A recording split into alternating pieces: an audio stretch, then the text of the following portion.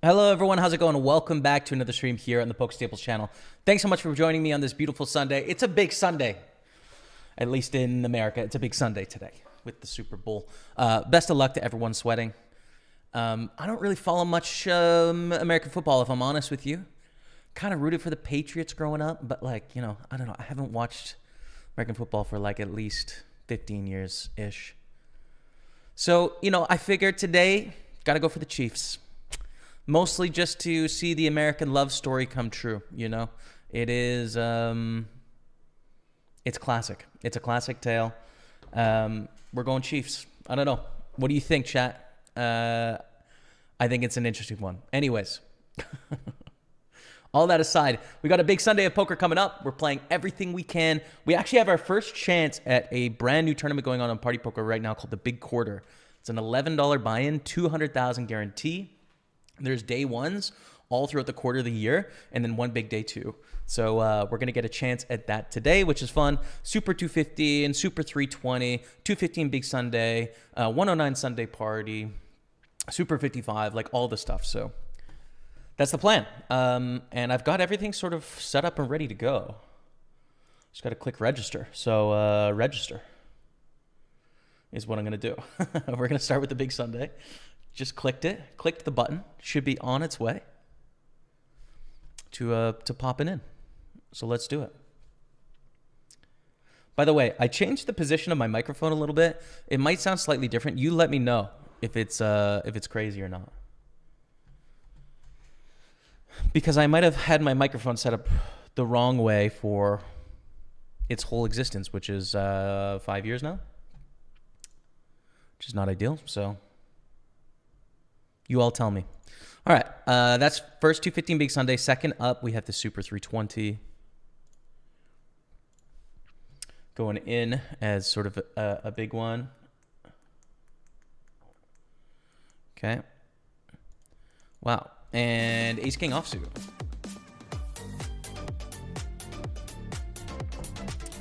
Yo, we got sub hype coming in. Mogatu dropped the 21-month resub on Twitch. Thank you, Mogatu. I appreciate you, brother. Thanks for your support. Get some love in the chat. Thank you very much. Let's have a great day. The best day ever, Mogatu. And appreciate you, man. Let's go. So we just flat with Ace King, which is, I don't know. It's like a little weird, right? It's definitely a little bit of a weird call by me, but it's a tough hand to play. And they bet 60,000. Probably start getting some money in here. Realistically, we're losing to aces. We don't have to protect from much, though. The ace of diamonds. Maybe I'll call and put in some money later on in this hand. maybe a good idea. Just with the ace of diamonds. Without it, we probably raise, right? And when they have all those diamond draws, we can start to put money in right away. Okay, and a bet of 208,000. See, this is enough sizing where we're going to be all in on the river. We should be, like, you know, if they go bet, bet, jam, I think ace, king, the same hand is possible, but I also think aces is possible.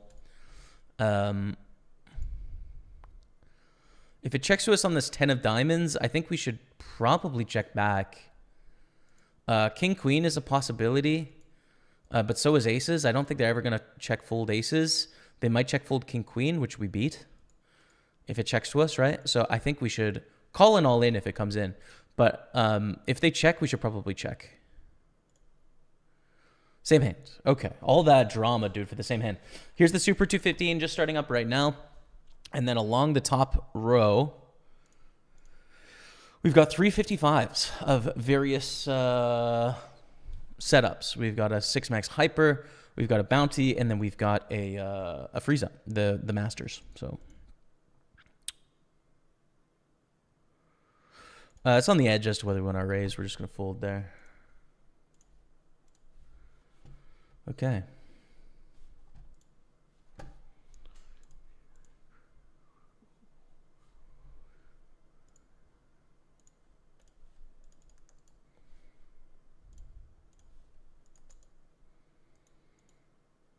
Jack-8 suited middle position. Right on the edge, you know, like Jack-9 is going to be raised. I'm just going to fold, keep it straightforward there. Again, fold the ace-9. So this is the freeze out. This is a knockout. And this is a hyper knockout. There we go. 6 tables. Welcome, everyone. Welcome one, welcome all. We got Facebook, Stuart Missner. What's up, Stuart? I'm all in blind. I am not, dude. I need to see these cards, brother. I need to see these cards. Let's go. Hello, you rock. Good luck. Have fun. Thank you, Speedfix. Appreciate you. Everyone on Twitch as well. Moga2 in the house. Dave Clarko, Yorkshire Ace. Milkney 2119. Bikar Alehabs. True. Though we did lose yesterday, but Tottenham Hotspur won yesterday, which is just so nice. I'm unsubscribing because you picked Kansas City. Listen, dude, I don't know what I'm talking about, man. I don't know what I'm talking about, okay? David Gray says, I can heart the Niners, but I think they win. I can't heart the Niners, but I think they win. Okay, fair enough. Boo, says Stuart Green. It's tough. Listen, it's tough, dude. I don't know. It's tough. The Niners is an iconic team, though, I think, right? Isn't it, like, is Joe Montana like a Joe Montana? I'm going to type it, Joe Montana, who played for? Yeah, he played for the Niners. Yeah, see, I think, you know, that is a bit of Americana there. But, you know, as a neutral, you kind of got to go with the news, no? Kevin Martins, good luck today. Thank you, brother. Appreciate it. Sounded good. Good. Glad. All right. 6 tables on the go. So it's been a good week. Chat, I've been really sort of productive. Been working on a few things. One of the things that I'm doing right now is we are reading Mathematics of Poker. We're doing a poker book club this year. I talk about it quite a bit. But nonetheless, we're doing a poker book club. And Mathematics of Poker is the book this month. And it's a challenging book. It's very difficult. There's a lot of algebra in it, right? Like, it is pure quantitative math. And it's very wordy in some places. So you have to slow down and sort of really like, okay, what are they saying here, you know? So I'm going through that, you know? And I'm not perfecting it each chapter because we're going through it in 1 month pretty quickly. But getting a nice overview of it and picking up some things as I go. There's some really interesting stuff in the book. I think it's making me a better player. It's making me better understand the engine of poker. And, like, you know, it's not something that you need to be a proficient player, I don't think, this book. In that a lot of the tools that people use does the things that this book is teaching you how to do. But to be a professional such as myself for 13 years, I would say on some level it's a little weird that I don't completely understand some of the underpinnings, some of the theory underpinning the decisions I'm making, right? It's all useful to be a pragmatist and, like, make all the money. But you know, if you want to be an expert in your field, I think it's really useful to understand the theory, the theoretics of everything you're doing. So it's really useful so far. And we're just entering the challenging parts of, of the book. Definitely entering the difficult parts where we are trying to design optimal strategies just with math, you know, and it's really interesting. So anyways, if anyone's interested in that, join our Discord, hop in, and we are chatting about it quite frequently, and it's good, man. It's really nice, I think it's really nice. What's going on, everyone? Facebook, Twitch, and YouTube. Thank you all for being here. Hope you're having the greatest day. Hope you enjoy Super Bowl Sunday if you celebrate, you know. If not, happy Sunday.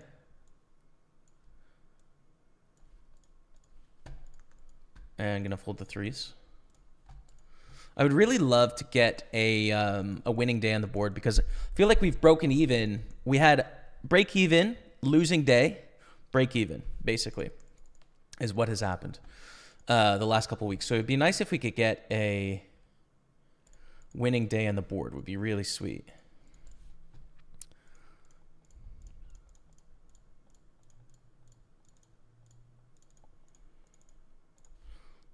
You know, like poker doesn't really care about our recent history of results, right? It's just the cards are the cards are the cards are the cards, and you make decisions and hope it all works out. But maybe today we could get one. That'd be nice.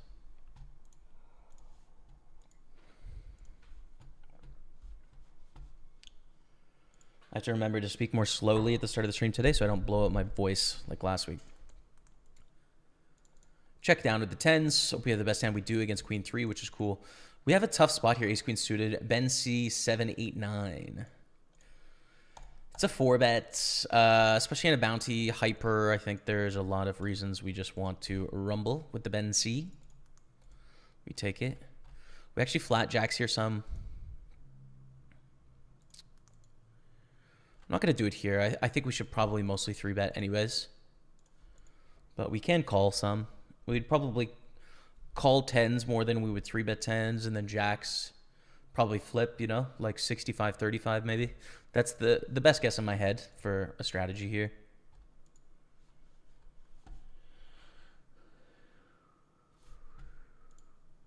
It's a great flop for jacks. And we want to bet. If we were going to check some overpairs here, I think aces and kings are much better candidates. Jacks are more vulnerable, so we're going to go. Habs are playing now. Oh, no way. 1-0 down in the first 2 minutes. I had no idea. I should pull it up on my phone, actually. Why not? So I can just, you know, get the sweat going in front of me. Bet, get a call 10 on the turn. I think we check here. Small bet is optional too, right? We could go for like a 1/4.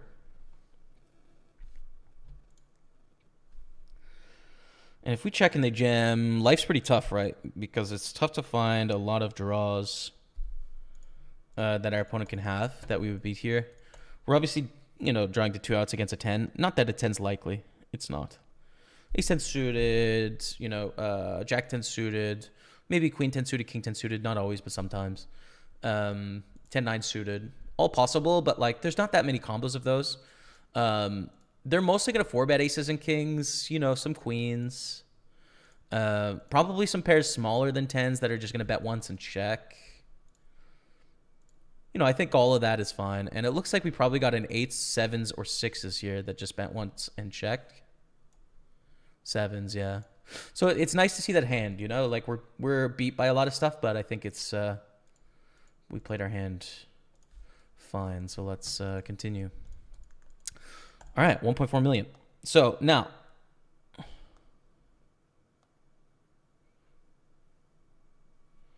want to go to live, dude. Can we go to live? There we go. Do we bluff on this river or do we check? I mean, we bluff, right? Like we have so much more aces than they do.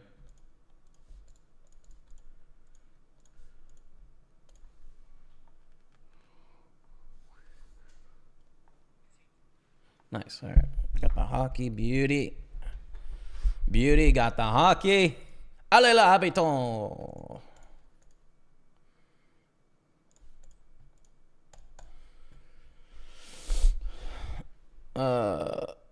All right, we take it down. Nice. The bet worked. That's good.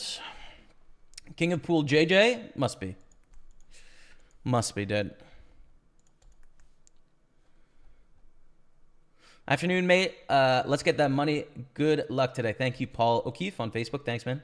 I like Facebook stream, Jamie. Thank you very much. Otongu. Thanks and welcome.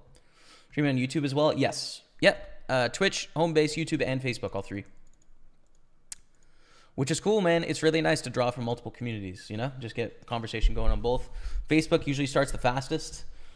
Twitch is on a slow build every day and ends with the biggest. And then YouTube is like pretty chill for chat. Like not a lot of chat happens, but usually end the stream, you know, with 150 or 200 viewers, which is sweet, you know?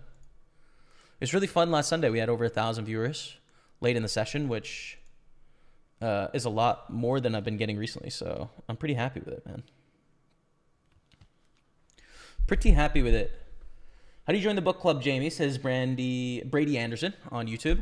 So all you got to do is basically just hop in our Discord. You're on YouTube, so there's a link to the Discord in the description of the stream.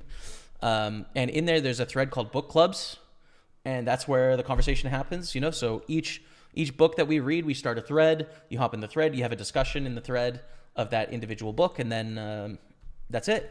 So we're reading 15 poker books this year. We're on the second one right now. And next month we have The Truth Detective and Elements of Poker. The Truth Detective is a contemporary new release from Alex O'Brien. Sort of a social science look at poker. So a scientific-y sort of book. It's not going to be real practical in terms of like, here's ways we can improve in poker, but it's going to be a social science look at the game of poker and sort of applications to outside life, which should be interesting. And then Elements of Poker is sort of one of the most foundational works in the mental game of poker from Tommy Angelo. So that is next month. Do you want to continue on the turn here? They bet half pot. Theory-wise, we continue. I think we should.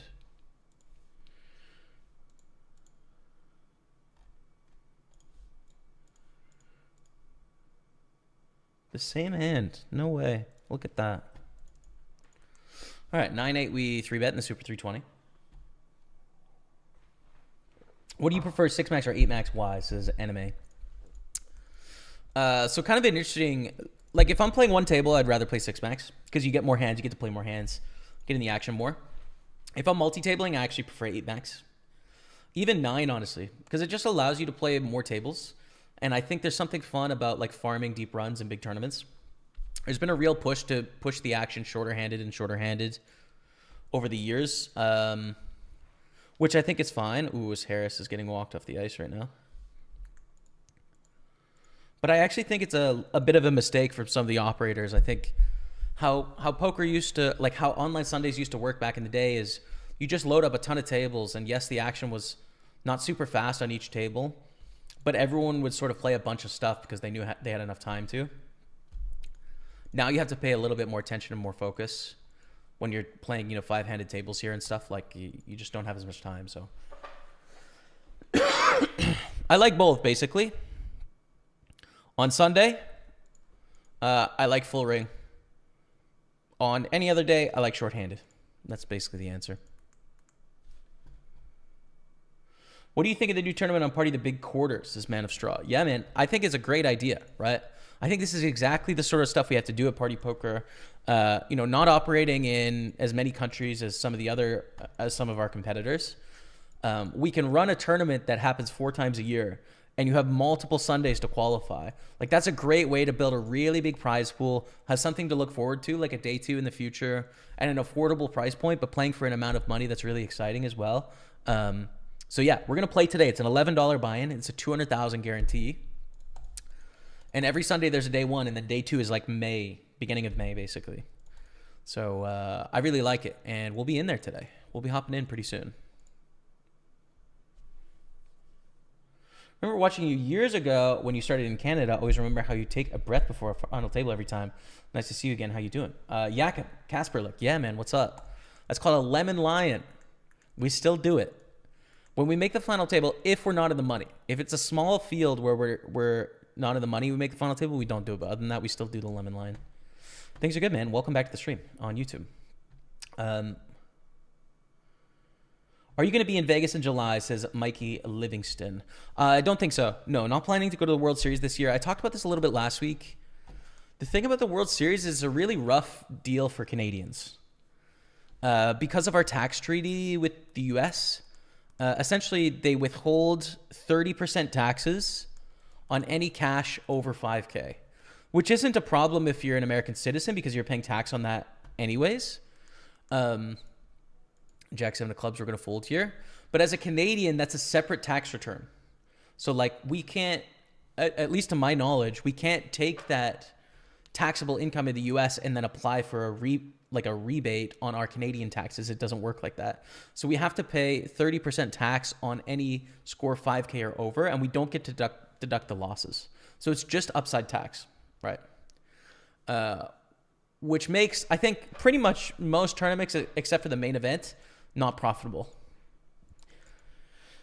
So it's why you see a lot of sickos with like Canadian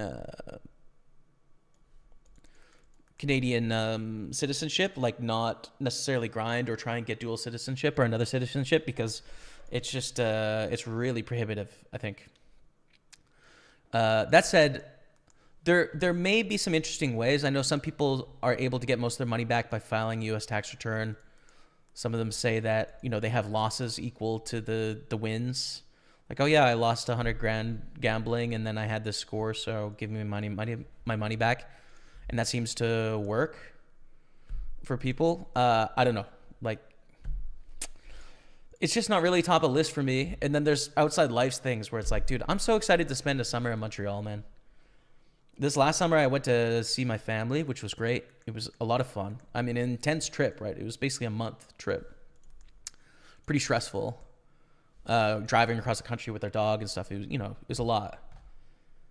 This year, I can't wait to just do like Jazz Fest in Montreal, you know, Just for Laughs Comedy Festival, be out in the sun all the time. You know, it's just like, it's an infectious place in the summer. So I'm really excited to kind of hang out here. And live poker tournaments is definitely something I'd love to do again, but probably it'll force me to focus on, because of that tax situation, I'll probably have to focus on Canada and Europe. So I could do like a WCP Europe, right? In Rosvadov or wherever it typically is. Or Asia. And then there's a lot of great events at Playground here in the city that I live in. So that's always an option. I know Calgary has a lot of events, so I could fly to that. Yeah, that's probably the live poker future for me. But, you know, who knows? We'll see into the future.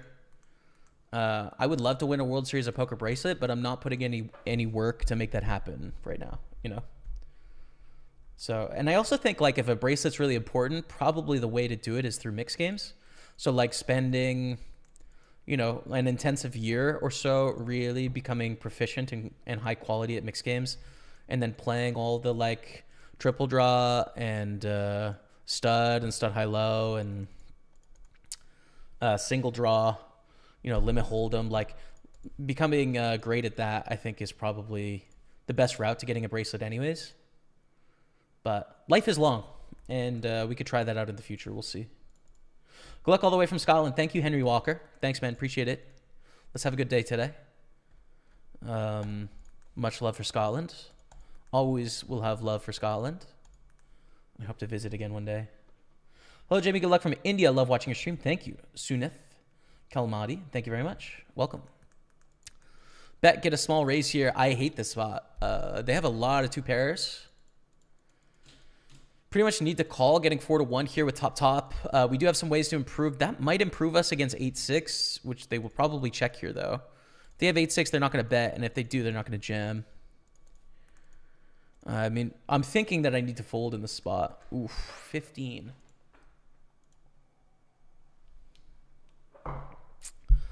It's just such a difficult size to deal with. I think we need to call. If they jam, I think we fold, right? But like 15, we are now getting 4.5 to 1, 3.5 to 1. Yeah, we're gonna call. I don't know, man. It's painful. They're in the big blind, so they can have straights, they can have full houses. That card's not a bad one for us though, for sure.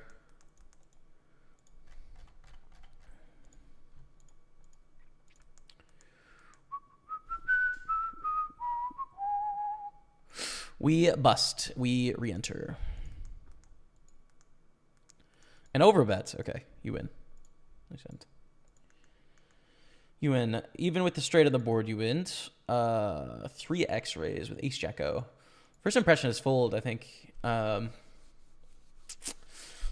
in a bounty, we cannot. So I'm going to call. It kind of sucks to play this hand passively like this, but St. Louis up 2-0.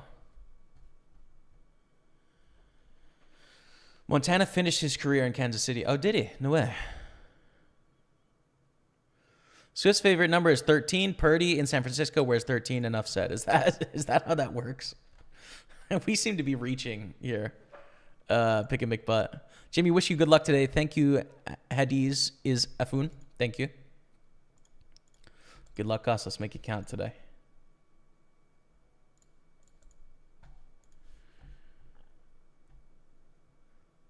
Whatever happened with the playground challenge? Put it on pause, basically. It was taking a huge amount of time and effort, and I wasn't making any money. And so, as much as I enjoyed doing it, it's not worth committing myself to an extra, I don't know, like 1,000 hours of work a year for no money. You know what I mean?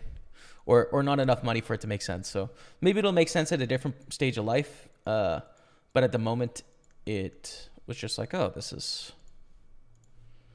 intense.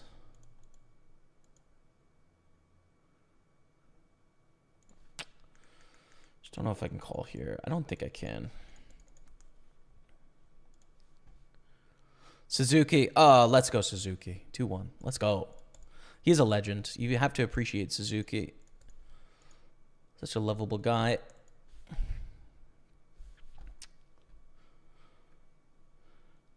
Suneth Kalmadi. Good luck from India. Thank you. I think I already read that, but that's fine. Again. Wonder if they will scrap it like they did the Grand from Mana Straw. I doubt it. I think the big quarter at an $11 buy-in 4 times a year, I think is a great idea, right? Like it hits sort of every bankroll, and it's still interesting for even higher stakes players because you have a really big guarantee on it. So yeah, I think it'll be around. But you never know. Things change. It's a dynamic industry, right? So you're always moving around. I think with King 5, we want to check call here.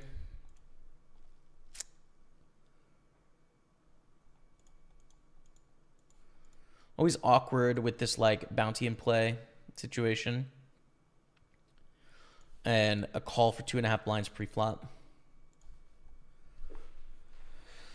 But we're kind of beating bluffs, and then we're not beating anything else. We actually pick up some equity here, though, so that's nice for us. Goes check 4 in the river. I'll check again.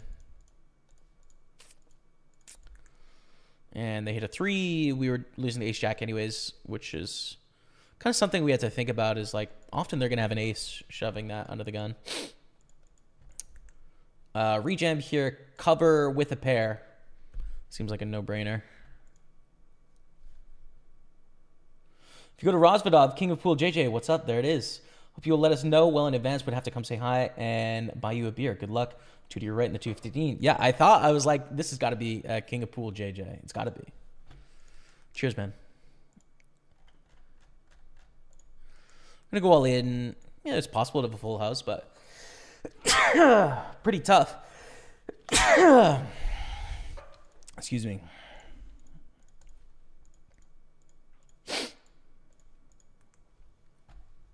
Thank you, Florian, for the good luck. Good luck, Jamie from Hungary. Thank you, Tomas. John Fontana says, go Niners. There it is. Hey, Jamie, let's get it. Prague maybe in December. WSP maybe. Yeah, I really enjoyed EBT Prague, but I would say that I've been to that tournament, I think 5 times, like a lot of times. And I'm not gonna lie, I got tired of staying at that Hilton. It's like the hotel is nice. Don't get me wrong. I don't want to trash talk the hotel, but the location is outside central Prague, so there's like not a lot directly around the hotel, and there's not a lot of like transit to get into the city center from there. So you have to walk like 20 minutes every day to just sort of do like touristy sort of interesting stuff. And the taxis are kind of annoying, frustrating to get them. They try and scam you, overcharge you. And then all the food in that hotel is insanely expensive. Insanely expensive. Like drinks are like $15. Food, is like 30. So that's just a frustrating experience, which makes me not like, I would love to go to Prague again, but I'd probably want to stay somewhere else just because I've done it 5 times now. And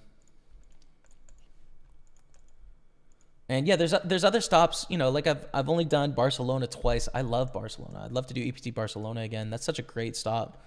Great city. Amazing. Beautiful. So Barcelona would be a good one. There's the new like EPT Paris. Dude, I love Paris. I've only been once, but like I proposed to my fiance in front of the Eiffel Tower.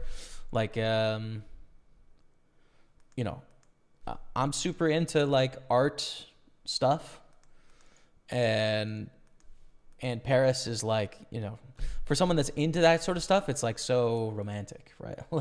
like the history and the architecture, and then the actual physical art, the fashion, the style, everything, right? The culinary scene. Not that I'm super high up on the culinary scene at the moment, but nonetheless, like all of that is just like, dude, yeah, 100% my kind of thing. So those are, I think, options that I would choose first for like European tour tournaments. And I'd also love to support WPT as well, man, because I like what they're trying to do in poker. I think it's cool. And their tournament schedule is really interesting. Like they are really trying to expand and go broad, as we're all in A6 against Queens here. So they have a lot of tournaments in Asia. They're expanding sort of all over the place. They have some cruise ship tournaments, like really sort of prolific tournament series. So I'm happy that they're doing that. I think it's great. And I would love to play some more WPTs and sort of support what it is they're doing. Okay, so we bust there. Probably this 55 Bounty Hunter 7 max. Very similar tournament, actually. So just replace with basically more of the same up here. But we'll add the buy-in.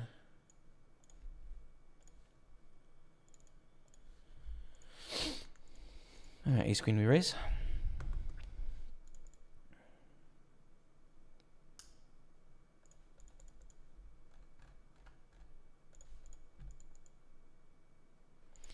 In the 215, we're going to call. This is a 4x raise, but suited king, blind versus blind, is a great hand. Flop comes queen, queen, 4.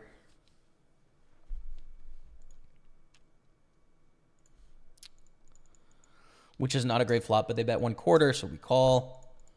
We need to continue with a ton of our range there. Folding king high, any king high would be a mistake. That small of a size, we turn it 8, which is great. We're all in here with kings against ace king.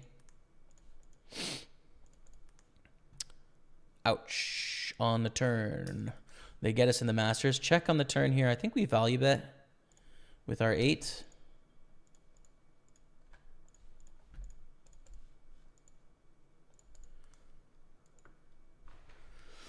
I actually don't love my size here. I think I should have gone bigger and then gone for a check on the river. Instead of like small is maybe a bit thin. But nonetheless, there we are. We win a pot anyways, and we're down to 11,000 here as our kings lose to ace king. If you go to Rosvadov again, let me know. Sebastian, yeah, man. Well, I'd love to. It's an easy spot for people to get to from Austria and Germany and Czechia and Slovakia. So yeah, it'd be cool.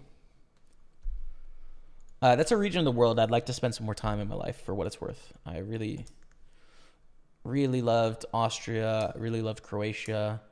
Berlin was cool as well, although I feel like I wish I spent my time doing a few more different things in Berlin than I did. So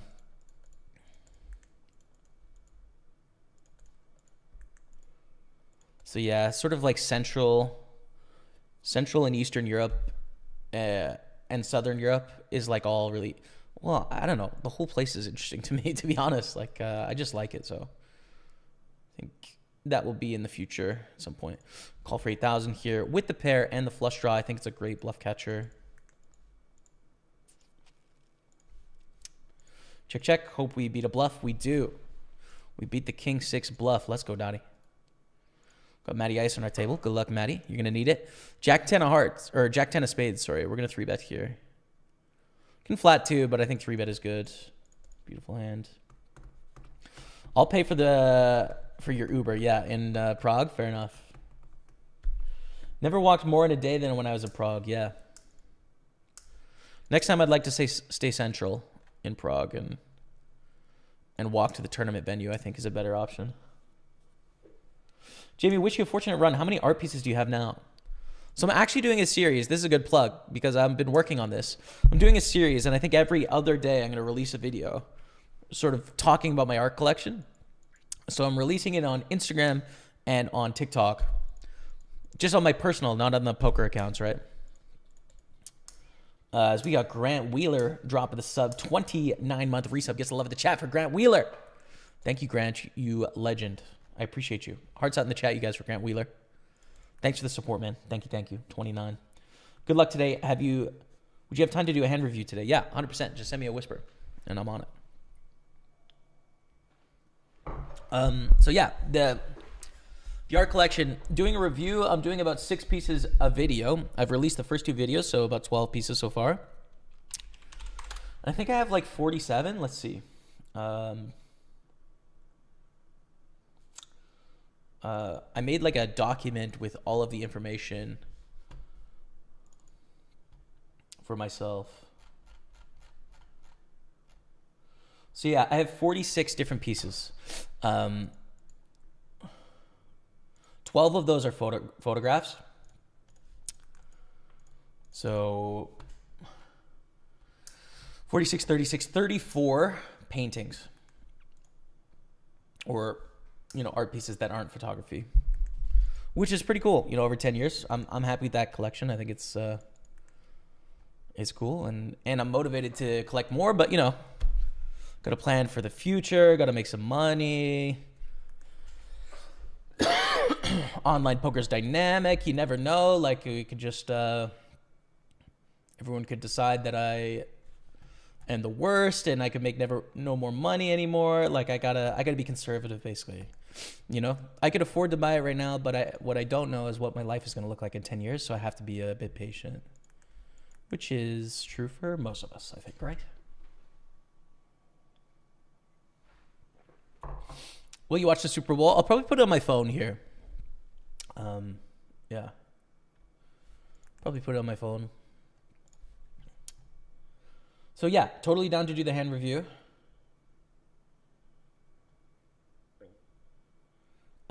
You're engaged. You're cheating on me? Vigard, I've been engaged for a while, honestly. We've been engaged for a long time. So yeah, honestly, you are the side piece, Vigard. You got to learn that. I'm sorry, brother. I'm sorry, Vigard. It's true. Food prices are crazy. You're right on that. Yeah, man.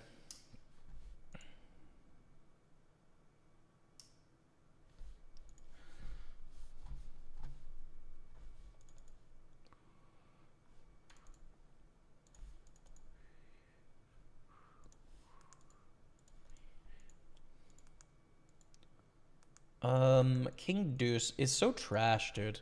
It's 2.2x. I think we'll just fold. King Jack is playable, though.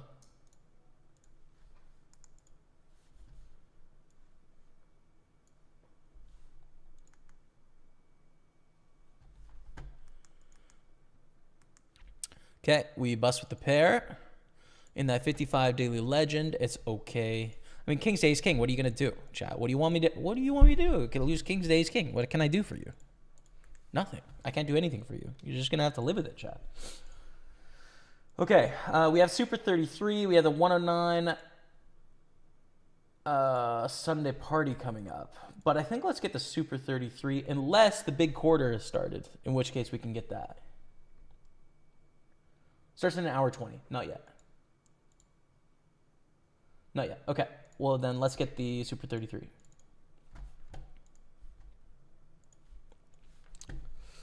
$33 bounty going in. Beautiful stuff. Oh, I lost my mouse. Where is it? Found it. Check call. Gutter on the turn, but we don't like our hand really against a double barrel. Goes check, check. Do we want to bluff? I would say no.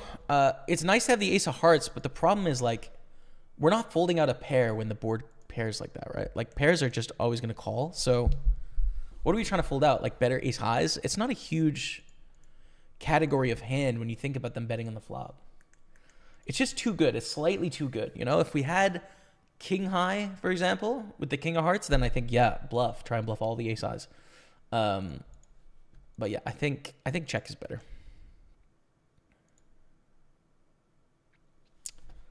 Check is better.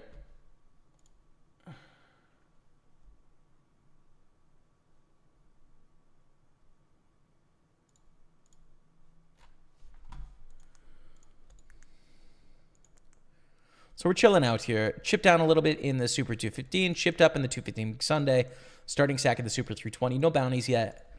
Early on this Sunday grind. Thank you all so much for being here. And let's crush it out there.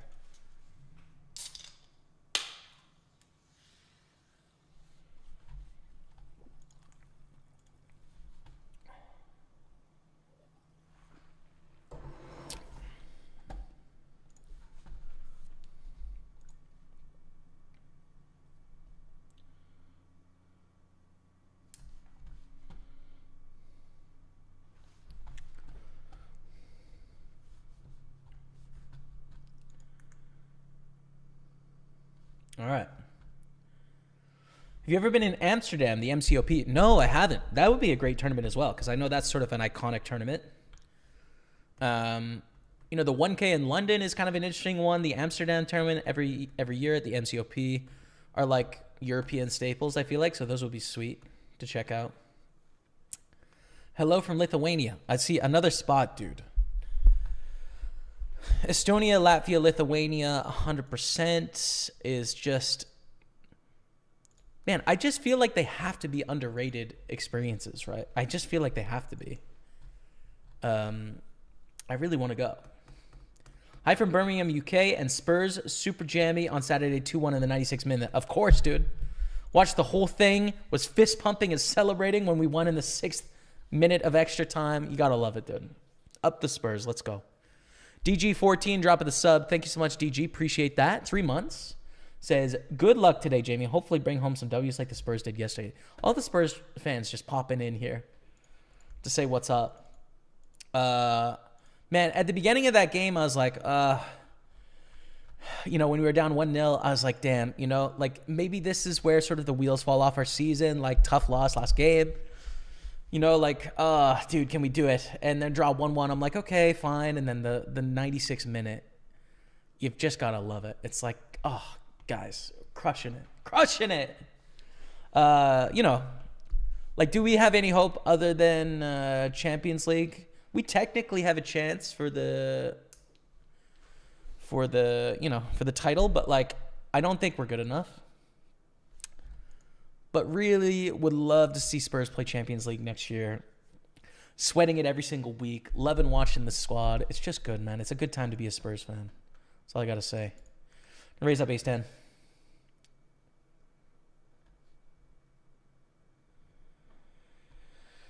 Right in the big feels. Listen, dude. Is what it is. Sorry, Vicard.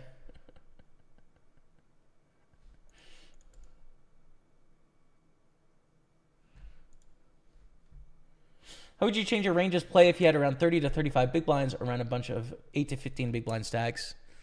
I think you have to cut out your worst hands, basically. So if you're like, let's say you're in the cutoff, okay? So you have 3 players behind you. You have the button, the small blind, and the big blind.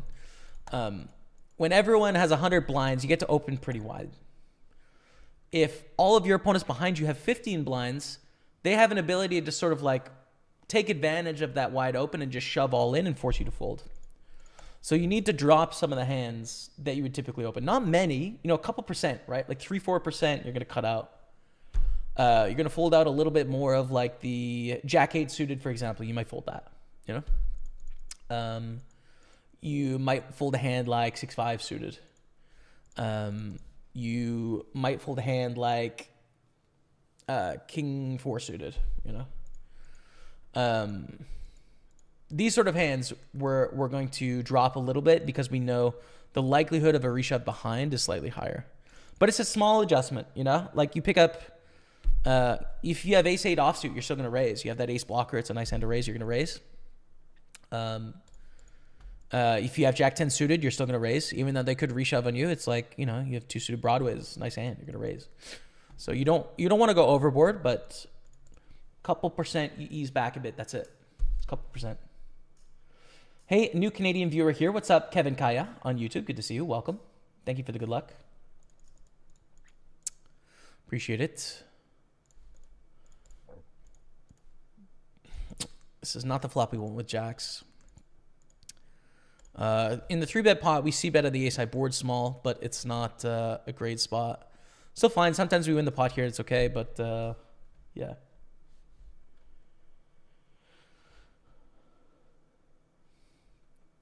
Okay, so we have a hand review request from Grant Wheeler here. I'm going to get to it after we lose this jacks in the Super 320. $100 buy-in online. We could still beat like 10s, 9s, 8s, 7s, 6s here, by the way, but it's not the majority of the range. They jam, we fold. $100 online buy-in, final 6, top 8 pay. So we're in the money. We're in the small blind with 12.5 blinds, third in chips, 2 stacks with 3 blinds. We jam into the big blind chip leader with ace-8 off. He snaps with jack and holds. Yeah, you're jamming. You're jamming your ace-8. You're putting in the action, right? If the decision is, do we call or do we jam, right? Like if they jammed into us and we had ace-8, well, that's closer, right? Because it's like, well, we can ladder up 2 spots. Ace-8 is going to have an edge, but does it have enough edge given the risk that we're taking? But when we're doing the jamming, it's really hard, blind versus blind, for them to wake up with a better hand than ace-8. And we're still trying to win the tournament, right? 6 left. We're in the money. Yes, there's 2 really short stacks, but, I mean, ace-8 is great, you know? Should I just raise fold there? Definitely don't raise fold. No. If anything, you could like limp to induce, right? Like you could limp jam or limp call is an option. But yeah, I think especially ace-8 offsuit doesn't play as well post flop. Like you would want to do that with maybe more like ace-8 suited. You're just all in with your hand, man. You're all in with your hand for sure.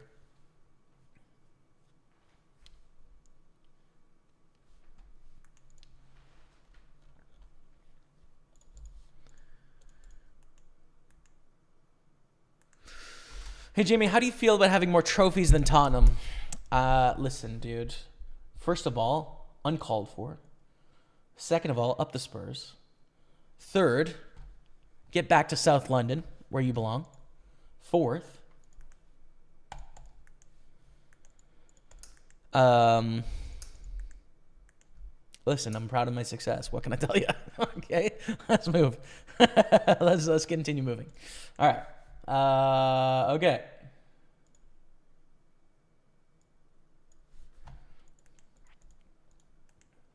So we flop a straight. Do we want to raise now? I think so, man. We just want to build this pot right away.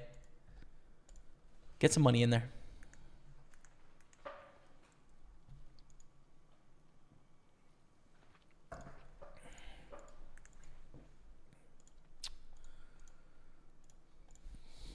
In the back raise, we just call here. It's fine. Fine with me.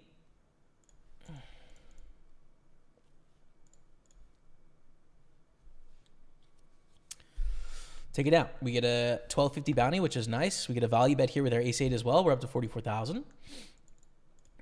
We float flop, blind versus blind. We're going to bet the turn with a gutter. That's it. Gutter and an overcard.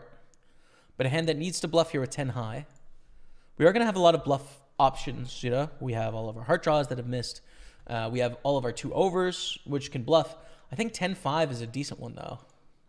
Be nice if we had a heart in our hand. Maybe we should bluff our 10-5s, our 10-6, like our 5 and 6x with a heart. Maybe we're going a little too wide here. Damn. It might have worked against that hand, but it's okay. That's okay. Let's go, Jamie. Good luck from the Dane. Thomas Aro, what's up, yo? Thank you, man. Appreciate that on Facebook. Thanks for tuning in.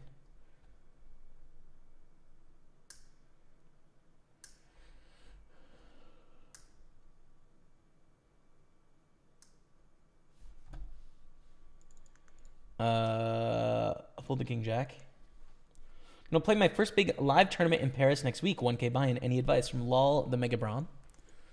Have the greatest time, first of all. So I think people ask often about, like, I'm playing this big tournament, what's the advice? It's not that different from playing a small tournament, you know? You're going to have a few more good players per table than you do normally, right? Sometimes the atmosphere is a little bit more serious, but it really doesn't have to be, right? Like, it's really, at the end of the day, it's just cards. You know, the cards don't know that the buy-in is $1,000 instead of 100. You're just going to deal your cards, and the human beings are still just human beings. Like, they have the same sort of weaknesses and flaws and mistakes, and they're going to keep trying to make the good decisions. So my advice going into this is, obviously you're going to try and do your best in every moment to make the best decision you can. And I think staying really present and in the moment is useful for that. You know, it gets you out of the idea of thinking of the buy-in and gets you thinking about, like, just making the right decisions, you know? Like, okay, so they raised here. This is what I think their range looks like. I've got this many blinds. I've got this hand. I've got these players behind. There's this much in the pot. What do I want to do? You know? And, like, I think this is the best play. You think through it. Try and be objective, you know, and rational. And you think through all the different variables that has nothing to do with the buy-in of the tournament. And then it's like, okay, I think this is the right decision, and then you do it, and that's it, right? Like, that process is the same in a 1K, is the same in a 100K, is the same in 100, right? Like, there's no difference between the process in those 3 tournaments. And to just interject a slice of reality, you know, the very best tournament player in the world will probably only cash that tournament 30% of the time, right? You could be Phil Ivey, you could be Daniel Negreanu, you could be Jason Kuhn or Ike Haxton, right? You're only going to cash the tournament 30% of the time. The best player in the world, 70% of the time, is going to go home with $0 there. And that's just, like, the way it is. So, you know, the ability to cash a tournament is not going to prove that you're a good player. Like, there's just so much variance, right? Like, big tournament results are outliers, and the best players are making the outliers happen 3 times as many as the downside happens, right? Like, they're just winning the tournament 3 times more often than the average player. But it's still an outlier when you win the tournament. And so for me, that's really helpful to have that in mind, which is like, hey, we don't have expectations that we're going to get rich here. We're going to go in, we're going to try and make our best decisions and trust that in the long run, as a poker player, I'm going to be able to do that well. And I'm going to have some things in my career go well, right?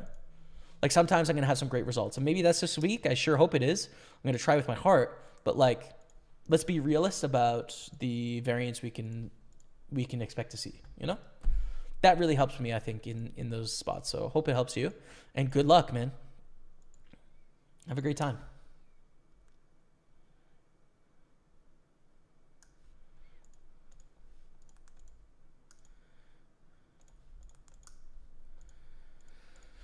Okay, all in a few spots here. Wow, we are actually... Look at this. 3-betting, all in, and in a pot here. All right, the 10s get action in the 55 super.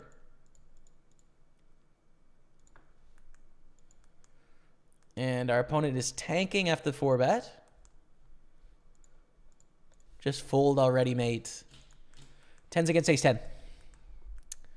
Beautiful. For 61 bands, keep it clean on the river, Dottie. Let's go. Back to the aces. Kaiser Soze goes for the jam. I think we call here as well in the Super 320 with ace-queen. In a knockout, I think clearly. In a non-knockout, I'm not always going to play ace-queen this way, but Up top. How do we lose this, dude? How do we lose this pot? All right, we re-enter. We re-enter, dude. All right.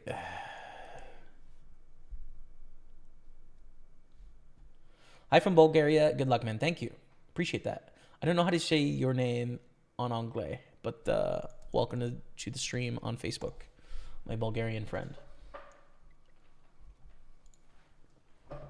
Another country I'd like to check out.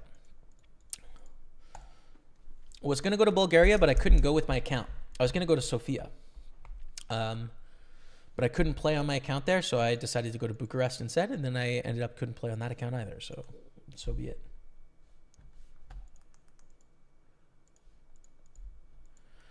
Okay, we're going to go on a quick break, and I'm going to voice crack my way into that break.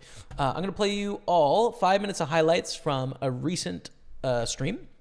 So yeah, just 5 minutes every hour. I'm going to grab a drink, say hi to Rebecca, come back, and we'll get on it. So Pokerstaples on Twitch, YouTube, and Facebook back in a few seconds. Stay with me. Damn, baby. Sevens. Here we go. This is what we want, man. This is it. Dougal Bogey. 47-month Risa gets a love of the chat for your man, Dougal Bogey. Thank you, brother. I know my Habs are not going to make the playoffs. They are not. As we win, sevens full of jacks. Beautiful stuff in the 33. We're going to jam over this limp. They might be trapping us here, but we don't know. And ace-10's pretty good, so we'll go for it. Probably not for sure. If I run deep into everything, no, but like probably we'll bust something and have space for it. It's much more important like how much you win when you cash the tournament and stuff. So some great players have really high cash percentages, and then some great players have low cash percentages. And both can work. It's more about like getting it done when you're in the big money spots.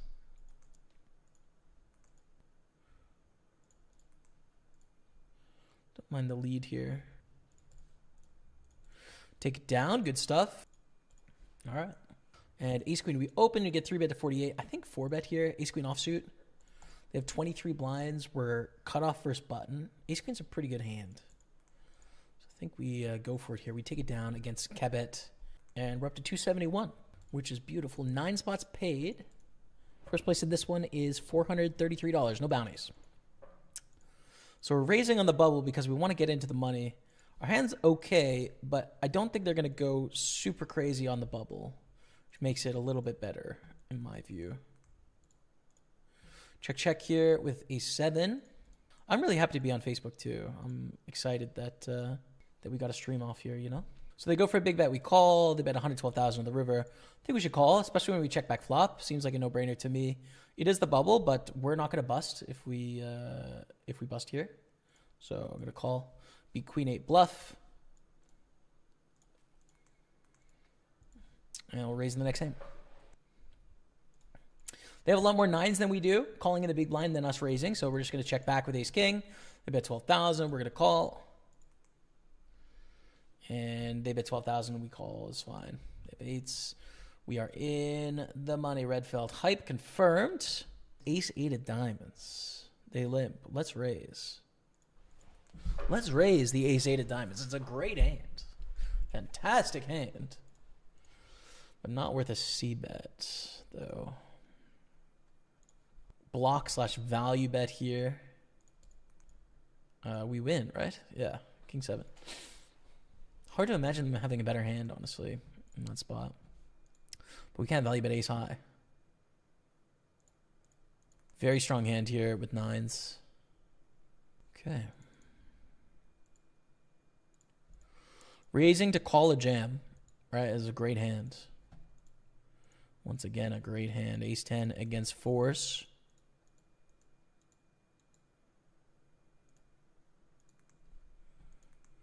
Fours hit a set. That's too bad. Crypto,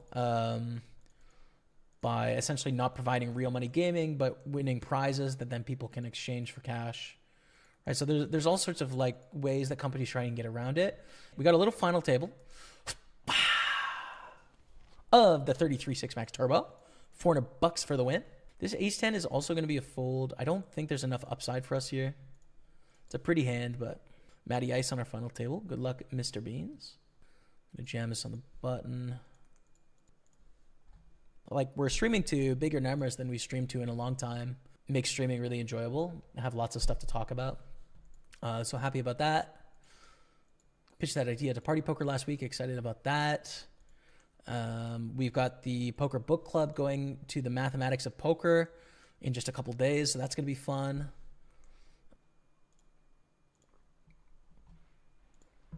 Jam the Ace 10 into Kings. Unfortunate, but we got some equity against Kings.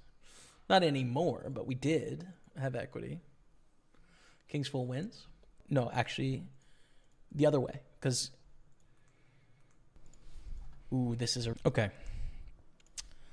We're back in real time. Thank you all for being here. What's up?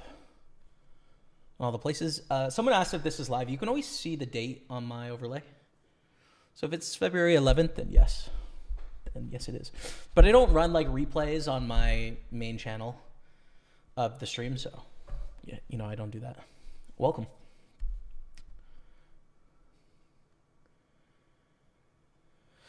Debbie Hardesty, future mother-in-law. What's up, Debbie? Good to see you in the house.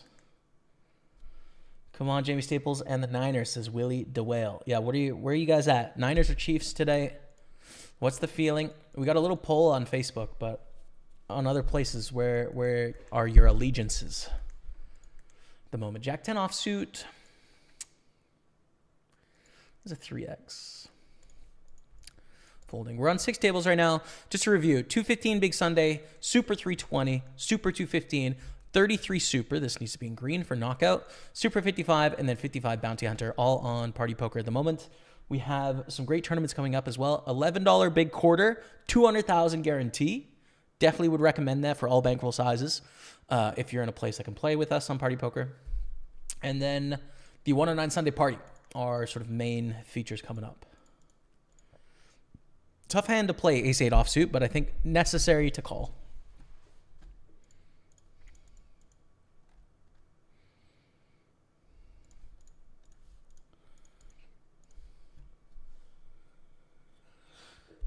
You should check out Budapest, Krakow, Poland if you venture back to Europe. Yeah, dude. 2 places I haven't been.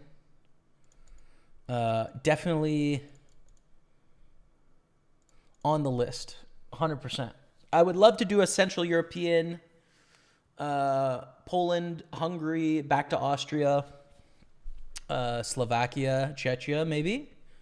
Kind of little jaunt, that would be good. And then also a Southern Europe, Slovenia, back to Croatia, Montenegro,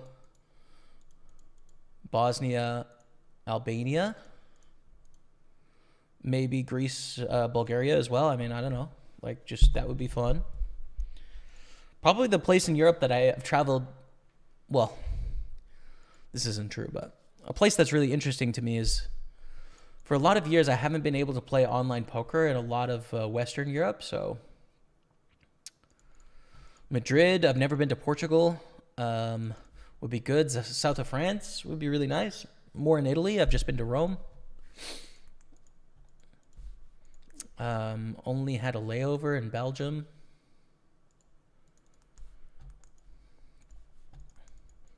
Same in Switzerland. There's a lot of the world to see, basically, is what I'm telling you. There's just a lot to do. I've traveled a lot in the UK, so that's good. I'd love to go back to Ireland, check out Dublin again. And I've done nothing in Northern Europe at all, dude. No Denmark, Sweden, Norway, Finland, Estonia, Latvia, Lithuania, nothing. Which is kind of lame. So that could be, you know, a jaunt as well. I feel like we have 4 Euro trips there, you know? Central, Eastern Europe, Southern Europe, Northern Europe, and then Southern Western Europe, I guess. I don't know, like, yeah. Listen, we better win some tournaments, man. This is going to cost some money, okay? We better win some tournaments now. Let's go. How often do you sell pieces of your action? Sometimes, but right now I don't really have any big tournaments to sell. But yeah, sometimes I'll sell like 20, 30% of like 1K up kind of stuff. I haven't in like a month or two. Watching from Worthing, UK. Good luck, dude. Thanks. Ali Tan, thank you very much. Hi, bro. What's up, my friend? In the orange jackets on Facebook. I don't know how to see your name, but welcome. What's up? When the ace-deuce get jammed on, we're going to fold 7-5 offsuit in the big blind. I think we can call.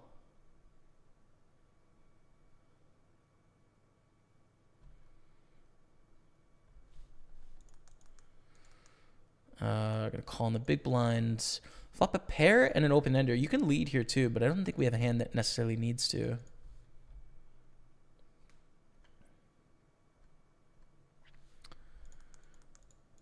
Now we want to bet the turn for value with our 2-pair and open ender against a check. Very likely the best hand. Take it down. It's cool.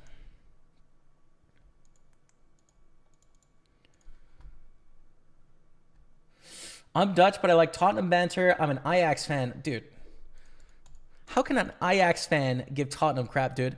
When was the last time Ajax didn't get absolutely spanked by Tottenham? Don't think I forgot the Champions League performance where Ajax got absolutely destroyed in the Champions League. Listen, dude, I don't know where you get off being an Ajax fan and giving crap to Tottenham. I don't understand, dude. Listen, congratulations on your passion, but you hold nothing. You hold up nothing to the mighty Tottenham Hotspur. That's what I have to say about it. An Ajax fan licking their wounds after getting absolutely destroyed every time they play Tottenham Hotspur. Unbelievable. Moving on.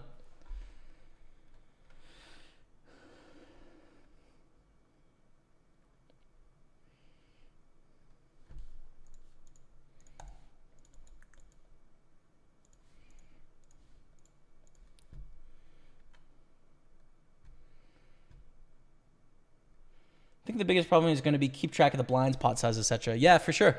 Keeping on top of that info is useful, but you can always like take your time in the hand, right? Like it's not, usually you can figure it out. Even if you sort of forget, you can just go through it and in the moment, and that's okay. Don't rush yourself. Like there's no need to. Yep. Greetings from Bulgaria. Another Bulgarian viewer. What's up? Gavin Kavliza. Welcome. Pull the king 10. Ace jack. We're going to raise to 105. Satellited through the 150 power path. Basically really lucky ace, king, kings, queens in these hypers. Let's go. Good stuff. Good luck, Jamie. I read your article on WPT and my thoughts are with you. Thank you, Don Killer. Appreciate it, man.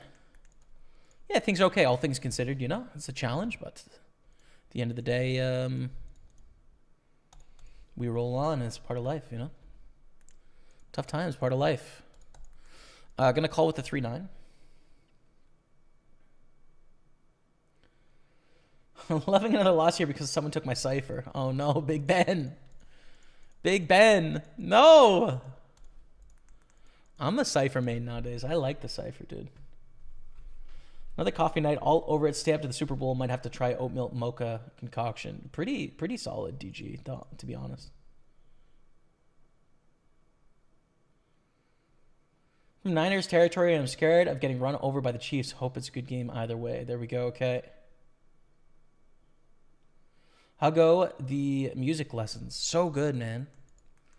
So good. Such an interesting thing I get to do at the moment, chat. My dad is a retired music prof, and he used to teach courses on various parts of music, conducting and performance and horn and stuff. But he does this. He did a music appreciation and some music history, and I don't know how those are tied, but music appreciation. It's all about listening to music and getting the most out of it. And so I was like, hey, teach me this course, even though he's retired for like 10 years. I'm like, I know you remember how to teach this course. Like, I would love to learn from you. Because it's interesting to me now, and I have enough time in my life to where I can sort of take it on as a project. So every week we get together for, it's supposed to be an hour, but it ends up being 2. And we talk about various aspects of music, and I've learned a ton about the experience of listening to it. I wasn't coming in blind. Both my parents are retired musicians. So like I have some music in my past.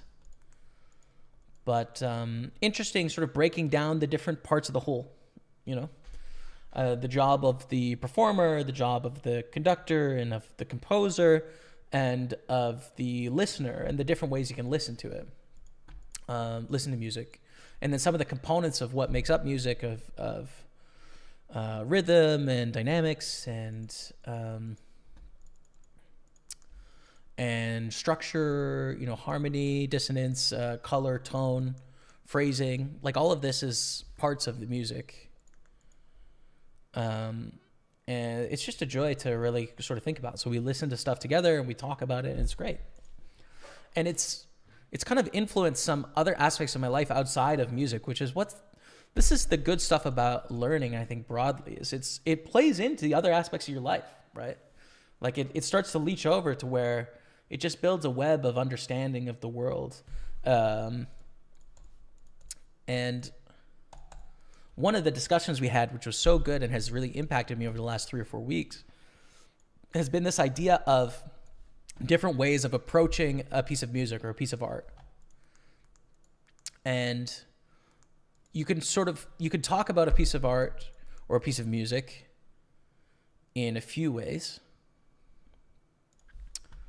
One of those ways being referential, where you sort of refer it to something that exists in life outside of the music, or something that lives in, you know, is in your personal life. Like, oh, this reminds me of this experience about me, or this reminds me of this movie or something like that, right? So when you're referencing this thing to another thing, which is, you know, is worthy, but it's also sort of like overdone sometimes, I would say. At least in my life, it's overdone. And so it really makes me think about content, actually, right? Like how so much of my content in the early days of being a poker player was referential. You know, this story is referential right now. It has nothing to do with the game of poker that we're playing. I'm talking about my life here. And that really feels good as like a participant to sort of refer to things in the world in how they relate to you and your existence. Like, feels good and is nice, but there's other aspects of it too. There's other aspects of being. So there's the intellectual, which has really sort of nothing to do with you, but has to do with theory and frameworks and understanding. And so you can intellectualize a piece of art or a piece of music and think about, well, how are the components contributing to have this effect, et cetera, right? But then the third is experiential, which is not dealing with you or dealing with sort of the theories or the intellect. It's more the components of the thing and the emotion and the experience that it arises, right? So what is in the thing, the music or the art or whatever it is you're talking about, and what is the experience of being present with it, right? And so I've just been thinking about that so much when it comes to so many different aspects of life, from the eating disorder that I've been dealing with and the process of eating, to, like I said, the process of trying to be a human being that creates content about poker, and thinking about other influencers and how, like, new influencers, almost all their content is self-referential. None of it has to do with sort of like the intellectual, which is where mostly I live, I feel like, what's interesting to me, or the experiential, which I need to be better at.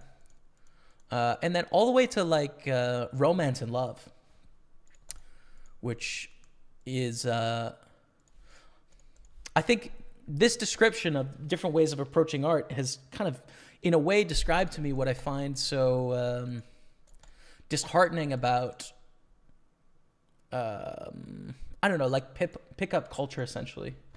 Like, it's put into words this idea of like, what's my problem with Dan Blazarian? And I know this is like a very counter turn, right? But I guess the idea is that I don't have any issues with people sort of being, you know, I don't think there's anything wrong with people being very sort of liberal and experiential when it comes to sexuality. And in fact, I'm for it, you know, like I think it's a great way to live if it's sort of not counter to your morals.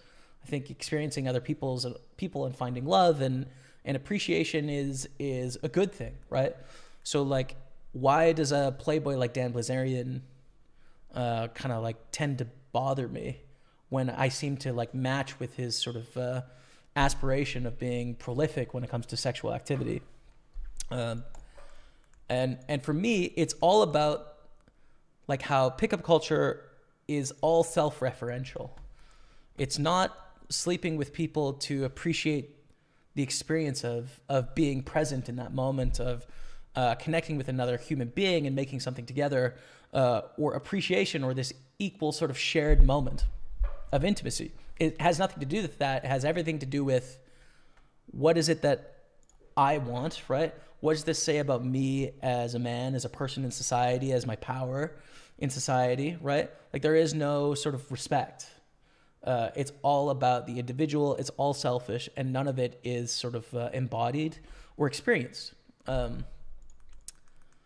So yeah, like that's kind of it, right? It's like, yeah, sleep with as many people as you'd like, but have an element of shared respect and appreciation for them as individuals, the moment, and this sort of collaboration between the two of you, as opposed to what it means about you as a person. It's all sort of like ego driven, which is so lame and like the opposite of romantic, right? The opposite of stimulating in a sexual sense. So yeah, I don't know. I've been thinking about that idea, dude, which, you know, I understand is not that interesting in relation to poker, but this is what a music class can do. Like one music class has got me thinking about the structure of like of relationships and romance, right? It's just good stuff, dude. I love learning. I find it infectious. I'm loving doing it right now, and it's playing off in various aspects of my life. And so to answer your question about 7 minutes later, the music class is going well.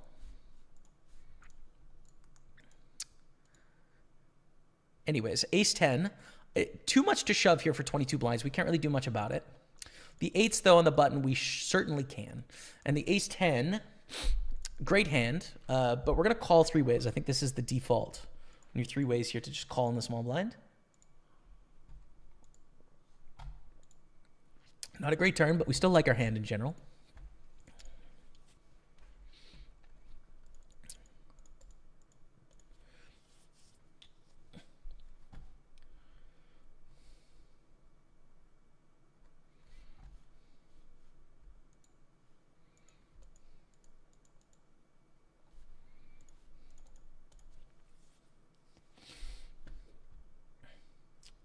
I'm from Vermont, rooting for Niners. Rooting. Okay, nice. Word.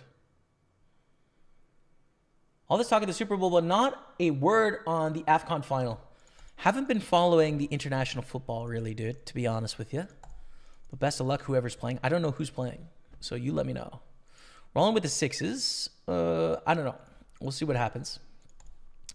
A lot of pots. This is a bad run out for ace 10. We have to fold, I think. And we're surely going to lose here, right? Yeah, we do.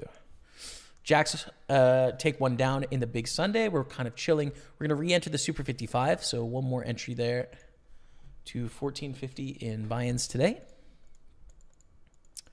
But I think we have a bounty somewhere. I'm not sure exactly where. Ace 4 in the big blind. We call a C-bet. This is a tough hand on later streets, right? We flop top pair. Likely the best hand. But if we face aggression on multiple streets, we're in a tough shape, and I think there's a fold here. Under the gun range, flush draw completes. We beat king, queen, king, jack, queen, jack. A lot of those hands have equity. We're drawing dead to flushes, drawing basically dead to higher aces. It's just a fold on the turn. That's what I mean about that hand's tough to play, is that sometimes you have to fold top pair to double barrel, which is not very fun.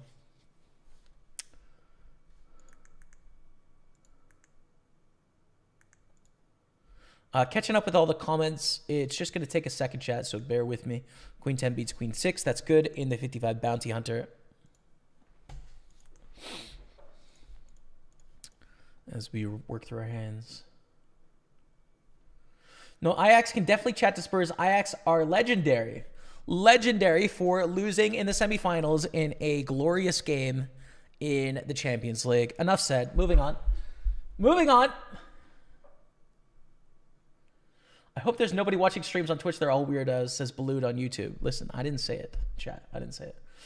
That's a dedicated art collection, says Daniel Serralda. Amazing. Looking forward to see on Instagram. Did you see the movie Leave the World Behind? I think so, but I have to look it up.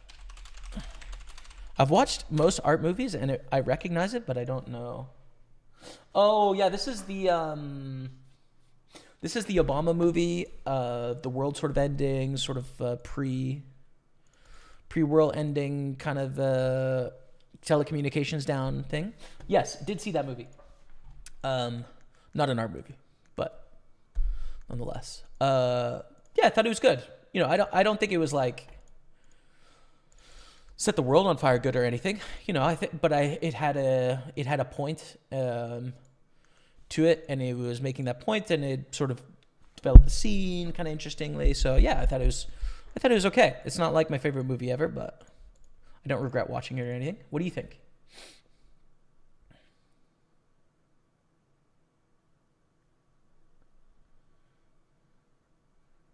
Do you believe in the afterlife? I don't think it's likely. I don't think it's likely. But I hope that there is one. But I don't think it's likely. Okay, anyways. Caught up on the YouTube. All right, working through it. Chat is we're up to 48,000 here. We're going to flip the 3 deuce on the button in the Super 320.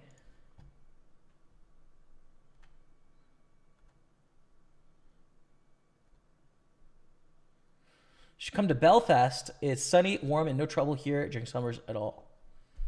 Would love to check out Belfast. I think you're lying, though. I do think you're lying. I don't think of sunny when I think of Belfast, but...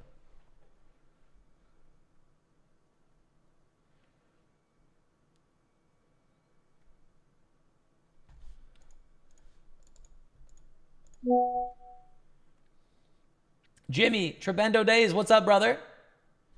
This 3-stream streak. Let's go. Thanks for tuning in, man.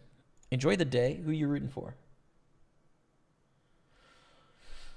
Tottenham had nothing to say until the 115th minute. They got cooked until Moura decided to play like prime Messi. Listen, dude. It is what it is. We can try and rewrite history into something more advantageous for you, but bottom line is, come on, you Spurs. Thank you, Gabe Canveliza. What's up? Welcome to the stream. Thanks for being here.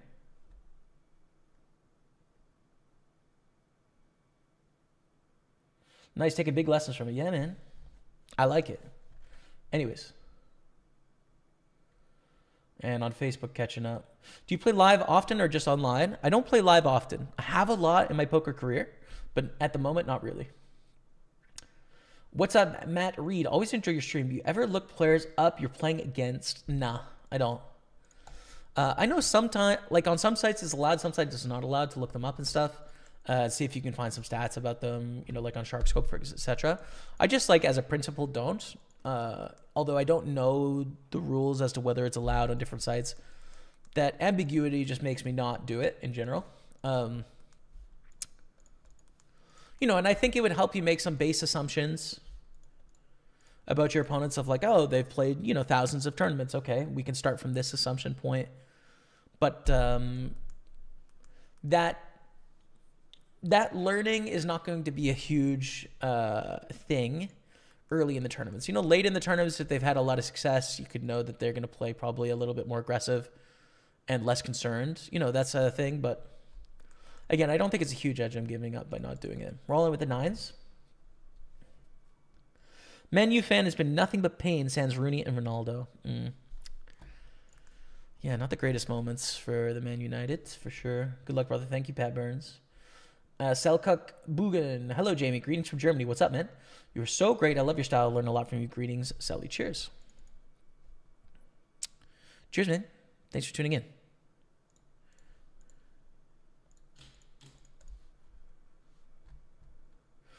Jamie, hello from Miami. Good luck today. Thank you, Daniel Ocon. Thank you very much. King 7, King Queen.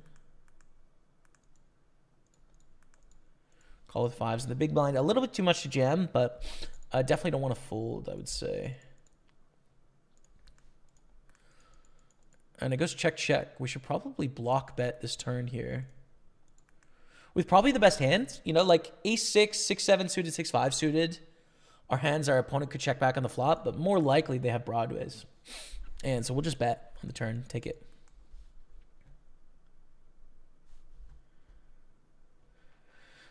Thank you for the good luck. Thank you, thank you.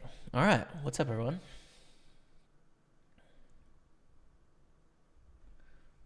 How long is too long to be engaged?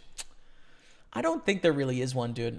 For Rebecca and I, like, we both talked about it. We're not, like, there's no impact for us, really, of, like, making it official. And with having a wedding, it was something that we were planning on doing, and then the pandemic happened. We've got families on other sides of the ocean, so planning is significant. So we didn't want to do it during the pandemic. And then we had two sort of really big life events happen. Rebecca's father, unfortunately, tragically passed away. So that affected things for quite a while. And then I've been struggling with an eating disorder, which also affects something like a wedding. So it just hasn't really been top of mind for us, dude. I don't know. Like what is getting married? It's a social convention. You know, like it kind of, I don't think there's any rules. Just do whatever you want to do. And for us, it's been like, yeah, we could tie the knot at a courthouse to make it sort of official and then have a big celebration later. That's probably what'll happen. But it also hasn't been like, oh, let's drop everything and prioritize making this happen right now, you know? So I don't know. Where do you live now? In Montreal, Quebec. Are you playing WCP at Playgrounds in April? Maybe. We'll see. Not sure. It's a ring event, so it's not a bracelet event. A ring event. It'd still be nice to win a ring, but we'll see what's going on at the time.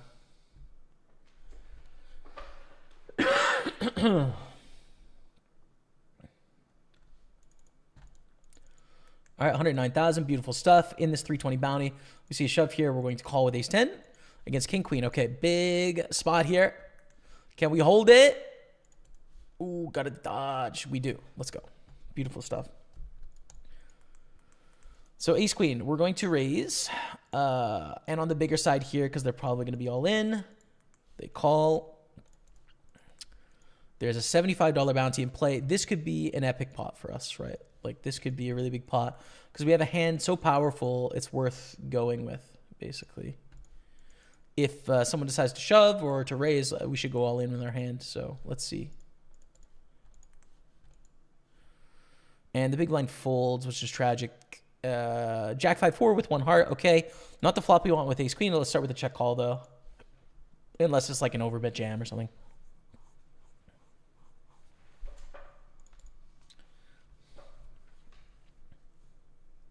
Was an okay movie for an art movie. However, Ghosts of Goya.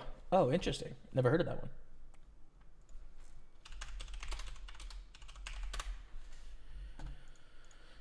Turn is a jack of hearts. Love that. We still beat bluffs.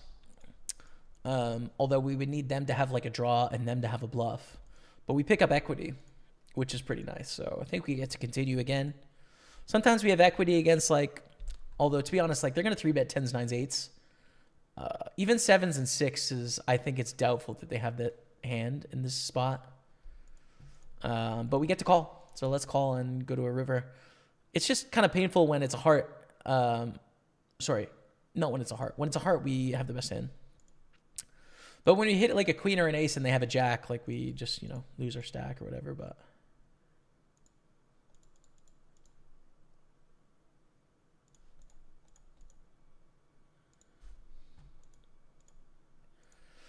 five against 4 is full. Okay, there you go. I don't know if 7-5 is bluffing or value betting there. I'm not really sure. I don't think they're really sure either, to be honest.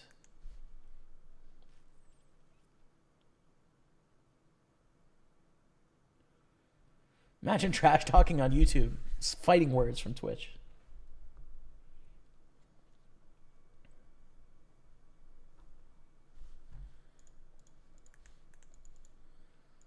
Well, there. Biggest win in one tournament, 105,000.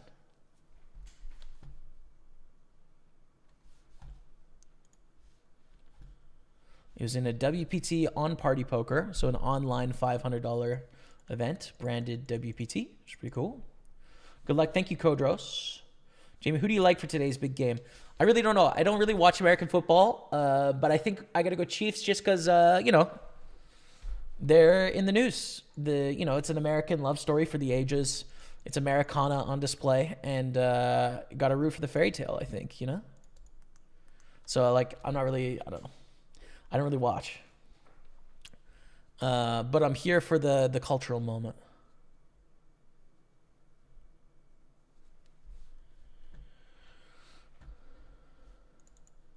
Jamie, with you not playing other sites at the moment, mainly GG, does that hurt your ability to make money from poker? I don't think people are making a lot of money on GG, if I'm honest. I think there's a lot of better opportunities in tournaments on other sites. I think if I was playing multiple sites, as opposed to just party poker tournaments, which, I have other clients open ready to play, but I have enough tables right now. I could just substitute some of these 55s for 215s on other sites. Don't get me wrong. It's interesting content for people to watch. It's good. I'm able to do it. I'm totally allowed, but just say it makes sense to me to focus on what we're doing here. Try to the best of my ability to sort of showcase what Party Poker has going on. What's interesting about it, this is, I think, within most people's bankrolls, some of these tournaments, which is good. And yeah, if we were focused on pure dollars and cents, what's the most I can make on the table, I would make different choices because I'm a mid or high stakes player.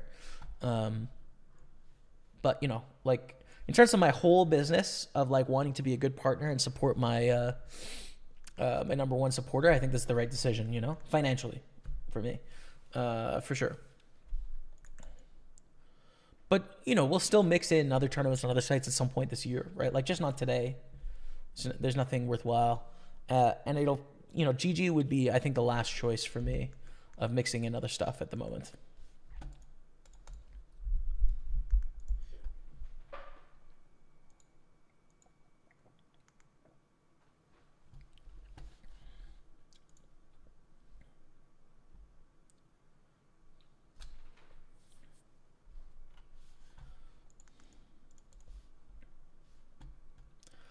Thank you for the good luck, Kodros. Thanks, man.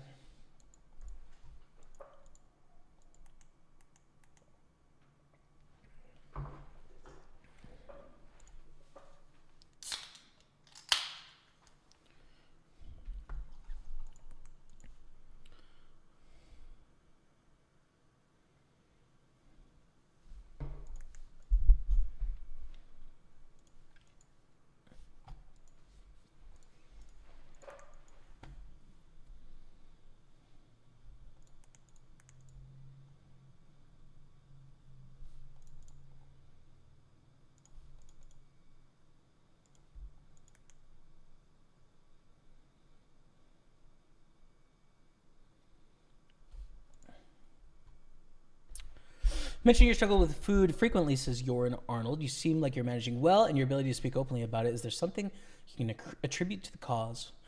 Well, I think it's very complicated. Not everyone watching will be sort of up to date with what's going on, but I have a video out on my Instagram and on my personal YouTube as well, and Facebook about an eating disorder that I have sort of developed over the last, 6 years, five, 6 years maybe. It has become its worst, although your propensity to develop eating disorders are partially genetic, so some of it I've carried my whole life, but then some of it's environmental, of course, and that's sort of taken place over the last 6 years. So yeah, it's been challenging. My eating disorder is called ARFID. It stands for Avoidant Food Restrictive Intake Disorder, and essentially do we call with ace-6 off here with the bounty for 13 blinds? Yeah, I think we need to. We should have shoved in the first place for what it's worth against these two stacks, but call off and lose, which is too bad. So ARFID's sort of like an umbrella term. It can stand for a bunch of different things. It's restricting the types of food you eat, restricting the amounts of food you eat, when you eat them, right? And not for reasons related to like body image. So it's not like bulimia that way. It's not like, oh, I think I look fat, therefore I'm going to restrict. It's some other sort of reason for similar type behaviors. So yeah, that was something at its worst. I was eating 7 different types of food. For some people, ARFID is different, right? It's like a fear of choking or fears of different things where they restrict food down to a very small amount of food, and sort of like very regimented and particular in the way that people consume. So on the lighter side and stuff, you might think of someone as a picky eater, could be someone that has ARFID. To more extreme extents, examples of people that, have a fear of choking, for example, or can't sort of eat without gagging, or can't smell sort of foods without, struggling. I've heard of people that have ARFID that struggle with one food particularly, right? Like it could be the smell of a pear, for example, but it could, send someone into a really sort of terrifying place. So it's very wide ranging. For me, I limited my food from sort of a full diverse diet down to about 6 ingredients at its worst.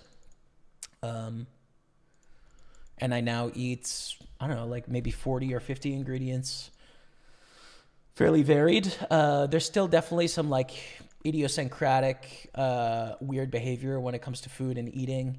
There's still a lot of like avoidance of sort of feeling the experience of eating, any emotions that come with it.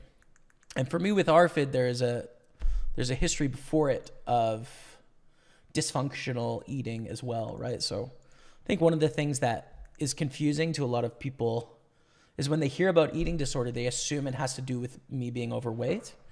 It actually doesn't. It's not actually related to me being overweight. That's a separate sort of like dysfunctional aspect of my relationship with food, and everything sort of overlaps, right? It's not like a clear cut, like you have this or you don't have this, like all of it contributes. But I think you could summarize it as I've been diagnosed with ARFID and my relationship with food is really poor, and it kind of has been my whole life. And I have some extreme experiences in my life, dieting from the age of like 10, probably. Like grade 4 or grade 5, I think, was my first diet. The ultimate sweat, right, was like an extreme shock on the body, as well as like socially and culturally a really big shock in terms of being a public figure for my physique. It's been very challenging, right, and contributed to sort of like exacerbating my difficulties in a big way. So coming to terms and dealing with that is a thing. In that I still get, not daily, but like weekly comments about sort of the way I look. And that's kind of okay, but it's also like a shame because I position myself that way publicly to where it's always a part of my story now. And to a certain like proportion of people and like the way they view the world, it's like a perpetual example of failure. That's not how I view myself, but that's how they view me in the world. And that is true, right? Like through their frame of reference of what it is to be alive, as we lose here in a brutal way for bounty. I am an example of failure in their sort of MO of thinking with the world. And so I just have to live with that, which is difficult, I guess, or has been difficult, and it's becoming less and less difficult over time, but it's true. As we make the money here with 2 blinds, which is just excellent, $64. Little final table here. We're down to 6. We cashed for $64. We have 2 blinds. Can we go all the way? We're going to go all in with 6s. So yeah, dude, it's tough, but I'm doing better all the time, right? Like, I'm eating pretty diversely. Sort of the last maybe like real bad experience I had with the eating disorder was in November. It was a trip to the hospital in November after about maybe like a 17-hour sort of ordeal of feeling really sort of unwell. And it took about a week to recover from that, you know, sort of emotionally.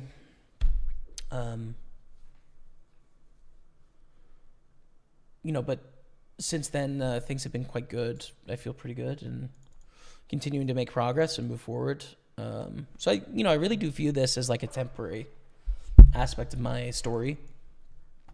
But it is a very real struggle. It takes a lot of time and effort to work on. And, you know, also one of those things I just got to like pinch myself about, man. It's like, I'm a 32-year-old dude. Like, I really didn't plan on having an eating disorder in my 30s, right? Like, this is not something I want to be dealing with or even really makes sense that, like, I have to deal with.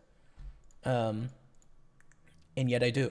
It takes a lot of time and money and effort to, like, try and make this part of my life be less of a big deal, you know? And so, yeah. Constant work, but it's going well, and I'm optimistic that I'll be able to sort of return to a diversity of eating that is sort of like in line with the rest of the world and normal. And I think when it comes to sort of physique or BMI specifically, I'm optimistic that I will have a more sort of conventional physique or BMI at some point in the future. But I think the way of getting there takes a lot more time than it has in the past. It takes a lot more sort of effort, and I think it's not artificially adjusting sort of like macros or micros or exerting willpower in sort of specific pockets or controlling your environment. I think all of these are really effective short-term things you can do to sort of influence your scale weight day to day. But in terms of influencing your sort of like underlying relationship with food and habits over long periods of time, I think for me, I've found, and what we're working on is actually a closer relationship to food. So a closer understanding to what's going on in my body, my desires, why I have those desires, my habits, the actions that are happening with those, and experimentation and understanding, you know, like what's going on with the avoidance, but then also with the,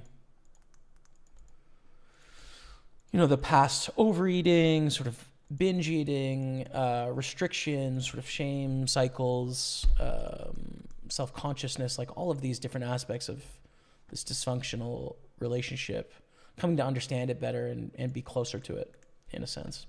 So double bust out here with a flip and then a better hand, which is unlucky, but hey, $94, make that $86, but still not a bad little result there to get in with two blinds. Let's continue on, and we have room for another table. Wow. This is a super good bet against our exact hand because it's for 24.5 blinds. And we're probably like on the edge, honestly, GTO-wise. We're probably fold. But I'm not happy about it. Let me replace some tournaments. I'm going to go with the 109 Sunday Party first. On table 4. Let me change the buy-in, and then I'll catch up on some of the chat because I was just talking for a long time as well. Jack 4 is pretty trash. Ace-Jack suited is great, though. Let's play this one.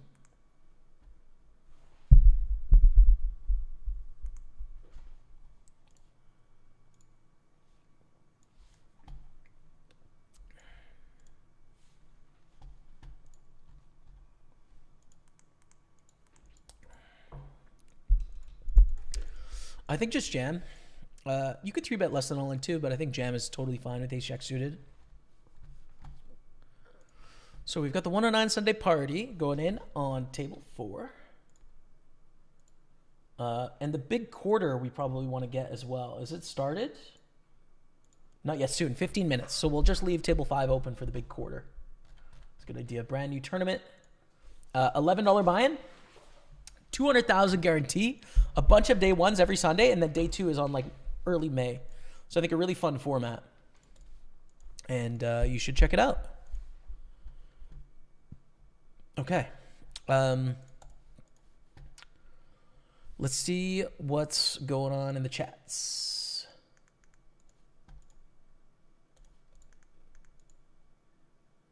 I think we have to fold in that turn barrel, which is not ideal.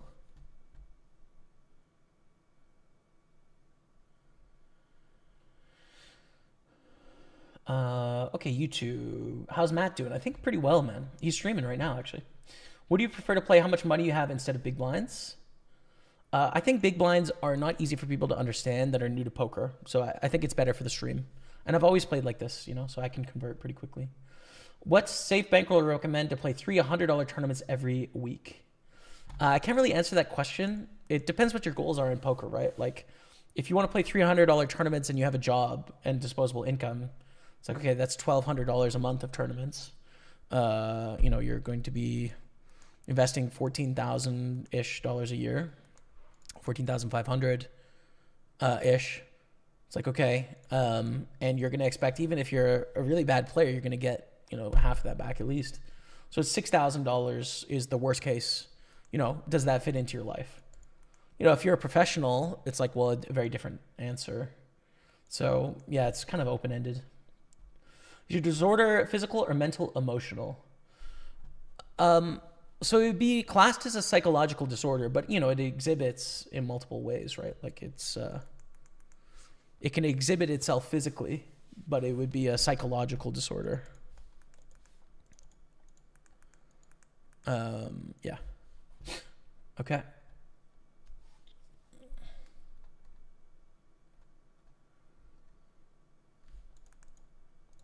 Open up the 6s here. Catching up on Twitch. Hybrid poker test, 120 spots, score 50 points. Not bad, I guess. Yeah, not bad. There you go. Finished 100 Years of Solitude today. Liked it a lot. Not sure to explain it. I felt very head on the clouds type of style. Yeah, I think we're going to read that pretty soon, Muggy. 100 Years of Solitude, I would guess, Rebecca and I. I'm really excited to get to that one. I've read Love in the Time of Cholera and If on a Chronicle, Death Foretold. I don't know if I have that title exactly right. And No One Writes the Colonel, which is a great novella short story as well from Gabriel Garcia Marquez. So I'm excited, man. Glad you liked it as well. What's the reason that GG is last choice? They've had some game integrity slips recently, which can't happen when you're the market leader. They need to make better decisions. I also don't really like their approach in the poker industry in that seems like they want to create their own category of anything instead of participating in the existing structure of poker. They want to make their own subreddit. They want to make their own Twitter community. They want to move their streams off of Twitch Poker to their own community. They really look to like ring fence their own stuff and sort of ignore the rest of what already exists in poker. I don't really like that. It seems like a lot of their relationships are very sort of cutthroat and that they do a lot of short-term sort of like, all right, let's, you know, I'm going to take what I can get from you and then we're going to cut you loose kind of thing. I don't really like that as well in terms of developing sort of longer term valuable relationships. It's very one-sided. Like all of that history is sort of their moral and social sort of like nihilism in that they don't sort of have a pulse that way when it comes to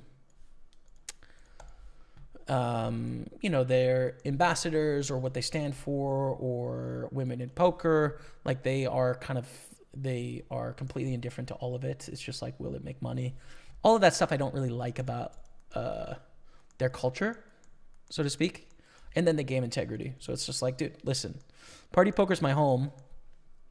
I have plenty of stuff to play here. And if I want to play somewhere else, you know, I have tons of other great choices of people that are trying to do good things. Like, why would I choose there? Like what would lead me to make that choice, right? That could change in the future. Listen, I know there's a lot of great people there that are trying to do great things. But like as a whole, I'm just not a fan of what's going on. if I'm honest, you know.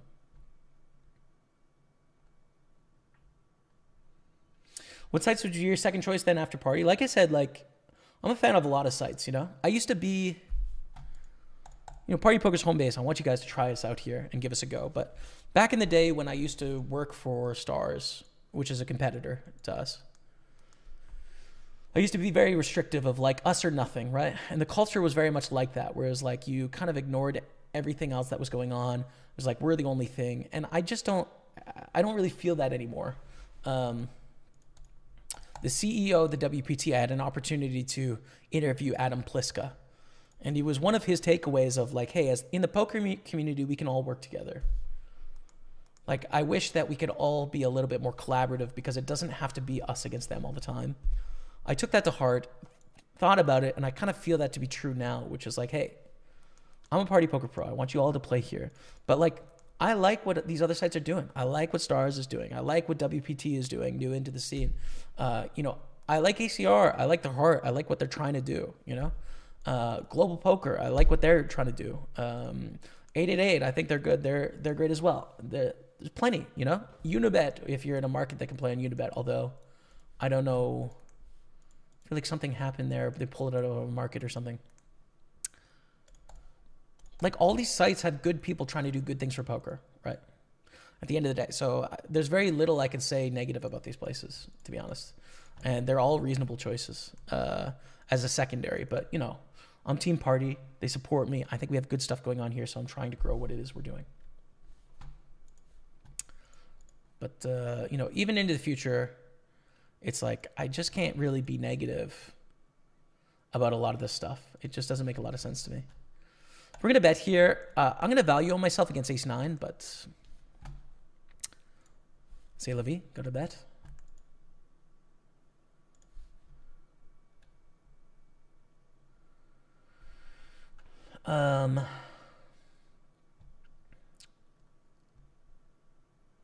Steve Whitfield says, always been a Party Poker fan, got to leave, tired of always having to verify every 6 months or so with withdrawals. Seem they intentionally make the process difficult.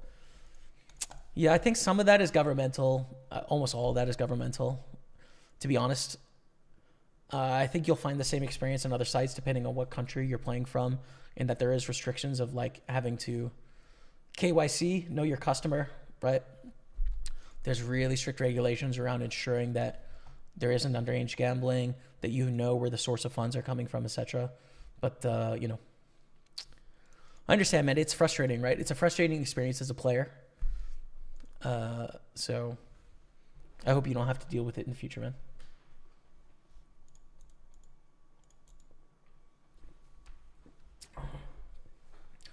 All good, Craig. In fact, you share this is amazing. I hate there are rats out there trying to put you down. Even think it's okay to comment such negative things is disgusting. I think you're such a genuine good person. Thank you, man. It's very kind.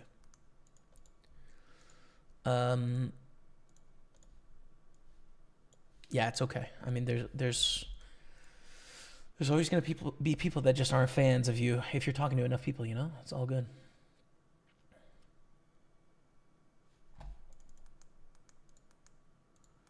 Nine to the clubs. Too much to jam here, I think. Can we flats? Oof. It's kind of close. I'm going to say no.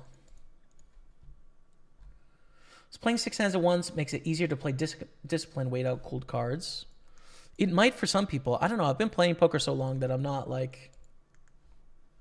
It's not like, oh, man, I wish I could play more hands. It's just kind of like, what's going to happen next, So, yeah.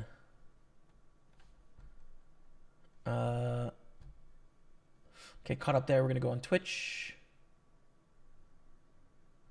The current GG situation, Jason Kuhn leaving the brand, do you think they can repair the damage to the site over the last 2 months? The thing is, I don't actually think there's been that much damage, right? I think when I bring this up in the chat, like, no one knows. So, I think some regular players are not going to play, but then I think the majority of people have no idea. And, I think their brand has been in better places for sure, but I don't know. Someone made a good argument that it needs to come from the top. It needs to be a structural vision managerial change of oversight. in terms of what it is they're trying to do. But I think they'll be financially successful whether they do that or not, to be honest. So, what's your screen look like when you play 6 games at once? So I have my tables, and then I have my 3 chats, and then I have 2 calculators, and then I have a couple stats about my streams, and then I have a randomizer 1 to 100, and then I have my poker lobbies over here on another screen, and then a YouTube so that I can play that on breaks. And then I have my broadcaster, and then I have my poker lobbies, and then I have WhatsApp, and then I have Discord, and then I have the internet open with 10 sites, and then I have an alerts thing open. Main screen, I think it's 48 inches, and then the sides are 27. So it's like a real command center, dude. It's basically 180 degrees of screens. It's pretty intense. So yeah. Wow, dude, go back on a diet, man. It's rude, first of all. And that's something that I can't do. It will negatively impact me in a big way, unfortunately. So, sorry, Blake. I'm not, but appreciate you being open and honest about it, Jamie. It really takes a lot talking to your community, and that's coming from an IX fan. That's big, especially given the smack I just talked about you. Thank you, OK Dragonfly. Jamie, my son made me download Valorant. Well, that's a good decision. It's a great game. I think we've gotten farther and farther away from producing and preparing our own food. Somewhat opened the door to more eating disorders. Could contribute in some aspects, but for a lot, it won't. That's the thing. Like, people try and come up with the reasons as to why this happens, and it is so varied and so diverse that, like, you know, what's in our food is really not contributing to this, right? Like, it's not a big part of what's happening, right? It's like not preservative. It's not that we're eating like crappy bread. It's very sort of complex, and so we can't sort of hit home on like if we just change this about our food habits, everything would be good. Like, it's more complicated than that. It really is. And I think simple solutions contribute to negative outcomes, you know, of just like, well, work harder or something, you know, it doesn't work.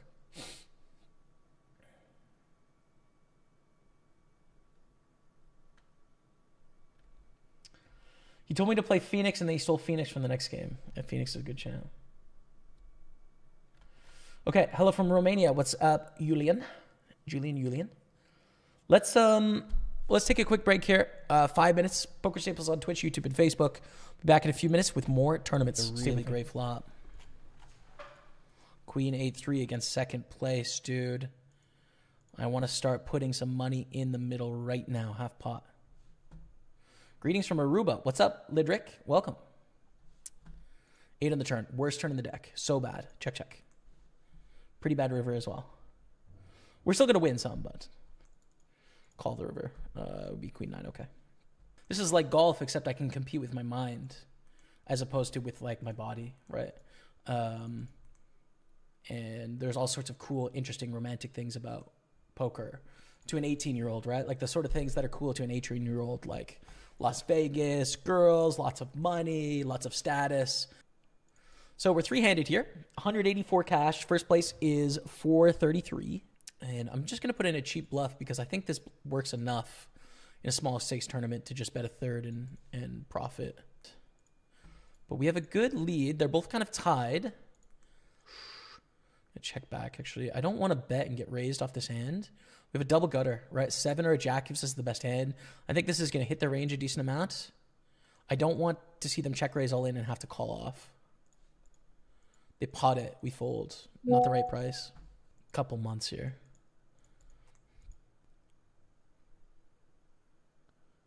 All right, then. Good luck.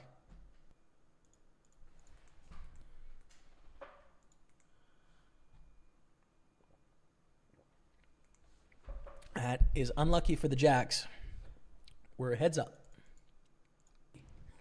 Back to the heads up. We're going to shove the king 7 over this limp. Call the queen 6. Okay. This could be it.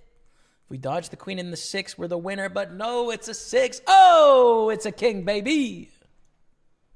$433. We are the champion of this 33-6 max turbo. Let's go, baby. I think we can actually defend here. Gets the button open. Flop a pair of fives and a backdoor flush draw and 3 to a straight. So like pretty decent flop against the button. Woodstock is a senior, by the way. So is Rollero, but I saw them do something that I didn't agree with, which is why they have that tag. Big bet. Still got to call with these backdoors. It's important to note that we're blocking a lot of the draws. So I would weight this towards decent hands. Problem is, like, we've got so many good turn rivers that I don't think we can fold Jack 5. The turn is pretty interesting, right? A pretty good turn. It goes check, check. This is pretty much a mandatory bluff, right? Like, we need to bluff a 5. What other hands do we have to bluff here? We pretty much need to bluff pairs. Everything else is hit. So what's the best pair to bluff? 5x and 9x with a backdoor flush draw are going to be the best bluffs here. What are our value bets? I mean, there's tons, right? 2 pairs and flushes and straights and a ton of stuff. First impression is the fast play here. When they have a 4, whatever, but when they have air balls, it's nice to get them to fold with queen high. Okay, they're in here. They limp. They don't raise. And we cover for a bounty. So did we play this aggressively with the $50 extra in the pot here?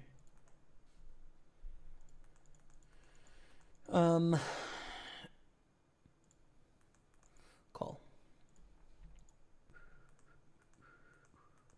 Fold to the pot says bet. Too big. Sounds good. I'll give it a go. Cheers, man. Yeah, welcome. This is huge. For 2 knockouts here. Hello, we're back in real time because we got to shove a hand. Oh my goodness, in the 215. We get the double knockout in the past, but in the present, in the right now, in the today, we're on with 6s in the Super 215. Thank you all for being here. What's up? Welcome. It's a pleasure to be here with all of you. Hope you're having the greatest day. Now, I have 3 messages in French, okay? I'm going to read them all. Oh no, only 2 in French. So I'm going to read them. I'm going to see what I can get from it. And then I think it's translated in the last one. So let's see. This is from YouTube, okay? 6s against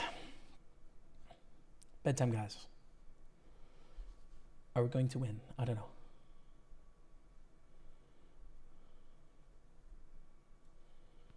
Sixes, king, jack, ace, jack. That's a king. 6, dude. Oh, it's a 6, Dottie. Send me the money. Let's go. 53 bands. Easy pog. What a 6. All right. Here's the French. Salut, Jaime. J'écoute souvent ton stream et je pense que tu dois te pratiquer sur la prononciation des mots quand tu parles le français. I know most of those words, to be fair. Salut, Jaime. Hi, Jaime. J'écoute. I listen often to your stream, et je pense. I forget what pense is. And I pense.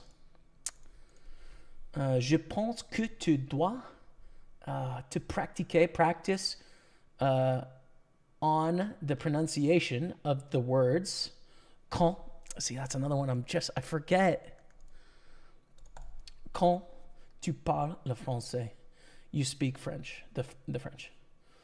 Mais is but. Je trouve. Trouve, I see all the time, I don't know it. Ça vraiment.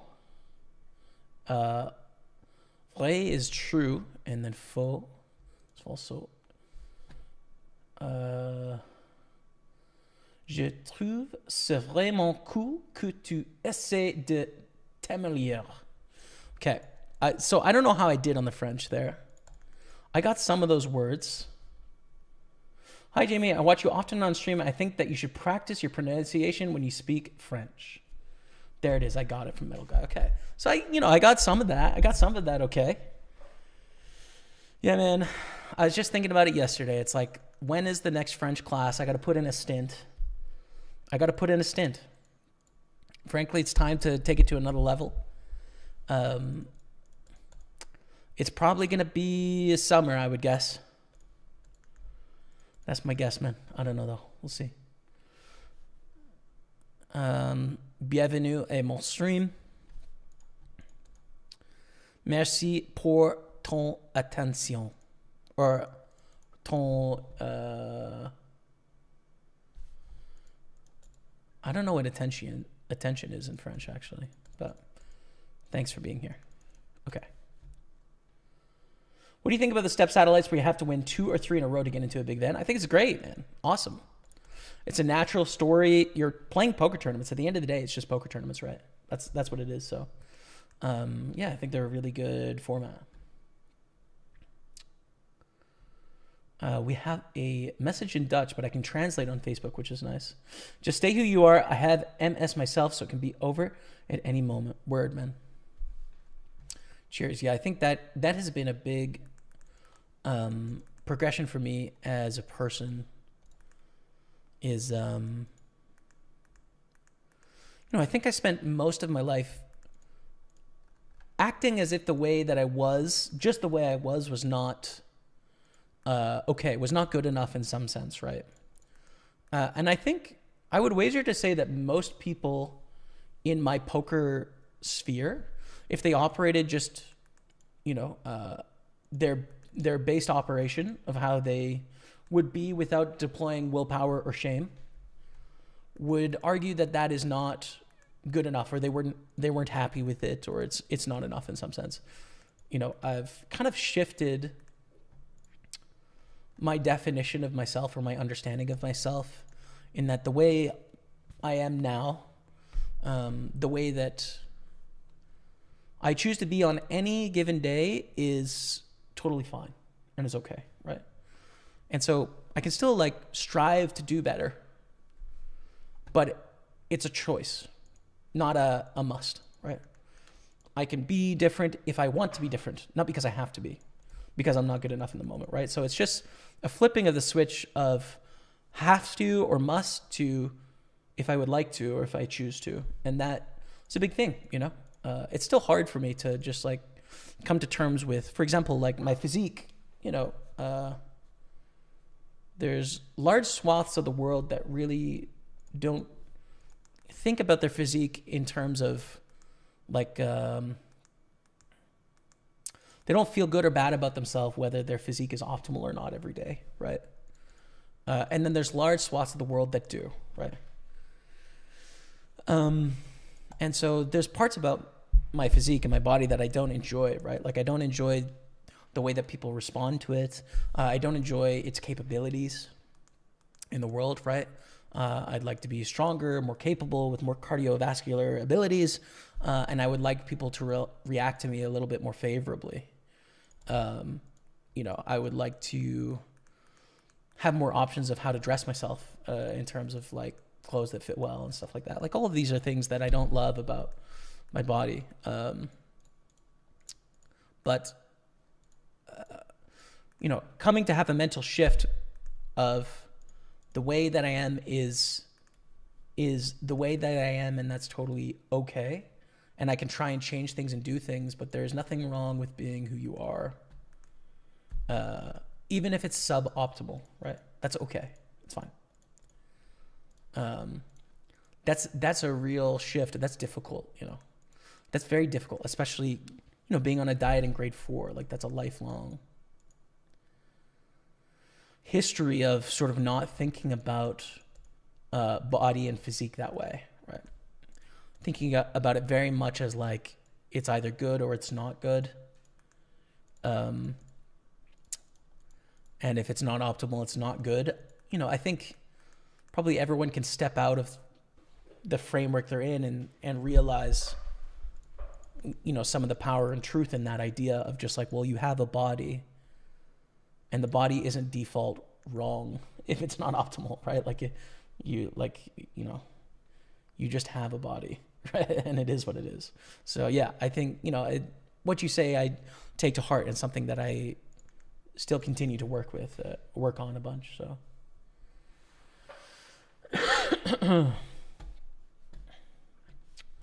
Probably wrong about this, but at its core, I think the majority of eating disorders are centered around control. Yeah, so I don't know. I think there's definitely elements of wanting to control your environment, for sure. Having a lack of control in other areas, so then hyperfixating on control in a specific area. I think there's elements of that in a lot of them, but again, I think it's really difficult. It's very complex, but I think there's probably elements of control in all of them, I would say. It's probably true. King 7 suited here. Is this a 3-bet? We're covered for a bounty, and we're 30 blinds deep. Fold, I guess. I don't know. I don't really love that fold there. Streaming on Facebook. Cool. What's up, Carrie? How are you? Welcome. Hi to you. Even Spike is on your live stream tonight. What is up, Debbie and Spike? I get to see Debbie and Spike this summer at the F1 in Montreal. We've been talking about it. We've been planning. It's going to be a lot of fun. It's going to be exciting. There is a lot of things we could do. I'm looking forward to it. I hope it's warm and nice. So many things we'd like to do. It'll be fun.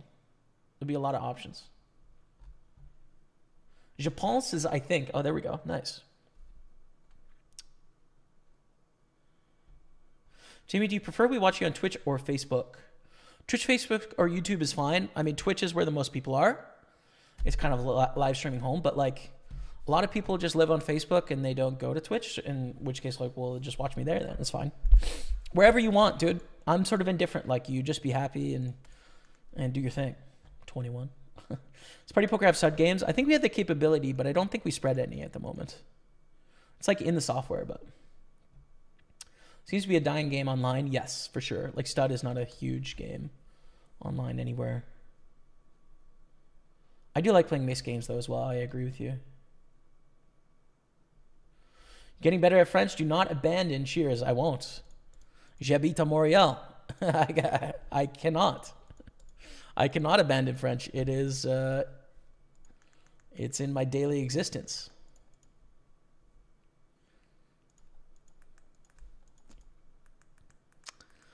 Chaque jour, j'écoute et je regarde le français dans le supermarché.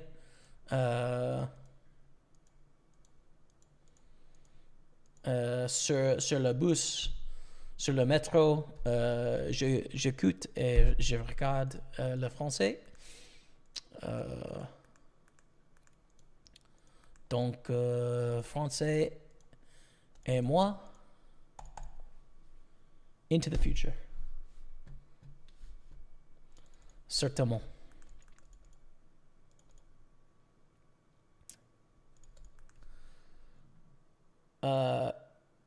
Quand is when, right? Quand je regarde le hockey, j'écoute en français. So that helps a bit to learn.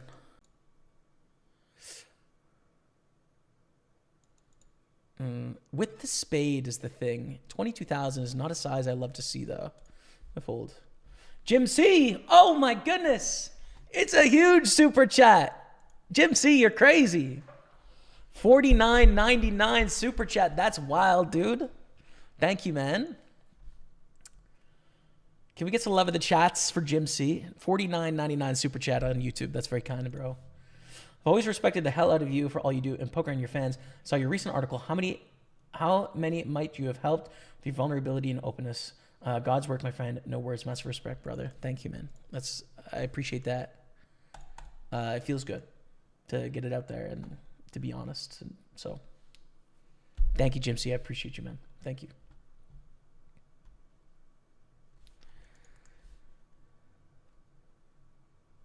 Hit the K6 in that hand. Let's go. K6 is good. K6 is good. Sevens here is nice.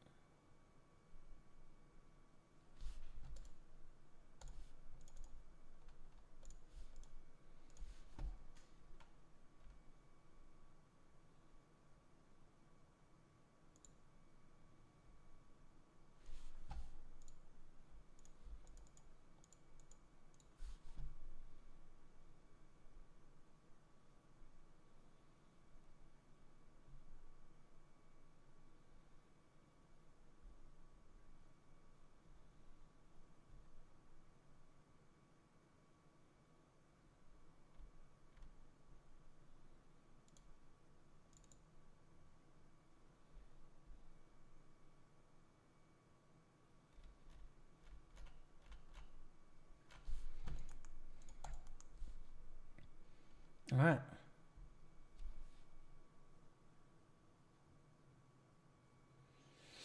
Thank you, Devin Williams. Very kind, man. Thank you.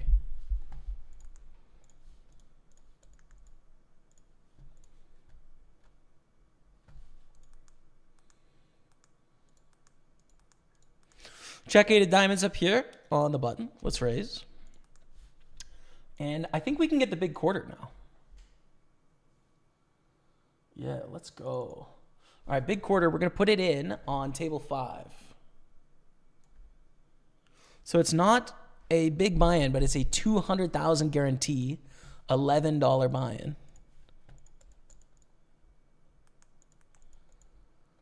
And here we go. We got friend of the stream, Dave the Rave here, 100,000. It is a knockout, so we're going to put it in green. And I just got to change the buy-in cover because I don't think it's fair to call it 320. It's not quite fair. Do the question mark. Let's see if we can make day 2.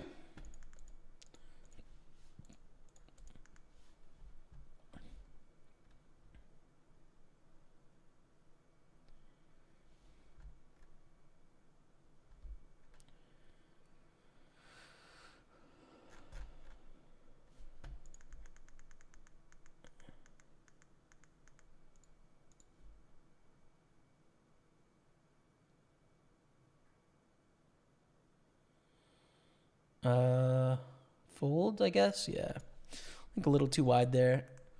10-3 in the big line. We're going to fold as well. I'm looking forward to the bear hunting, says Spike. Yeah, perfect. Perfect. I thought you wanted to fish, but listen, if you want to hunt bear, I actually don't, I don't know how to hunt, to be fair. I think fishing is good. I think a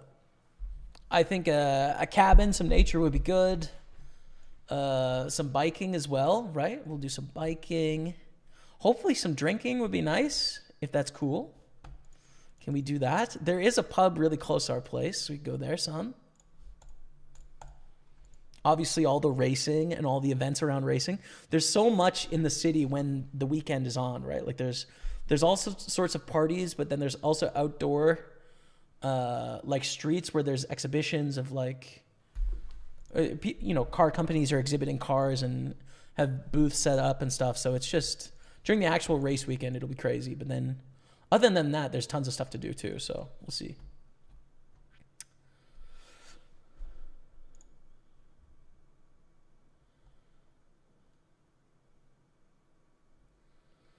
Kevin Martins, I hear you.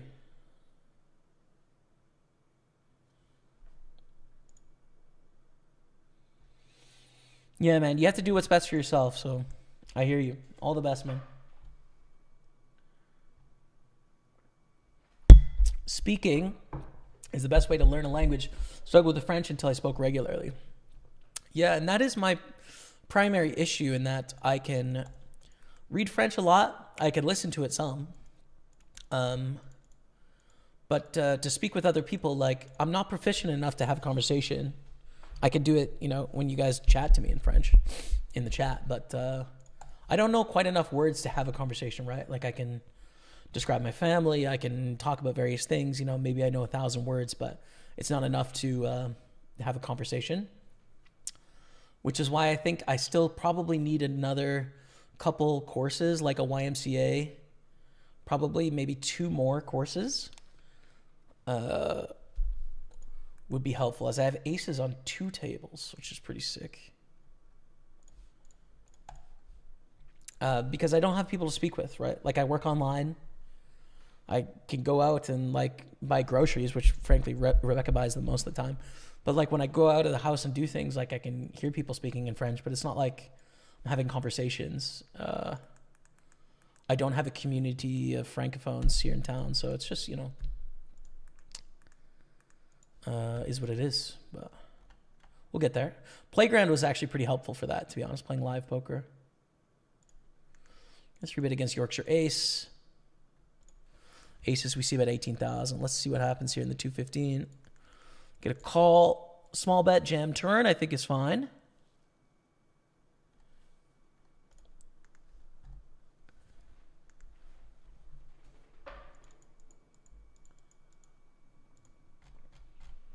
They fold. His turn isn't great. Still probably have the best hand, but King Jack is in some ranges here. King Queen is good. That's better than King Jack. Let's go. We're up to 300,000. The Super 55. Beautiful stuff. Let's continue on. How are you, Jamie? Best of luck. What's up, Damien Carey? Yeah, things are good. Doing well. We've got some decent chances here. Nothing crazy yet, but the day is young. So let's see. 3-bet ace-10 suited.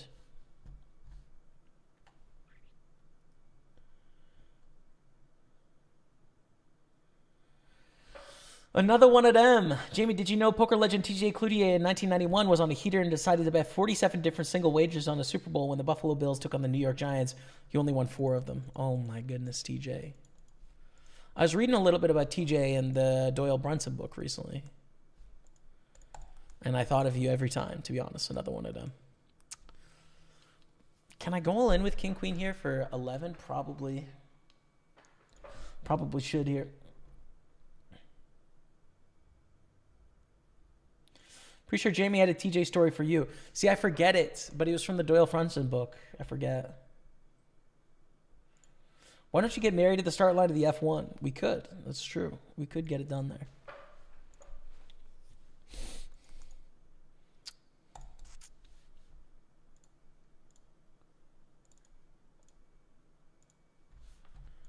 King Queen against deuces. Beautiful. 83,000. And now we've got some stacks. 160%, which is good. Starting stack, 6x stack, and 160% stack here is good. So we're happy. Let's open up ace-8 suited in the big quarter.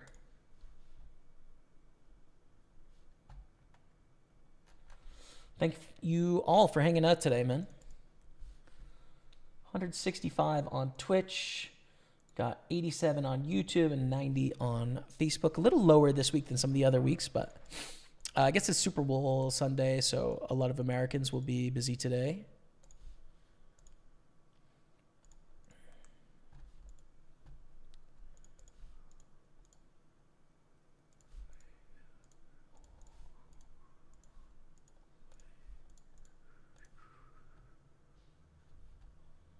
Looking forward to it. Yeah, it's going to be fun, Spike. It's going to be fun.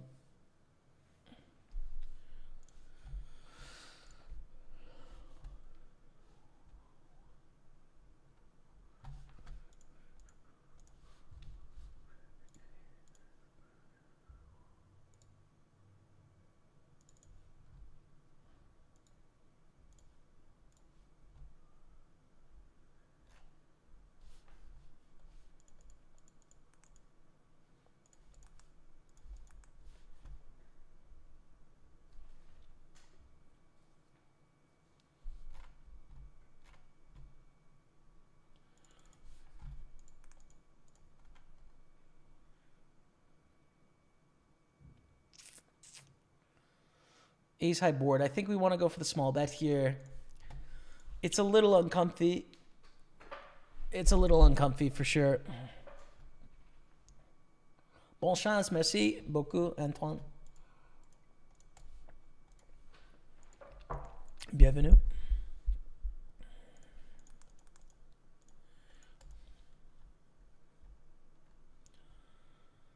We would read novels and have conversations with the prof as our tests.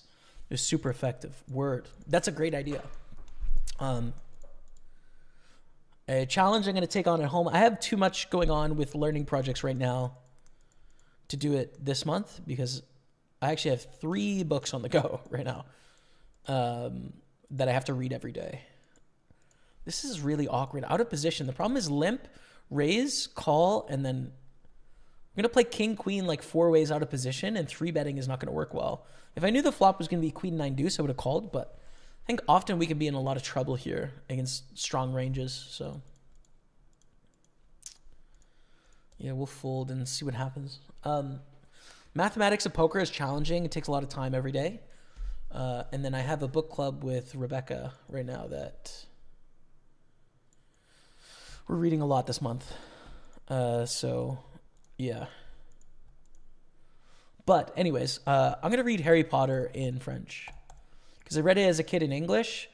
I kind of want to read it as an adult, but I kind of don't want to invest the time to read it as an adult. Because there's a lot of great books that I haven't read, you know? So I think this is a good solution where I can relive that childhood experience in a different language, improve my French. I know the story, so it'll help me. I think it's a good win-win. So I'm going to, you know, go page by page and look at the words I don't know and then try and speak them out loud as I read and, you know, etc. But it's not going to help me conversationally, right? But, you know, it'll do something anyways. Those glasses are like a slightly smaller version of what everyone wore in 1994. Yeah, kind of, dude. I see that. But then also, I feel like late 60s, early 70s too, you know? So I think they're back in style, but if I can be a true hipster, I bought these 7 years ago, and everyone made fun of me incessantly for them. Because I kind of had them before they were cool, a little bit, you know? And then they became like the style, like the metallic, sort of like bigger glasses with the metal frame, minimalist frames, like, you know. They're almost passé now, I would say. I would say thicker frames are more in. Wow, an overbet 4 ways. Damn, dude. So sick. An overbet 4 ways. What? All right, I'll fold. Whatever. Have it, dude. But it's always interesting to see, right? Because like the, you know, I don't get any smack talk from like younger people, right? Like, let's say people that are like sub 30, I'm 32, but like no one sub 30 gives me smack about my glasses. Like it just doesn't happen. It's pretty much exclusively dads from Ohio that like to talk crap about it. And, you know, I just like to let you know, dads from Ohio, I don't really care, if I'm honest with you. Your perspective on what's cool is, you know,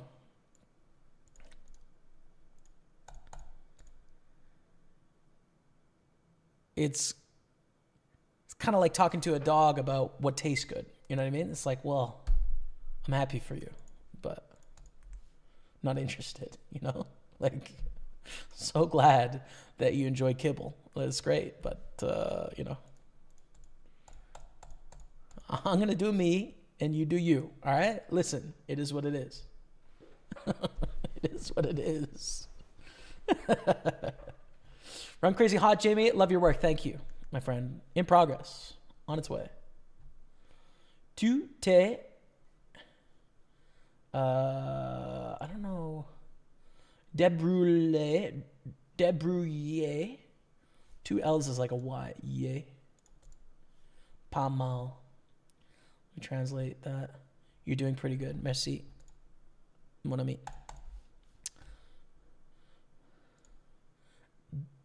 Debrouiller. Pas mal.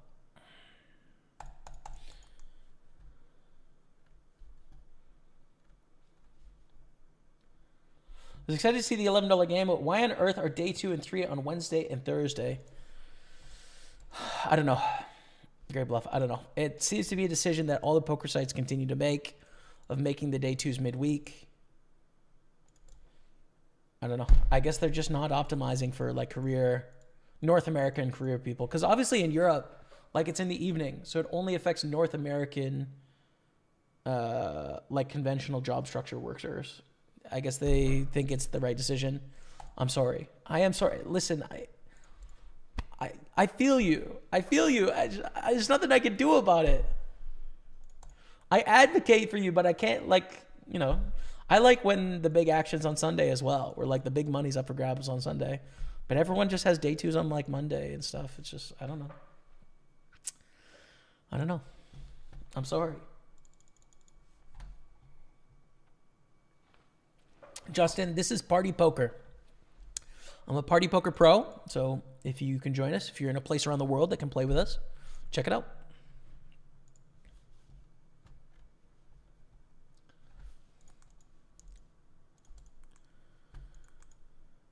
All right, so we are on the soft bubble here.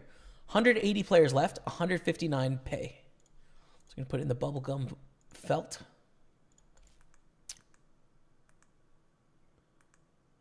My bet is not. Yay, I can play. There you go. Is day 2 on Monday, Great Bluff, or is it on a Sunday?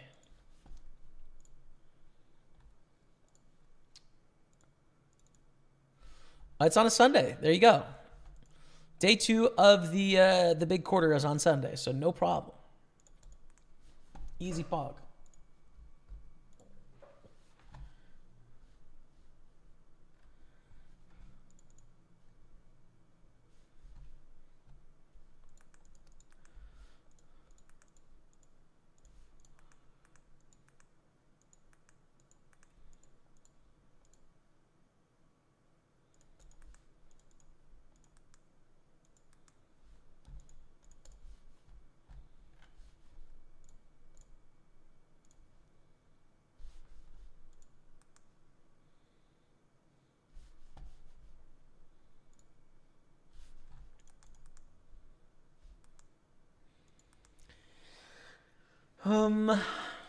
Ooh, yikes. It's basically a yikes here. So I don't think calling is good when we're 11 blinds deep. They raise 2.5x. So can we jam? God, no, we can't. We have to fold. Against middle position, I just don't think we can make money here. When you play with total chip counts, I think new players don't understand what BBs are. So I just want to feature the chips. It's more exciting, more interesting, and more easy to understand for new poker players.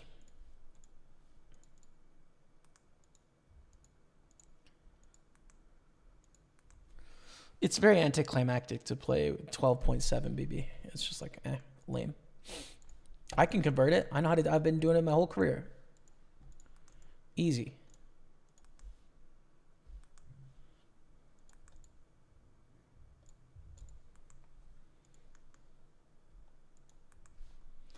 Thank you all for being here. Twitch, YouTube, Facebook. Appreciate you all. Hope you're having a great day. Hey, I am a dad from Ohio. No, you're not, Muggy. Don't lie. Smacking down hard on Ohio dads. I'm not smacking down. It's just like, listen. If the fashion choices I'm making are making the dads from Ohio happy, I'm probably not taking enough risks, if we're honest. Listen, dads from Ohio, if I look good to you, I'm not looking good to people more my age demographic that are living in Montreal. It's just, you know, it is what it is. People's choices aren't to everyone's taste. This stream is not for everyone. My glasses are not for everyone. And if they're for you, good. I think that's great. I'm glad that we're getting along. If they're not, well, you're old and boring. And I don't make the rules. It is what it is. It's not my fault. You're old and boring. Sorry. Tough one. It is a tough one. Listen, we all get old, and some of us get boring. I can't help you. Both of those things are chipping away at me, dude. I can't help you. There's nothing I can do.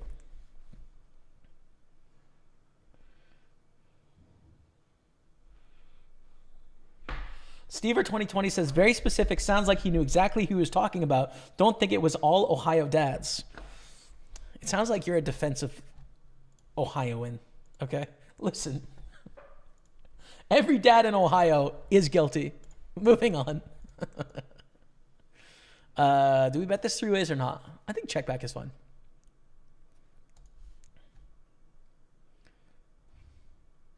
Back to playground soon? I'm sure, dude. Yeah, I'm sure. Some point.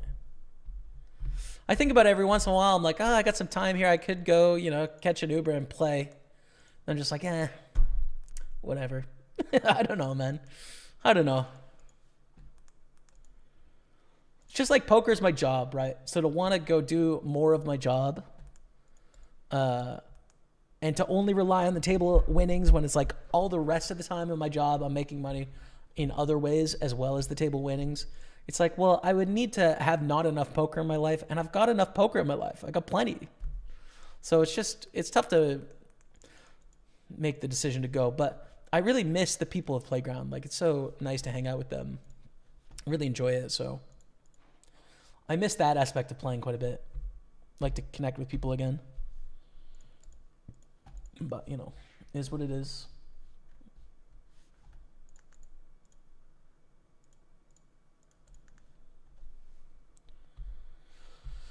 Is Poker Pro available in Belgium? Party Poker? I don't think we operate in Belgium. No. Thomas Aro, sorry, man.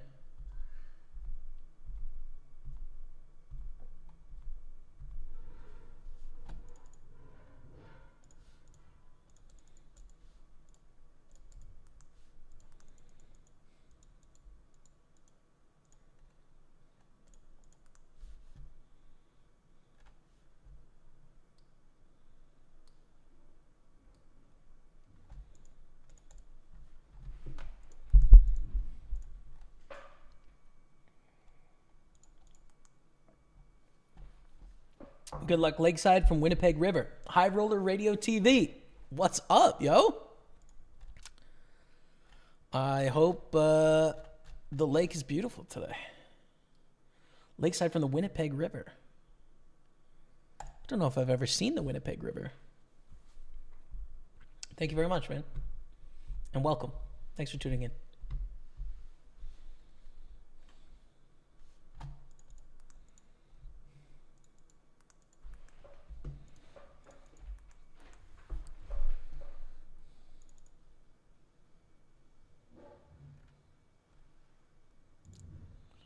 Got his 7-2 in the hockey game.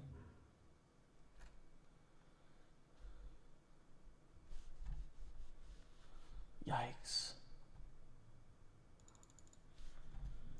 Yikes, man.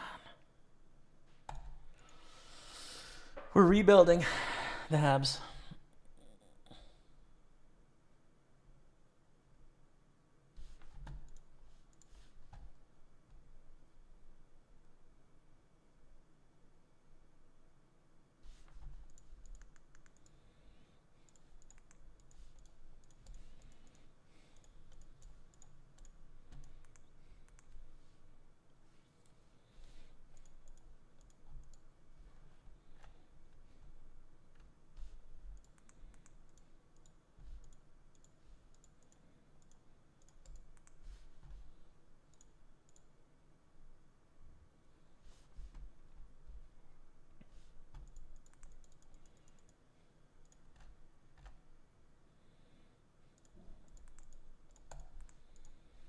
I have a flush in the big quarter. I'm not going to go all in. It's an overbet if I go all in, which I think is not... it would make people treat us a little differently. So for the extra 15,000 chips, if they're going to fold an extra X% of the time, which I think it will make a difference, I don't want to go for it. So we just go for 60,000 there, and we get a big bunch of chips there. Is the best poker stream of all poker streams. Thank you, man. That's very kind. Glad you dig it, brother. Welcome. Thank you, thank you, thank you. You're far too kind. Okay. Good stacks. Good moments. Bubble-ish here. I think we have room for another table. Let's get this 109 6-Max Turbo. I'm going to put that on table 1. Is that Matty Ice on our table? Of course it is, monsieur. Matty Ice. Bonjour, monsieur. Ça va? Ça va bien?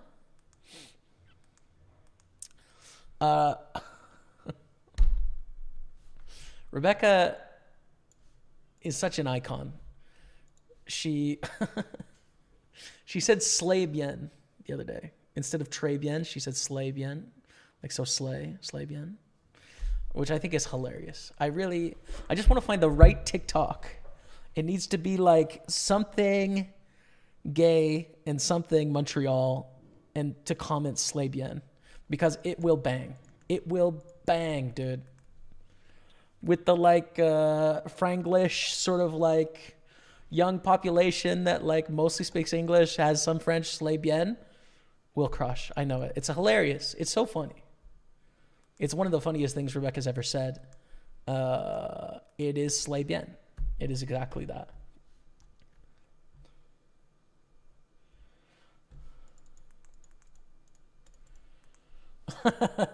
Nah, Ontario, says Stever 2020. Listen, Ontario, Ohio, not far away, dude. Let's pull up the map here, okay?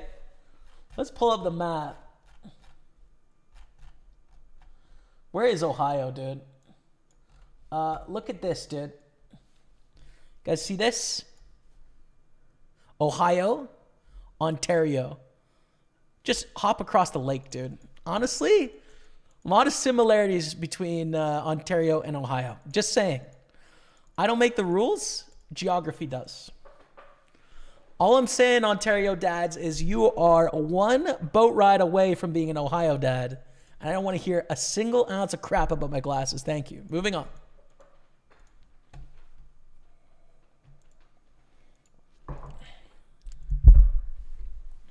BWin skin in Belgium. Yeah. So BWin operates, which is the same player base in Belgium. There you go. Much love from Spain. I think it's great you have a reading hobby and that you're taking French seriously. Wishing nothing but the best. You are the true goat of streamers. Thank you, Cristobal. Appreciate that, man. Reading is so fun, dude. Reading is just so good.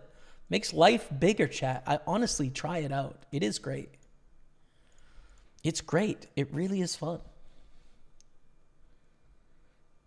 I'm not in Ohio. I'm in Montreal.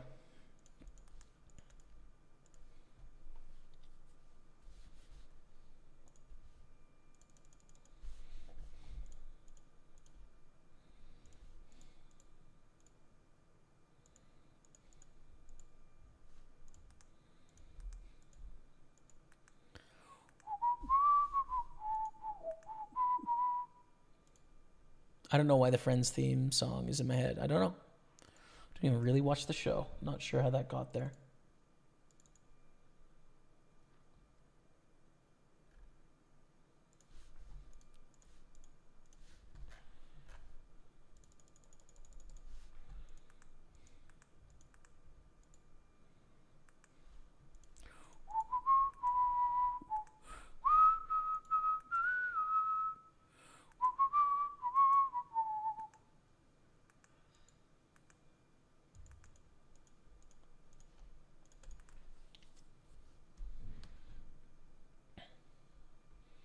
Poker Pro in France.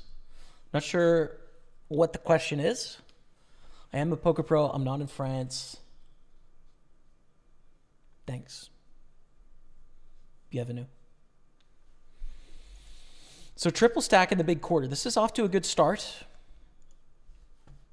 Lots and lots of tournaments.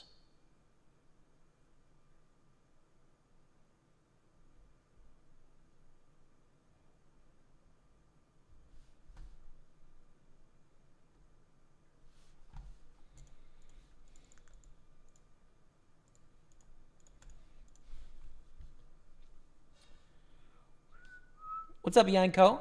I'm playing on PartyPoker, so check us out. I'd recommend us if you're in a place around the world that can play. But that said, the site you asked about, no. I mean, they're regulated, legit shop, so I would encourage you to join us on PartyPoker, but you wouldn't have any problems there either. Best of luck, man. Coys, we'll take the last minute win. Let's go, Rob Wallace. Absolutely crushing it, dude. Absolutely crushing it. Oh, I love the Spurs, man. What a legendary squad. What a legendary 6th minute of added time. Put away for Brendan Johnson. Silencing the haters, which are too loud. Shut up, haters. God. Our own fan base. Will you pipe down? Just chill out, dude. We can have one bad result. And a player can miss 1 or 2 shots, and it's not the end of the world like an apocalypse. Will you relax? Let the experts do what they do best, please. For the love of God. Tottenham Hotspur, going to Europe.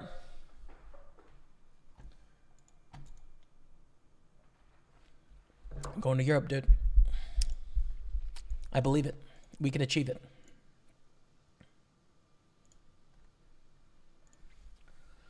Yes, Jamie, talk to everyone. He explained to new people and you respond to everyone. Thanks, Don't Killer. I try. Frankly, we have not enough chat to where I would miss comments. I would really like the stream to triple in size. Can you guys make that happen? Everyone go get your dog and your cat and sit them down on a different computer. Let's build this thing. We're on the bubble, but like, I don't know. Top. I bet. Whatever.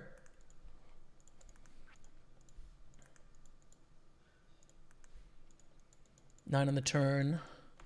Really not a lot of nines in the range. I think I'm just going to bet here. They have a pot size left on the turn, so we're just going to go for it. The range will be slightly stronger than normal because of the bubble here, but not strong enough to where we're not interested with top pair, top kicker. I think we still go for it here. Queens. That is unfortunate. What a nit, by the way, flatting queens in that spot, but is what it is. Where is Ohio, dude? Exactly. I mean, who hasn't said that? I don't, Lee. I haven't played on any like crypto poker sites, no.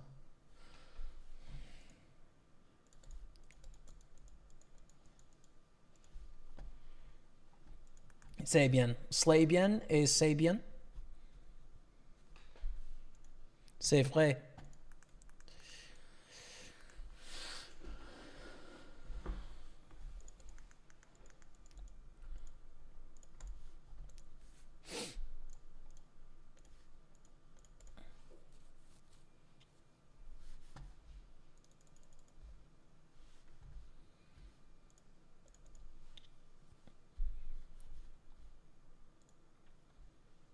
How's the grind been going?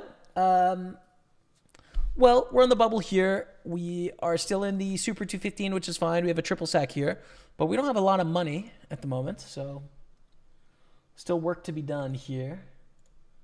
We'll be playing the late session 215 109s. Hopefully we can make something happen there. But yeah, we're chilling. It's been a good stream so far, but maybe lacking in some of the poker hand excitement.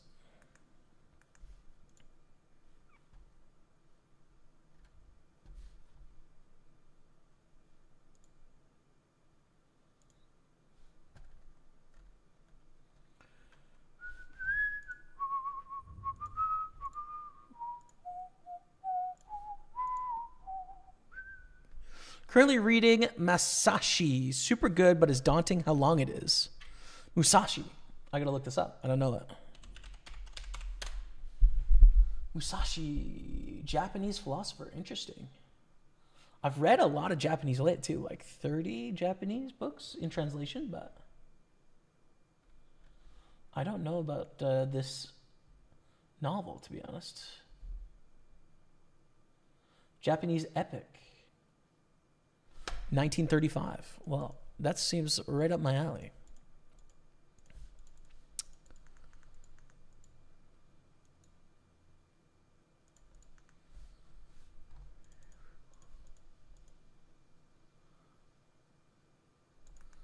On the bubble here, I think we call... we don't want to go too light here and bust on the bubble in a dumb spot, but, you know, I think we've got the right price anyways. Make flushes.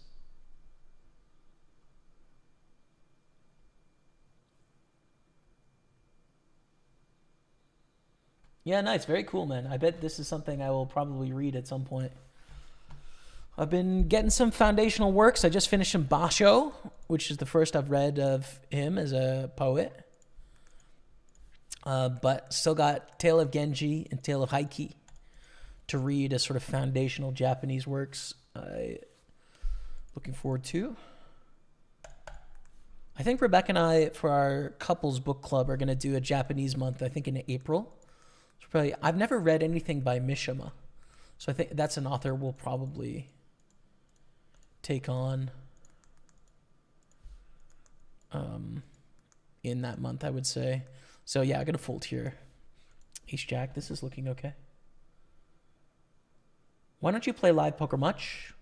Just have other focuses, right? Like my career as a content creator means that online poker works for that. Live poker really doesn't. And so I can sort of, I'm just a lot more successful spending my time online, right? But I love live poker and it'll be part of my life, just I think a later stage of life, I'd say. Ace Queen offsuit, this is really close, I'd say. God, when they squeeze. Really, really close here with ace queen. I think it's a jam. It's 25 blinds, dude. It's really sick. It's definitely the edge, right? Like, it's not an all-in with ace jack. It's just definitely not. It's definitely an all-in with ace queen suited. There's nothing to talk about. Ace queen offsuit is the line. It just is. It's a tough spot, and they fold. Which is good. We win the pot. You know, we just don't want to, like, see kings there and just, like, ugh, brutal. Okay. How come you're a Spurs fan? About 7 years ago, I had to pick a football team. I didn't have any allegiances because I grew up in Canada. And so I wasn't able to pick any of the cliche teams because I thought that wouldn't be fair. So that eliminated the ones I'd heard of in the Premier League. It was going to be a Premier League team. I was going to move to London at the time. I lived there for 3 months. So it couldn't be Arsenal. It couldn't be Liverpool. It couldn't be Chelsea. It couldn't be Man United. And then I wanted a team that sort of matched how I felt as a person, wasn't too toxic of a fan base, but also wasn't like top of the table, which at the time was Tottenham. I just won the World Cup. Harry Kane was in the World Cup. I really liked him. I was moving to London, North London as well, Islington. So it was just kind of a perfect fit. And that was it, man. That was, 7 years ago. And been supporting ever since. Did you notice Luka Doncic playing next to you? If only it was actually him. I didn't notice that. Where's that? Luka Doncic. There it is. Yeah. Not a real name tournament, so I guess not. But.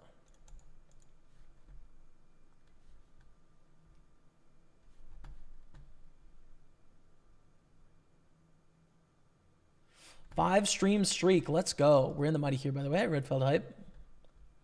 Tried some cash games at party the other day. Could not figure out, track my profit loss balance just in that. Was doing auto top up and tourneys as well. Not easy to track manually. Any thoughts? Couldn't find a setting to do it. The way I did it in the past was write down my balance, including my party dollars, and then just check it at the end. The other option for us, I know, is to download the hand histories after the fact and import them. In the past, you used to be able to do it on My Game. I'm not sure if you're able to anymore. But you could click on My Game and go to this session, and it would show you your plus minus for cash games. So that might be an option too. Great bluff. Maybe some ideas there.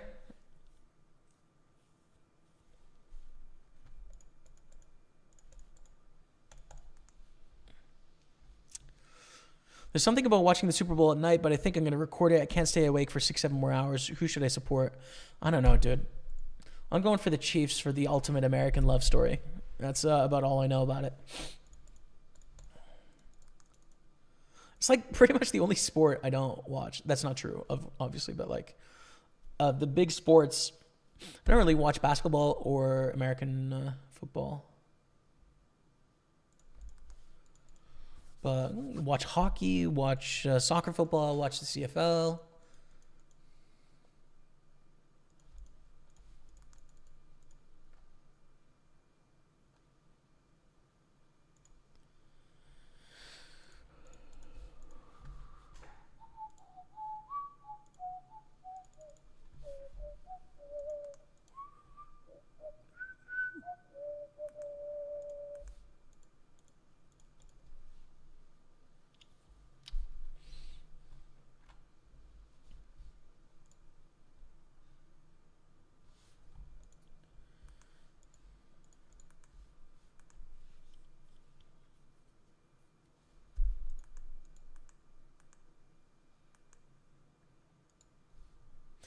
$55.61 GG.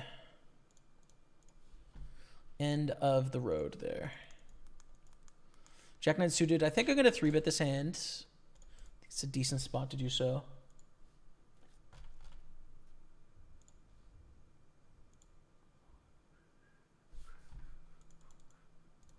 And ace high board. We're going to c-bet. We have a gutter, but you know.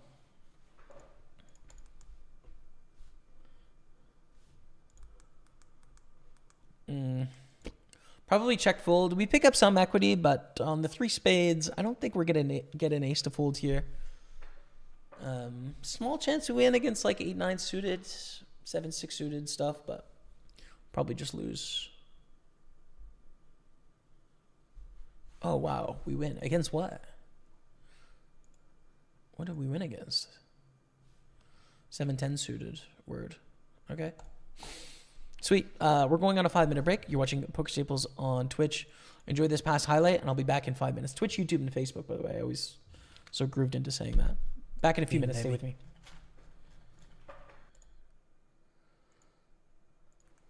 In the 215, we're chip leader.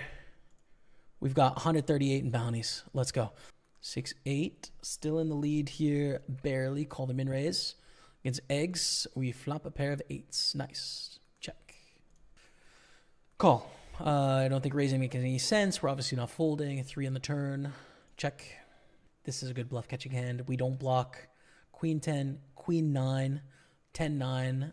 We don't block spades hard with the 8 of spades. River's the 6 of spades. Let's go for a... Ooh, it's actually... We lose to even single jack. I think we need to check, actually. To induce bluffs is probably the best way to get paid here. Because, yeah, 6s and 8s lose to any jack, which can definitely check on the turn. I think we need to check call the river is the best shot we have. Again, like, we don't block all of the bluffs they need to have, which is why it's such a good bluff catching hand. Yeah. All right, jam here with the 9-8. Okay, beautiful. Call on the big blind. We go for a small bet on ace-4 deuce. They call, turns a 5. Check, check. Like, yes, we cover for a bounty, but, like, you know, really hard to get called by a worse hand. They check the river, and we just jam now and hope they make a crying call. Take it down. Ace-9 is great. It kind of sucks against eggs. Against everyone else, it's great. It's just like 21 blinds is too much to jam against the cutoff. Button, we love it. Small blind, we love it. Even on a jam, rejam, like with the side pot and the bounty, I think it's a call. Ace-9, ace-8. Keep it high. Now actually low would be good. No! Come on, man. Oh, we run so bad. Unbelievable. 9s is beautiful. We don't fold this one. No matter what. If they shove, we call, right? If they shove, we call. The only way we fold is if we go shove, shove. But it does not. 9s against 8s. It's one of the best hands we could see here. Just got to dodge those 2 outs, and we are in a great spot. Come on, let's go, chat. $50 coming our way. We're down to 8. We have got the lead. We're in this to win this in the 215 turbo. I think I have the coolest piece of poker software you've ever seen today. It is called Hybrid Poker. Brand new piece of poker learning software where you test your score against myself, against Daniel Negreanu, against Bill Perkins, and see how you score against the 3 of us, as well as other poker players as well. But Hybrid Poker learns about you, the player, this is really cool. As Hybrid Poker gets to know you, it's going to tell you what to work on. There's a link to the IQ test down below. Try it for free. I think you'll like it. So try it out. Same thing here. It's a raise call. We have an all-in, 3-way all-in on the other table. Wow.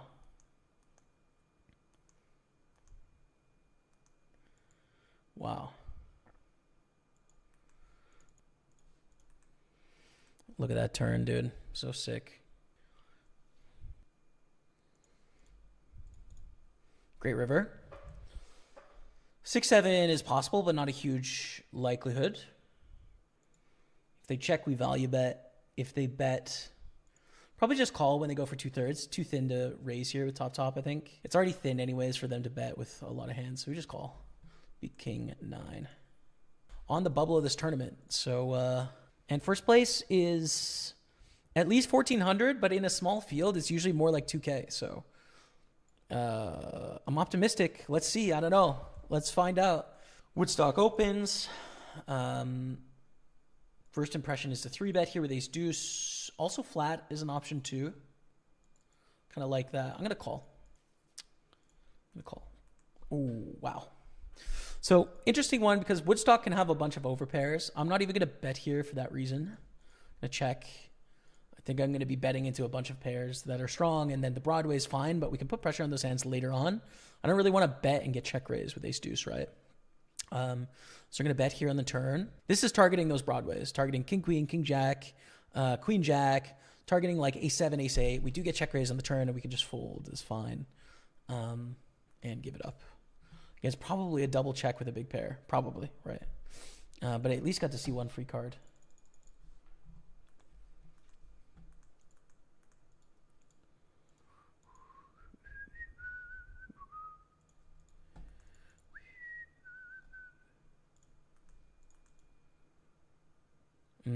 Probably not worth it now. Three of us tied basically at the top, pretty close together. Not worth it with the jack 7 suited. We got a jam from Submerfuge.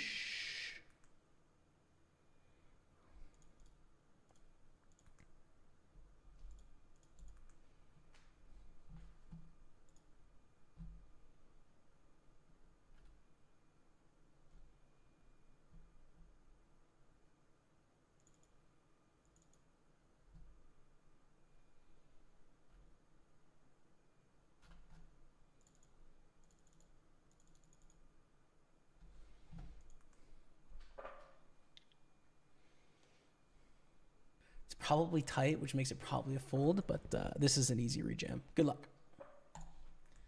For $100 for the chips to burst the bubble. Ace7, king, queen. Can we hold it when it matters? No, we cannot. No, we run cold perpetually for forever into the future.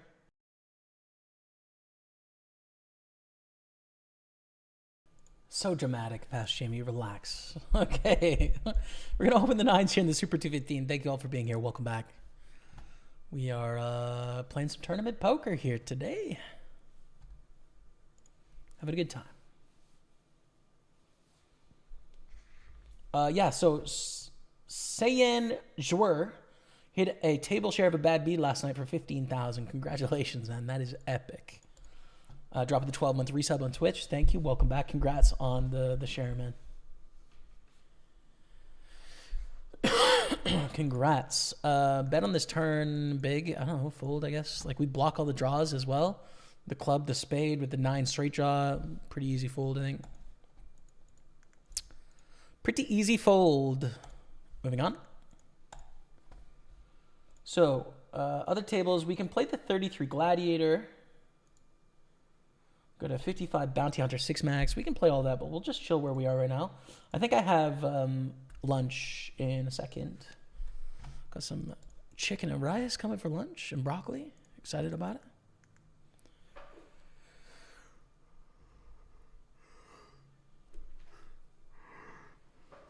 Straight flush over straight flush for the bad beat. Deuce 3 of diamonds versus 7 8 of diamonds. Crazy part was the third guy had ace king of diamonds. That is nuts. That's nuts. If you have to give one advice to someone who wants to be successful in poker, what would it be? I think maybe you don't have to get exact about it, but maybe try and drill down a little bit about what success means to you in poker, because there isn't one definition, right? For some people, poker is a complete waste of time unless they make X amount of money at it. And for some people, they want to improve and get better and play at higher levels and have an enjoyable time. And for some people, they don't want to lose, you know, like that's the only metric. So it doesn't really matter where they play. They just don't want to lose money. It's choose your own adventure, right? There's so many different options for what makes poker meaningful. For some people, it's play and like win satellites to live tournaments and then travel around the world through poker. Another option. So you kind of need to know where it is you want to go before you can sort of try and plan out a route to success, I think. I would say patience is something that a lot of people are short of. In poker, they try and play too high too quickly, and I think that doesn't work well. So I think being patient is a really useful attribute in the game.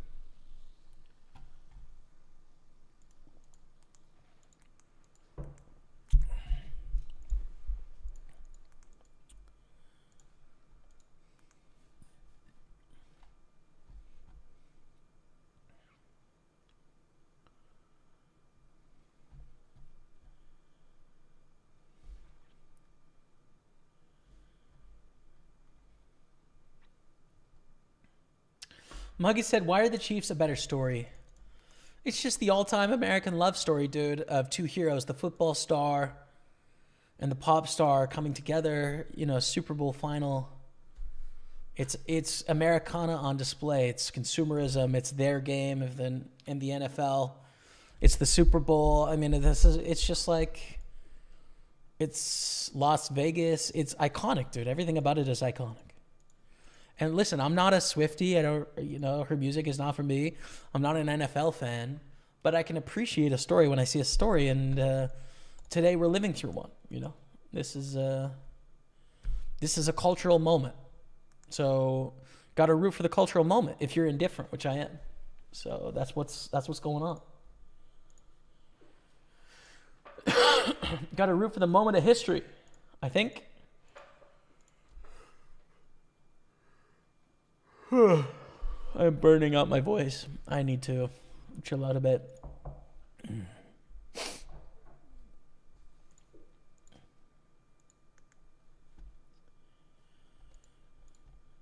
King 6 is a fold. 10-4 is a fold as well.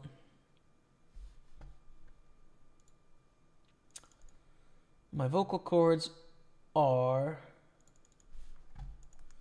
tired, frankly.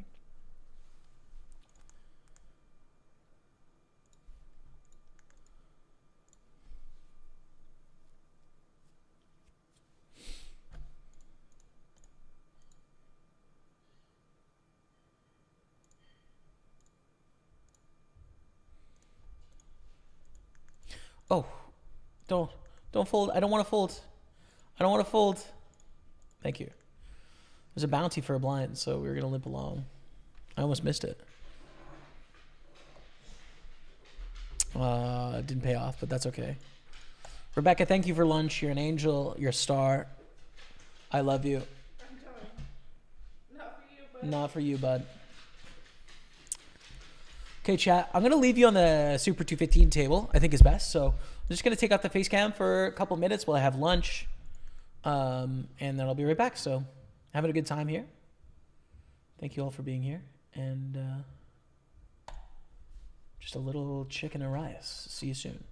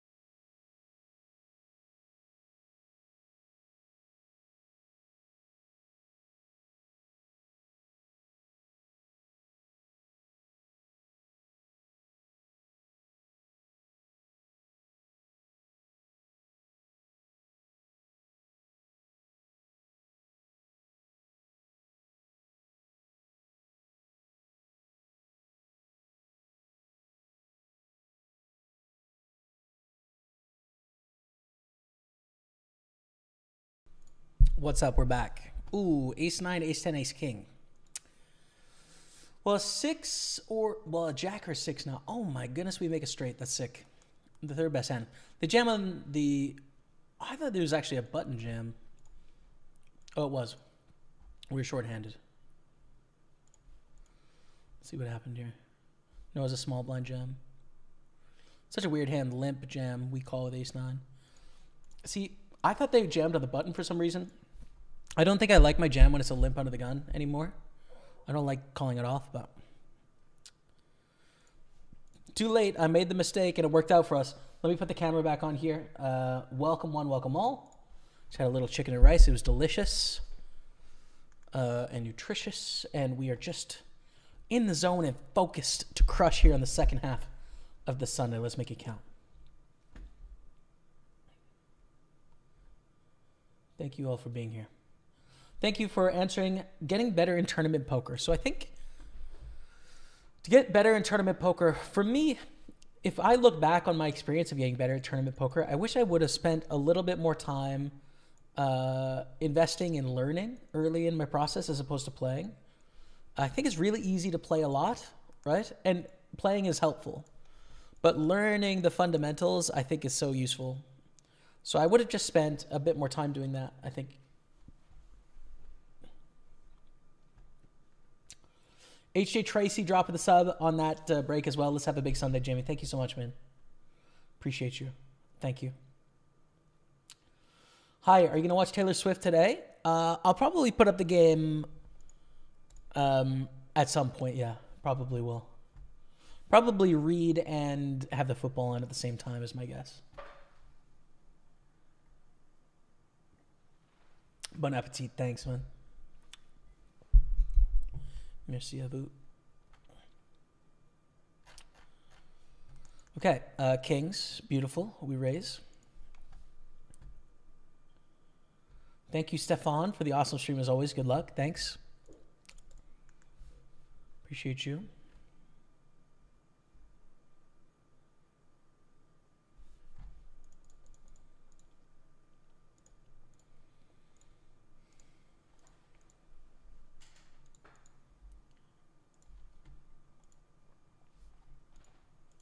King's 8 for a double up. King's 8s. Ooh, got to dodge the 5 and the 10. We do. 95,000 in the Super 215. Good stuff.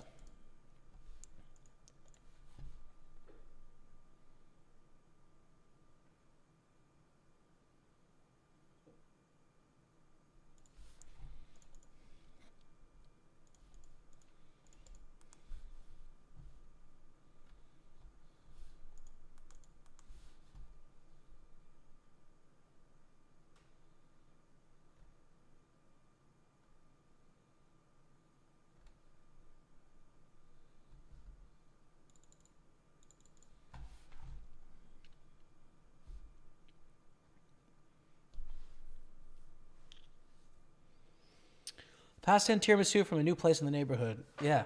Have you got it yet, Rebecca? What's the review of it? Long time no brag. Reach in the money of the 215 Big Sunday. Endos. Get it, brother. I'm out, so you feel free to win it.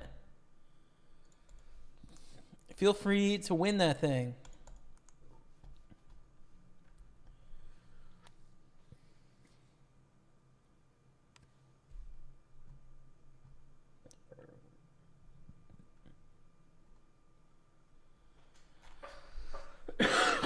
Excuse me.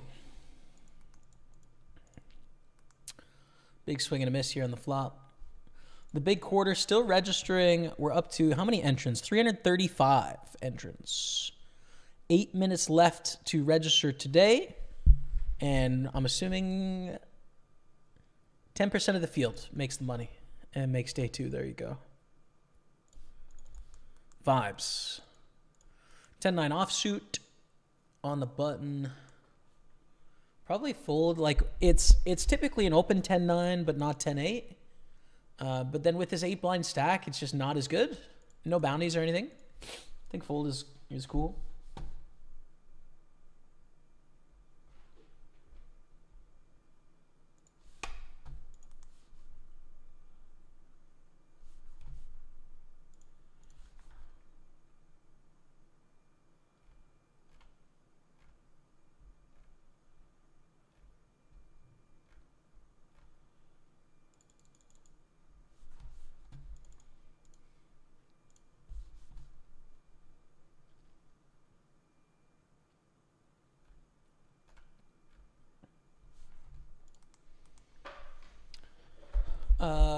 raise call, deuce 5-7, all diamonds, check, check. I think it's clear. They're ace, king of hearts.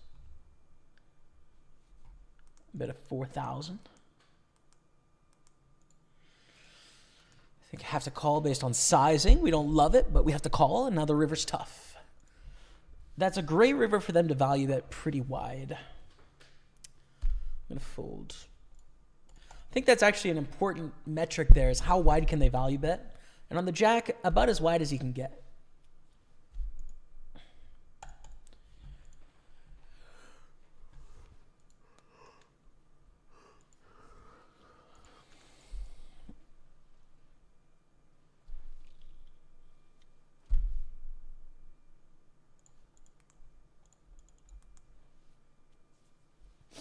Matty Ice on our right.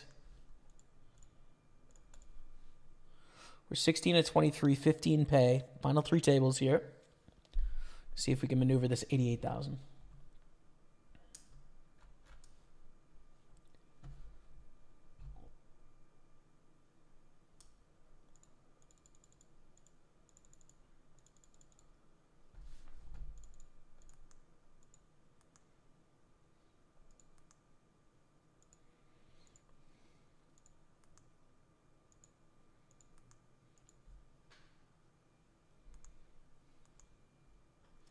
Good luck, Staples. Thank you, Brendan Wilson. Thanks, man.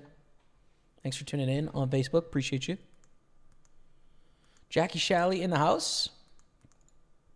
Hello, Jackie, on Twitch. Welcome.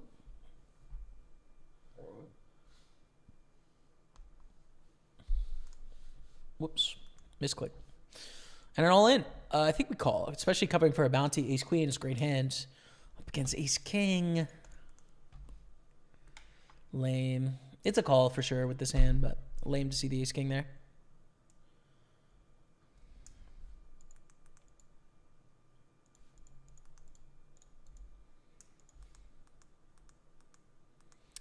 No bounty, not worth calling off 10-7.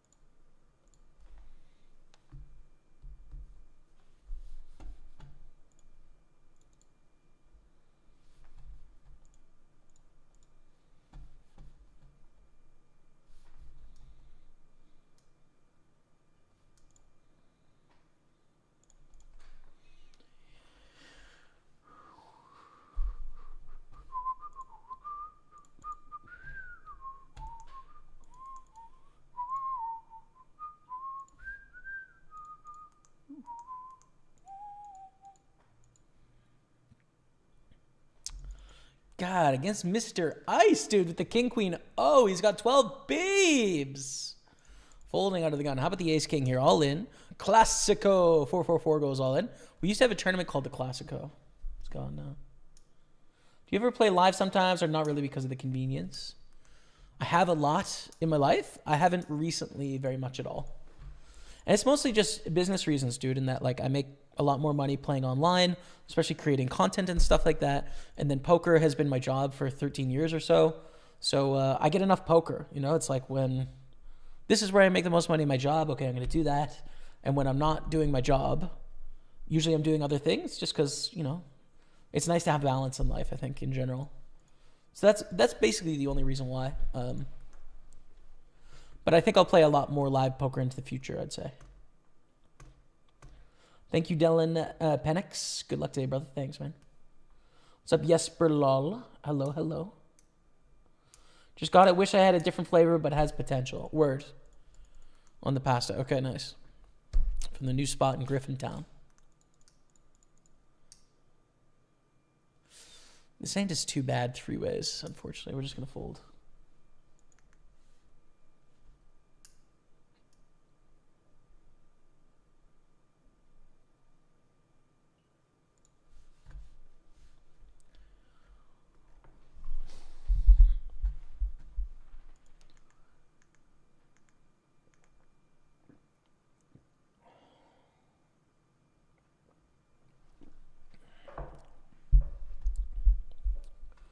Are you still doing the stocks and shares still? If so, do you have shares in Entain who own PartyPoker?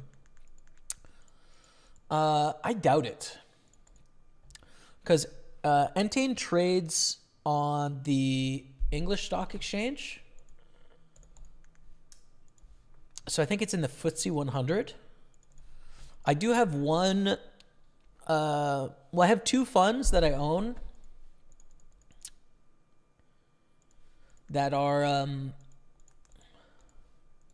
that own like some UK stocks, Central European stock, basically like European diversification, like ETFs. So if it owns the FTSE, then I would own a small bit, but like not a lot, you know, because it would, you know, I might have like not a lot invested in Europe, and then it would have to be the percentage invested in the UK, and then it'd have to be the percentage of the FTSE that Entain is. So, yeah, it's not like, I don't own it outright. It might be in an ETF that I own or something like that. But definitely not a lot. Jim Ladd. But yeah, stocks have been great recently. I mean, the market's doing really well. And I own some crypto in my brokerage accounts, which you can do in Canada. We have Bitcoin and Ethereum ETFs. And so I've owned some of those for the last couple of years, and they're doing really well at the moment. So yeah, things are good that way. Right now, I'm definitely at all-time peak portfolio value.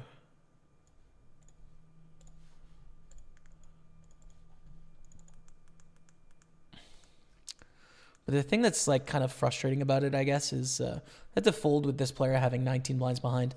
Doing well against Matt. We'd play heads up against him, but not with this extra range involved. It's so complicated to... Like, it's not clear investing, right? Like, you have your money invested. It goes up and down every day. So you can't really... Like, it's constantly in flux. And then the second thing is so much of it is tax... like pre-tax. So I invest from within a corporation for some of that money, and you have to pay 50% gains on investment income as a corporation. So if you make 100 grand, 50,000 is going to tax, and then you have 50,000 profit after that tax. And then you have to pay yourself that in a salary, which then you pay tax on.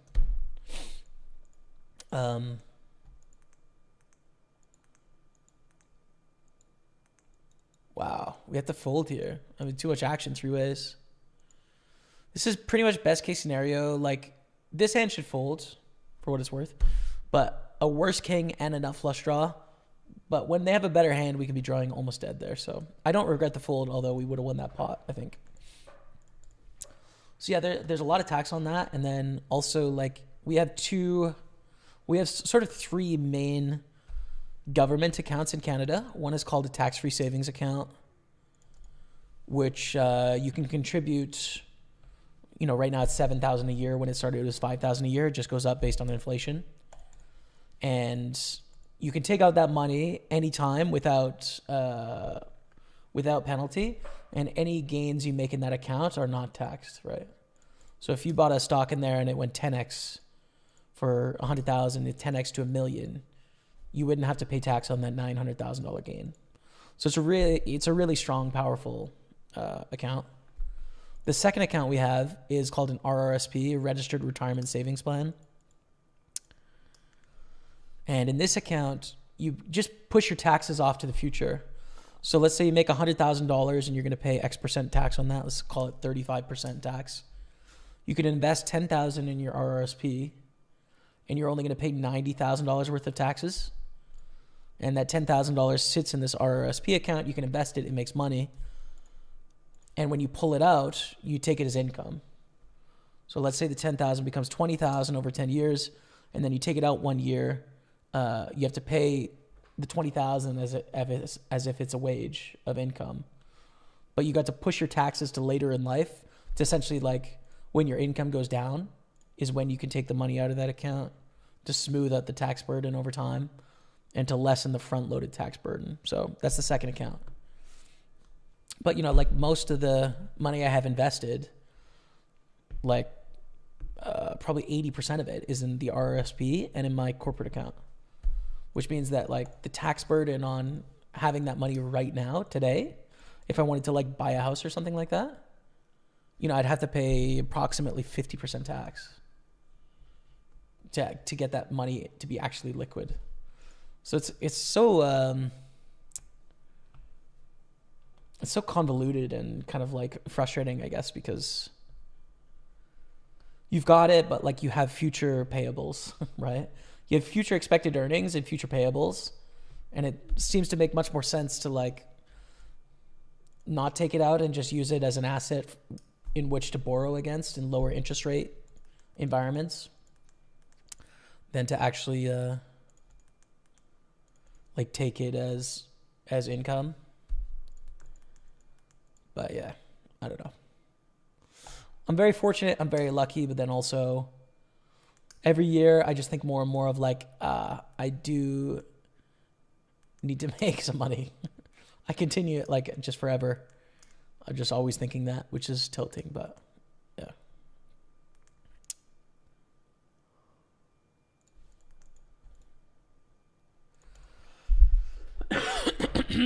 Excuse me. Good luck today, Mr. S. Thank you. Pits me out.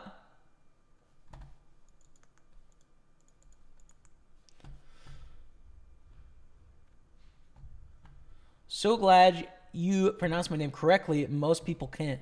I'm afraid of doing it for a second time. Dylan Penix. What's your color coding for players? Red is senior. I basically just do it on experience levels, how experienced I think someone is. But it's not very scientific, dude. It's just like, oof. And man, we have to fold again. Limp under the gun and a big raise there. Fold. Play this multi-ways. A little too deep to want to get this in pre-flop, I think, with ace-10. We flop very well. If it goes bet call, we can raise.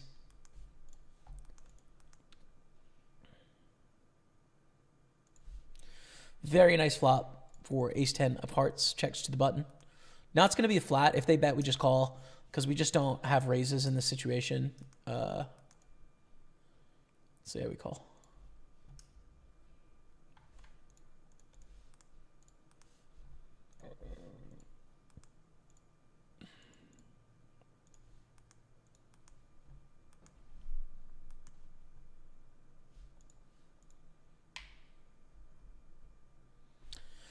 A check raise, I would say, is mostly flush draws. I think it's really unlikely that overpairs primarily check raise. But we go 5 on the turn. I think we should lead now. We're going to see a lot of checkbacks on this card. It's a good card for our range. They're not going to bet a 5 ever. I think we just want to bet. It's really tough for them to raise now as well, legitimately. Wow, okay.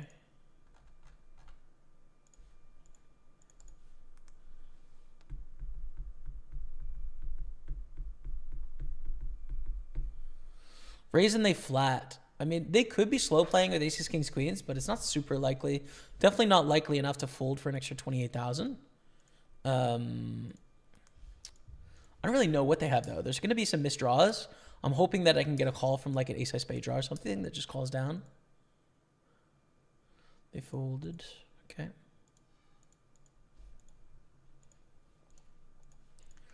That's fine. Jack-10 suited. We're going to limp along. Yellow is friend of the stream, by the way. So this is someone that has said, hey, or I watched the stream or something like that.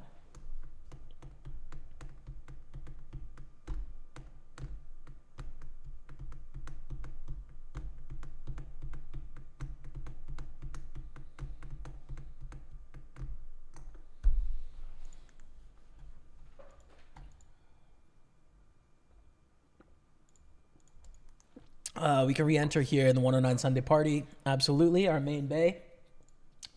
We're back in, Daddy.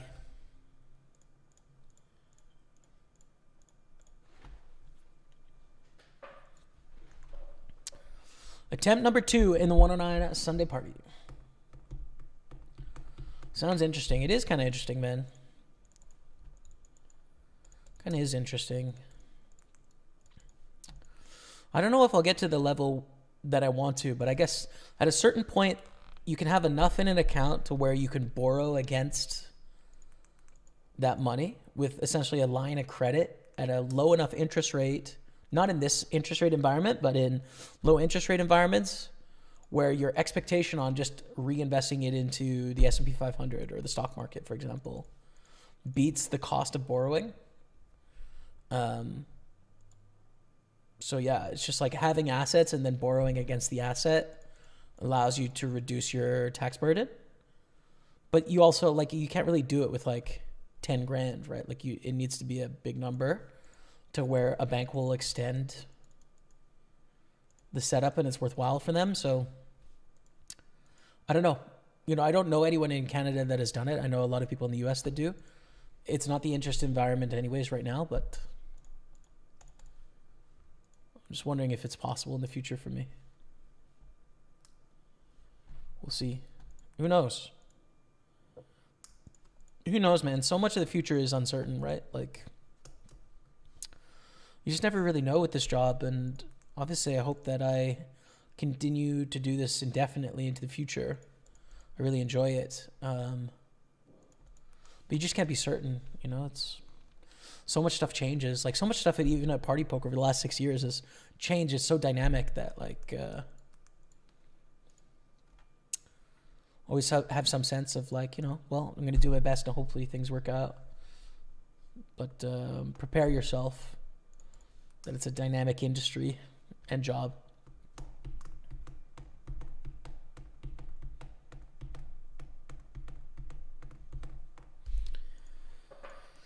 All right, so 216,000. This is a lot of chips, dude. We're in second place here of this little 109 6 Max Turbo. Liking it. Liking it very much.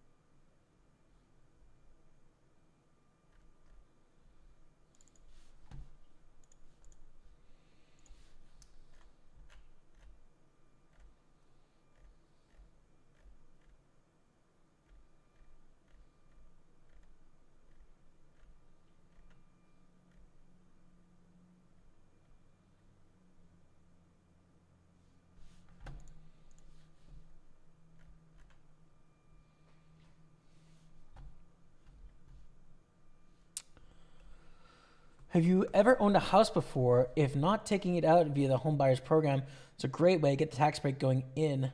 None taking out and buy a house and pay back slowly. Perfect. Yeah, I haven't. Great bluff. I forgot I cut off on that story.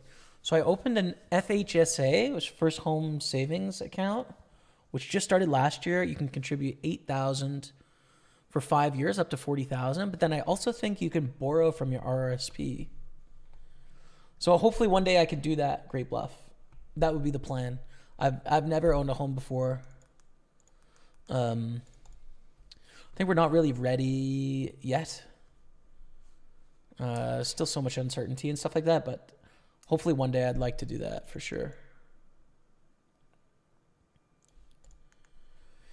One day.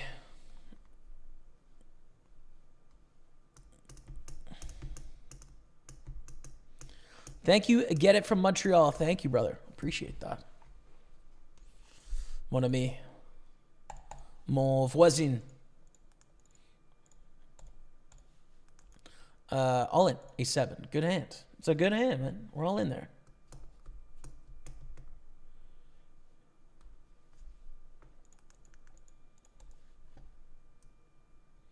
Friend of the stream, ex-home game champ. True. Yorkshire ace. True story, man. Professional printer.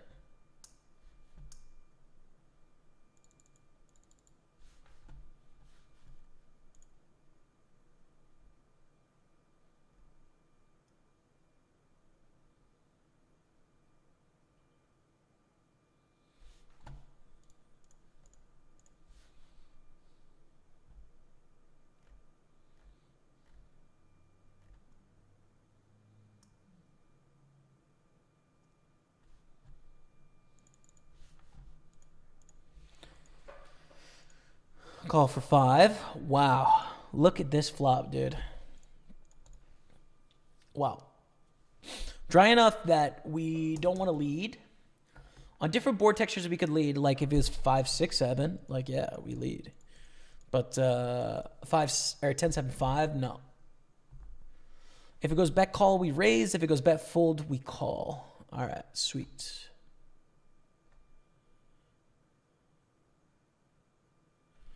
With 61 in there, dude. Is there any other option than jam?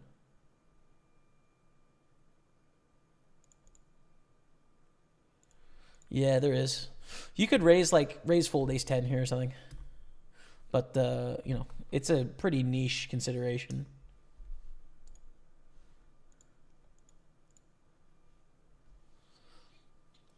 Sweet. Ship it. 245 and our first bounty for $50. We're in a very good spot now to where we're probably going to cash the tournament. We still got work to do. But yeah, 15 of 18 it says. We must be better than that. No, yeah, we are. 7th. 7 of 18. It'll update in a second. And on the soft bubble here. We're getting that late session fire coming in hot, baby.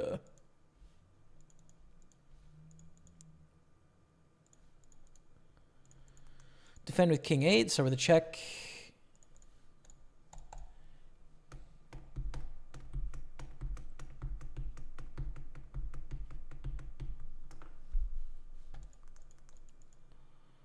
I'm sure you'll be fine, Jamie. I will definitely be fine, dude. That's the stupid thing about money stuff is like it's... You can just indefinitely worry about it and try and optimize for it.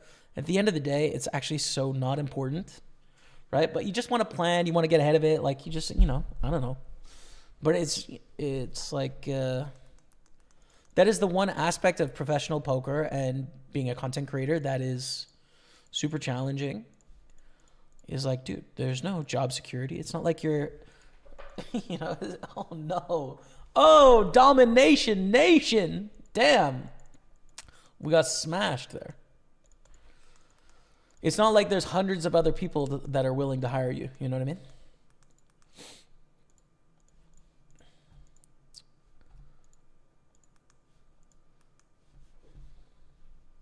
But it'll be fine.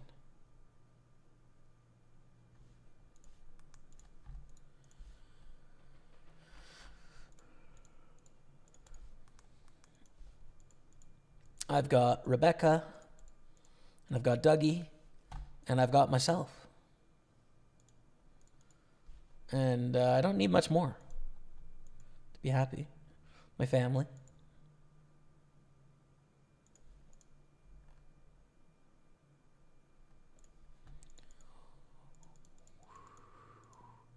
I think disconnected enough to go for the small C-bet, especially on a soft bubble. On 368. If it was like 865 or something, I wouldn't, but it's fine. They check this card that's almost always going to be a lead, I'd say, for the big blind.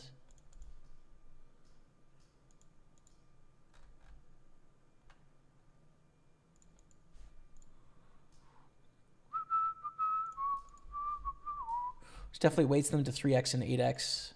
Probably 3x. Check it down. Ace 9, ace 9. Cool. Swag. If you're going to check a hand, ace 9 makes sense for what it's worth.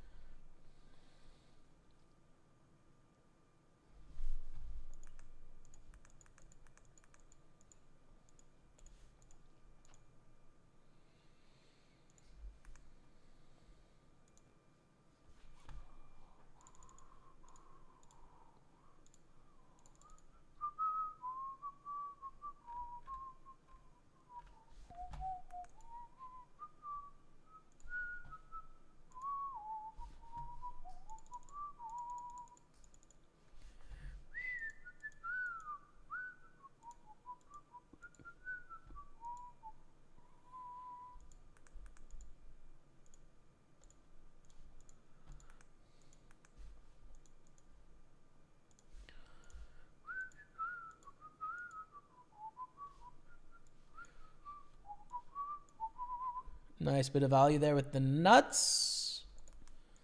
The nuts study.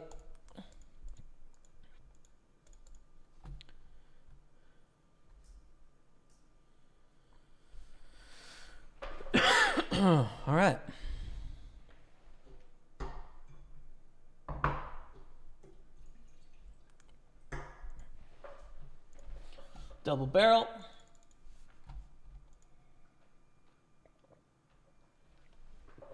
No. Okay, well, they bet 1/13 of pot, so we call. And we beat Jack 5. But we were definitely going to check on that river, and that's not a good river. All right, 322,000. Second place here in this 109. We've got some stacks here, man. We have a couple 1-2 cutie spots, man.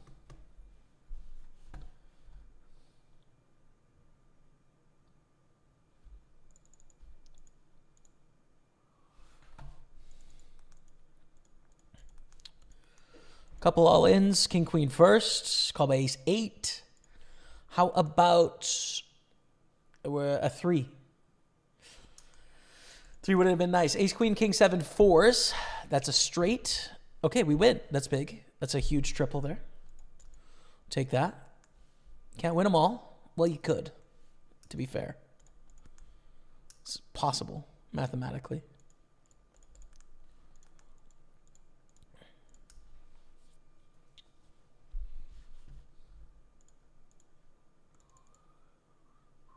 Two 0 PWHL Montreal. Let's go.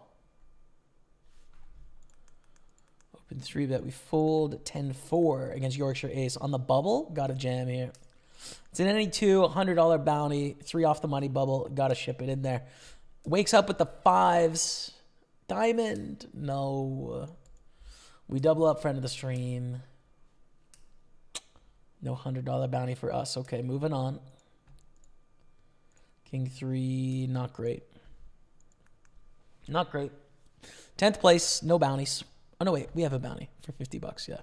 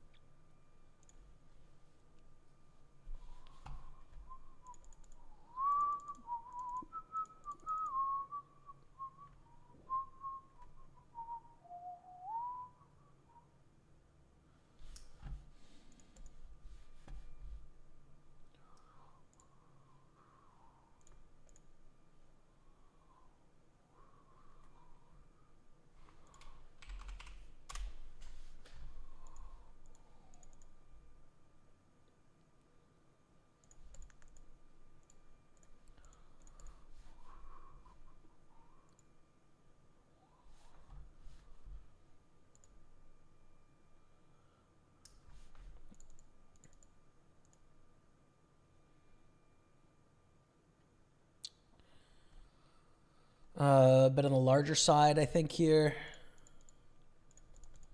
We're all in ace 6 against jack 9 as well. Ooh. Ace or 6 or queen. No. How lame. 3 on the turn, check.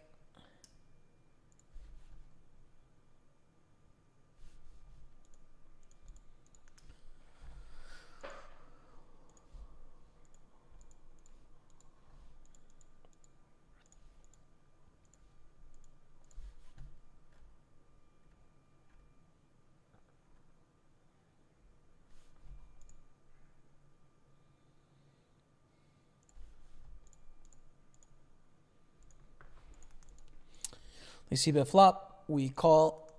Turns a 3. Okay. Let's go Niners, says Rod. What's up, Tom Appleby? How are you? Luka Doncic playing with you. It seems to be, man. Seems to be. Oh, brutal river. Against aces. We were behind the whole way. How about the 5s in the brand new big quarter? To call.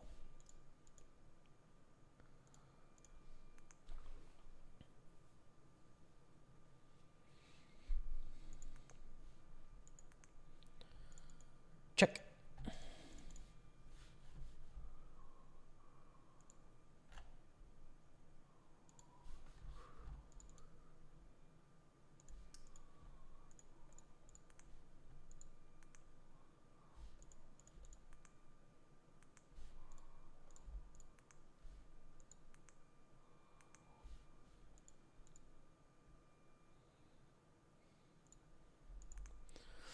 Fold with player in the middle. 2 overcards to our 5s. We don't flop the set. I don't think there's a lot of upside here. We open jacks. Yorkshire ace calls. Oof. 2 off the money, but we've got a dangerous Jack.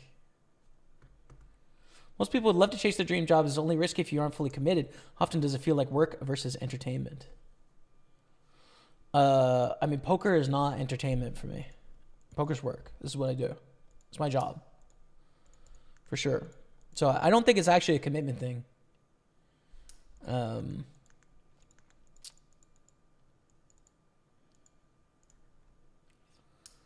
guess if we're going to check call, it'll be something like this.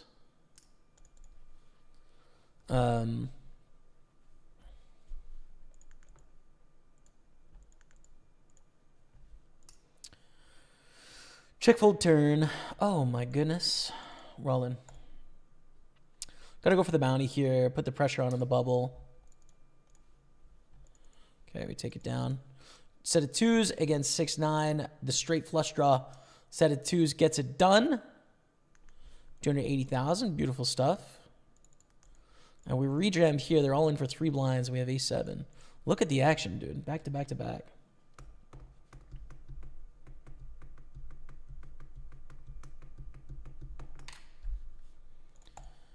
A7, Ace-5, 7-3.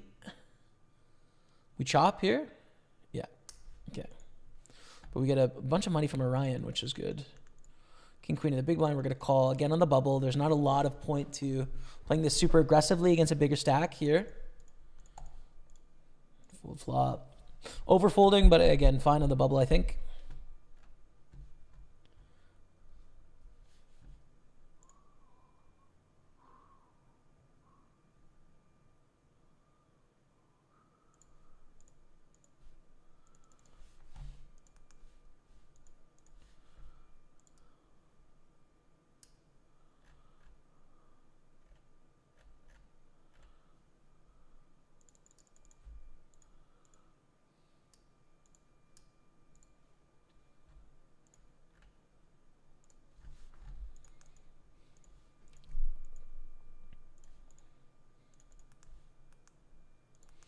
No jack, no ace. Barry, come on, Barry. Not now. Not today, dude.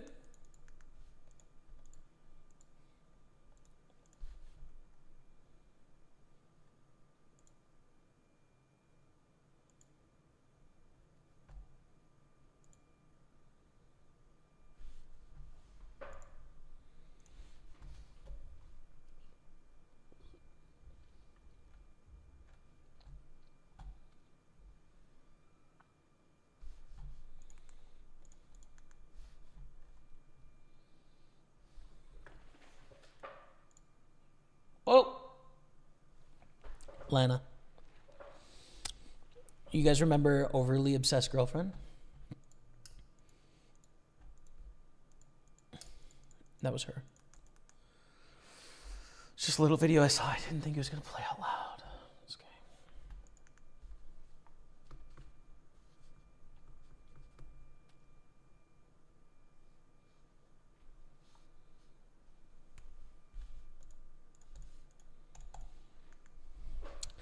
Ten of 17, 2 off the money bubble.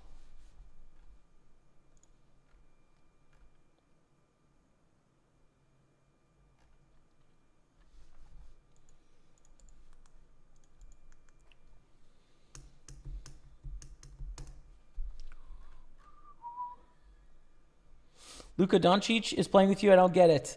Well, there's a screen name named Luka Doncic here, but it's just a screen name, so it's probably a fan, I would assume. I would assume it's a fan, but you never know. Could be the real Luka. Possible.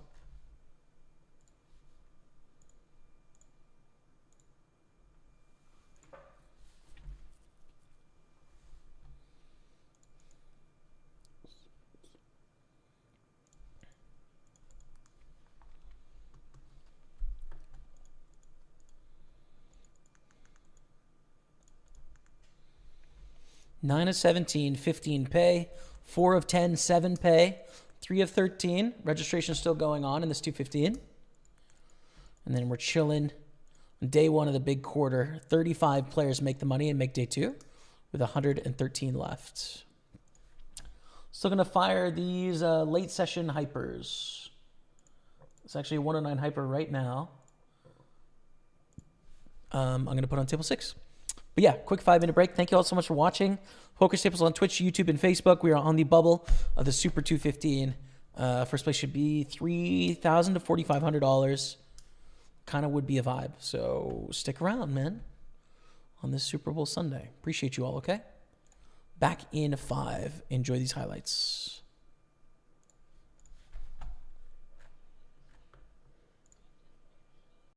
Stock open. It's also annoying, but I think it fold. Yeah, it contains every Broadway. Thing is, if we call and lose here, we're just tied for last, right? And it is a bounty, so covering people for bounties is important. I think it's a call for that reason. Good luck. 9s. Oh, it's an ace. We don't run bad forever. The vibes are over. We have cashed it. Red fell type confirmed. 239 cashed. We get a $50 bounty, and we are the chip leader, able to bust out everyone. Very important pot. Tough spot with A7 there. 9 blind jam. It's tough. This is going to be a rejam. Same thing against eggs, except there's no bounty pressure, so they're going to shove wider. It's for a double bounty size. It's good luck us with Ace5. Against Ace8, let's chop with a high card. 6 is not going to do it. We needed a 9, a jack, a queen, a king, a 5, a deuce, an ace. And we call here with ace king. Again, I think the chip stacks are important. We're in the money. We got a rumble here. Covering for a bounty, I believe. I think this is for a bounty. That's an ace on the flop. We're looking very good unless it's a 10. Come on! $112 bounty. We are the big chip leaders. And now we're getting real, dude. Now we are getting real. 307 plus 350 in bounties. Min bet, raise, call. 9 of spades, eggs gets it done. We're 3-handed now. We wanted that 87.50 ourselves, but that's okay. Call. When we want to fast play too, there's going to be a lot of straight draws, flush draws stuff. Like, we don't want to call and slow play here. We want to put in action now. Get it in against one pair of queens, force all jacks to call, force flush draws to put in all their money. Put 10-9, king 10 in tough spots. Thing. They call 10 of the turn. Not the best turn in the world. A few straights get there, right? Like king 9 and ace king, although not likely they're going to bet call king 9 unless they had a flush draw to go with it. Not likely they're going to bet call ace king either. So I think we go all in for half pot here with their 2 pair and hope that they don't have queen 10. Hope they have jack 10 would be great, right? Ace jack. Let's go. We're heads up, Dottie. $143 bounty coming our way, which is beautiful. We are heads up. 772 in the prize pool, 500 of bounties. We're playing for double this and double this. So basically 400 plus 600. We're playing $1,000 heads up. We've already cashed for 1,300. So that's what's up. Good luck, us. Let's go. Pick it a call, 10-6-4 with aces. I think half pot. It's a board texture where there's going to be a lot of draws. Don't want to bet too small here. There's all these gut shots, flush draws, backdoor flush draws, one pair hands. We want to start building a pot with aces, so we go for the half pot. They call, turns a queen. This is typically a great barrel card, but then, you know, we still have aces. Like, this is a bet for value on the turn, and then unless the river's like the 9 of clubs or something, probably a bet the river as well. So we're going to go half pot again. And we take it down. Okay, good. Good. Good. Limp. Check. That's a nice flop, dude. That is a nice flop. Call. Check.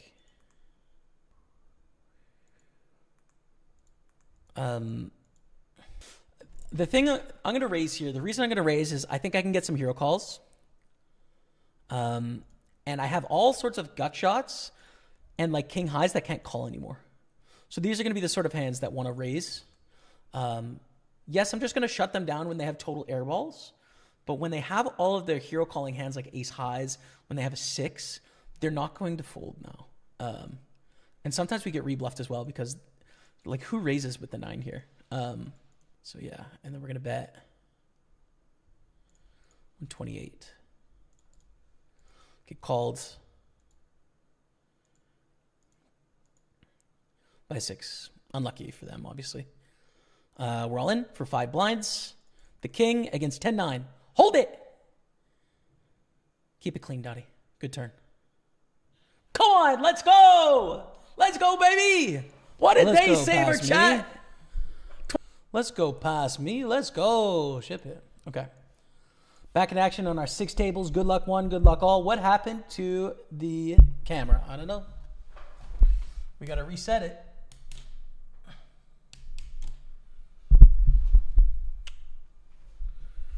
Doesn't seem to be working very well. Okay, well.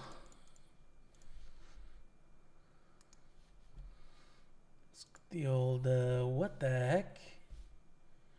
Hey, give me a second, chat. Can you hear me?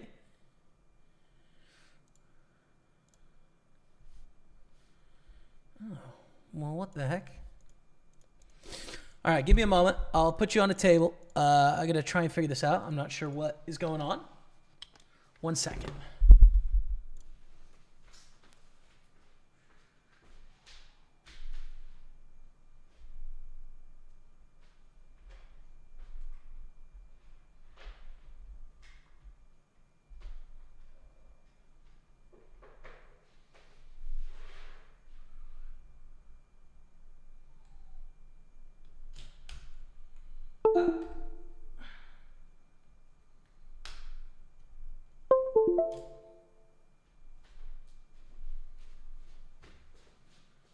Are we back? I think we're back, dude. Yeah, okay.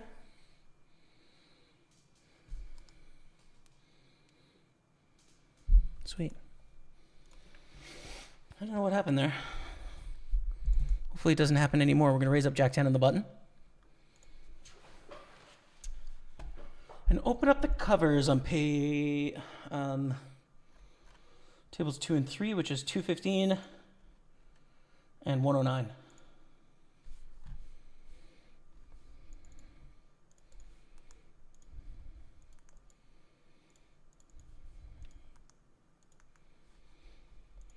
The real Luca isn't playing Party Poker 215s on a Sunday because he isn't in Canada. Otherwise, he would be. True. Exactly, man. Is poker your dream job? Yes. But I've been doing my dream job for 13 years, right? So it's not like I wake up and I'm in a dream anymore, you know? I've been doing it for a very long time. You know, so when you do it, it still is work, right? Like even dream jobs are work. I'm sure that's true of a lot of athletes and people that become CEOs of huge companies or what have you. Like it, you know, probably the first little while it's a pinch yourself, but then it becomes like a, you know, got to try and do your best given where you are and etc.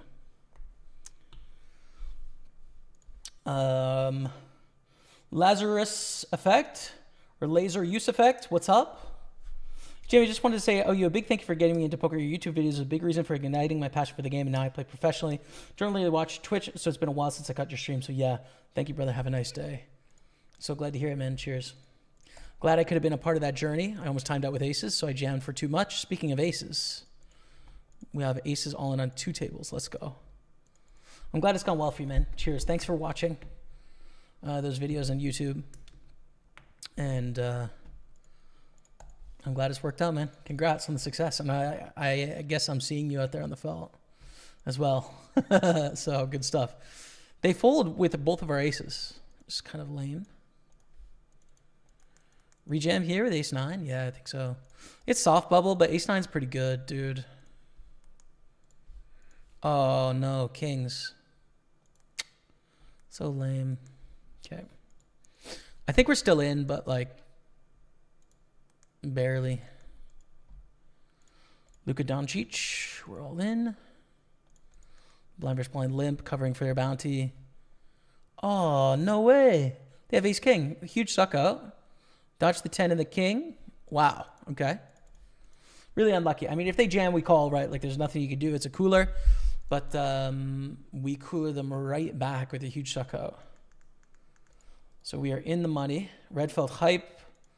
We've got 188 in bounties, 223 in the prize pool, and we're fighting to go the distance as we fold the Matty Ice here. So we are now 8 of 9, 7 pay, right? And now we're 9 of 9, basically tied for the bottom. So we have to see if we can sneak our way into the money there. Once upon a time in second place, no longer.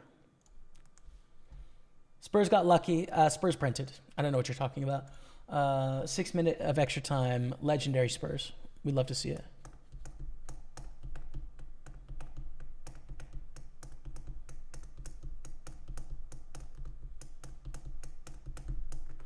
Where art thou? True. Whoo! Speaking of the art, thou. It doesn't really work. Queen 5 is going to be a fold. Under the gun. Back to our in the money here. 9 of 15. But chip leader has 530K. We double up our chip leader, which means the stacks are really condensed. Not very many differences here in the chip stacks. This might be your best look yet at Pokerstaples. That came from my own fiance, dude. Talking huge smack. Unbelievable. Unbelievable, dude. I can't believe you.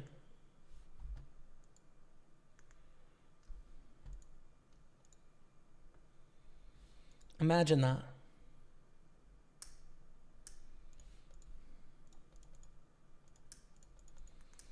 You see that in the $11 quarter.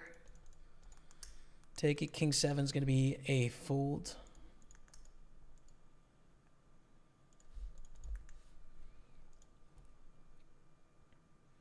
What time is the kickoff to the Super Bowl? I think in a few hours still. Because it's in Vegas, which is Pacific time. Usually it's like 4:30, right? So I'm guessing 7:30 Eastern, but I don't know.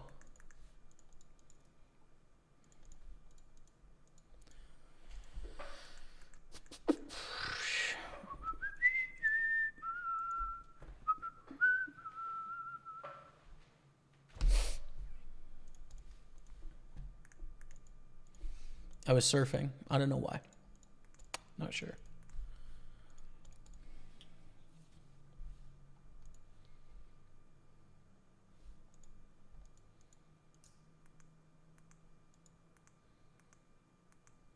I think I kind of mixed up a Bee Gees song with whatever I was actually whistling.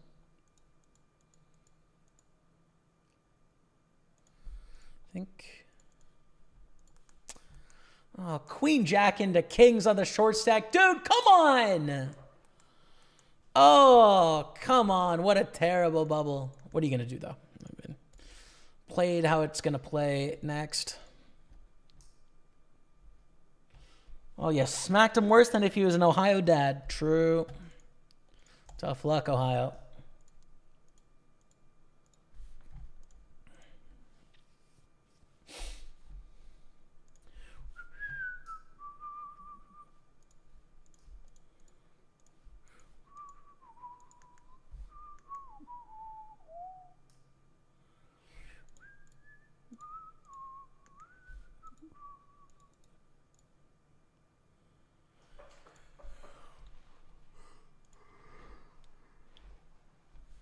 Open the ace 5 suited.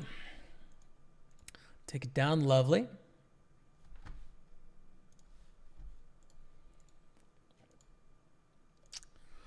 Probably not worth ace 9 under the gun. We'll fold there. Moving on, 9s.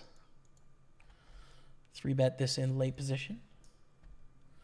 Could kiss you, Jamie. I would. Let's go in the money, the 215. Get it. Yorkshire ace, except against me, because I'm here to win. Here to win this thing, brother. Here to win it. Ooh, checking. Don't mind check here on king high board, actually. King high board, 3 hearts, chilling. Big bet. I don't know, call. Especially when we check back flop. Seems like a no-brainer. Check 10 against queen 5. No, nah, dude. No, dude. Call, I think. Especially against, like, when they call the 3-bet, we check flop. We're going to induce a lot of bluffs and an $11 buy-in. They have mostly air balls. It's fine. It works out well, dude. To 550,000. Looking like we're going to take a big stack through into the big quarter. 35 players make the money, and we're going to be in like 15th, 16th right now. Something like that. Any chance of you getting back on the real tables? In my lifetime, a virtual certainty. This week, pretty unlikely. It's something that I've pushed off to later in life, essentially, to where it fits in.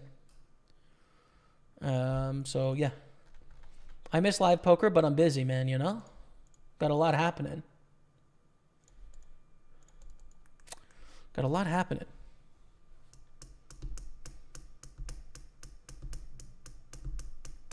Back to business.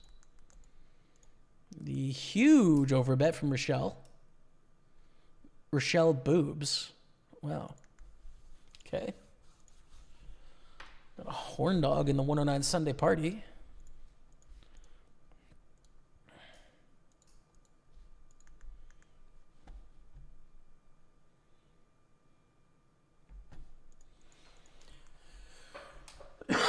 Excuse me.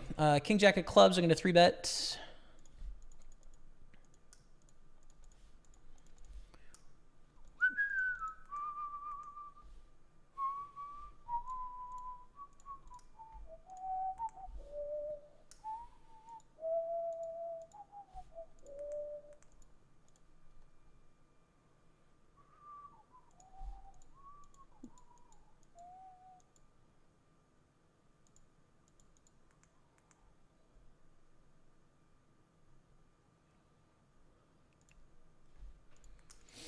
We bet. We get check raise min. I think we call here.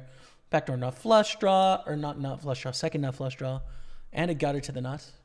And now we turn the problem. And that they're probably going to jam, right? And what do? We beat bluffs only. I think we call again. Probably still are going to fold on the river. But we picked up some equity here. And it does look like we have an ace, right? It looks like it now. Fold.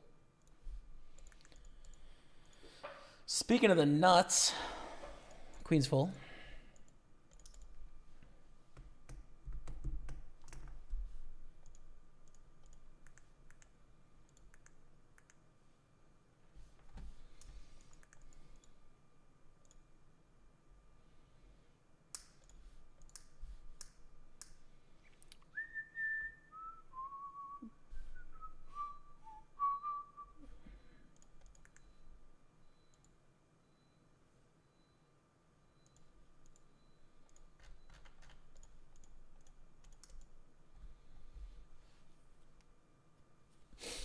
Queen's full, takes it down against the straight king 10. Very unlucky for them, right? Flopping trips, making a straight on the river. I mean, pretty brutal to be behind the whole way, but it's true. We flop top set.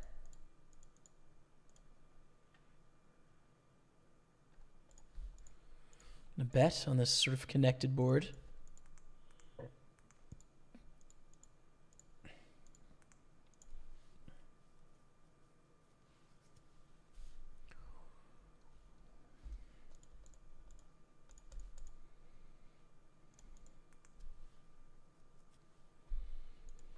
Full house. I want to keep betting here. I don't want to go too big, though. I want them to continue with their draws. So we're just going to bet small. This is an $11 tournament, right? So I want them to continue with diamond draws, with spade draws, with straight draws. So I'm just going to choose a small size exploitatively and just hope they do their thing.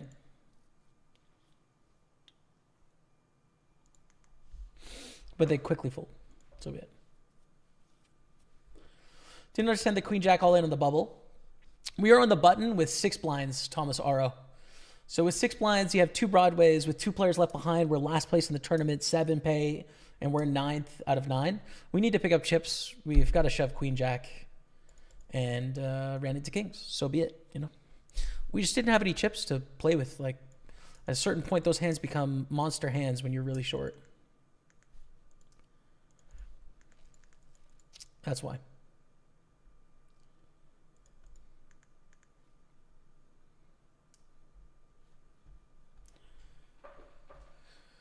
It was Hawaii 5-0. Never seen that show.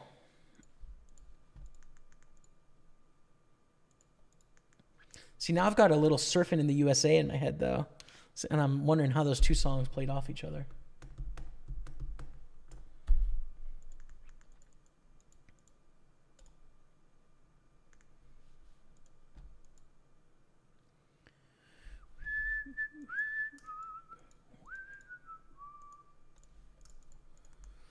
Pocket tens is beautiful. Leo J. Carnero raises. We're all in.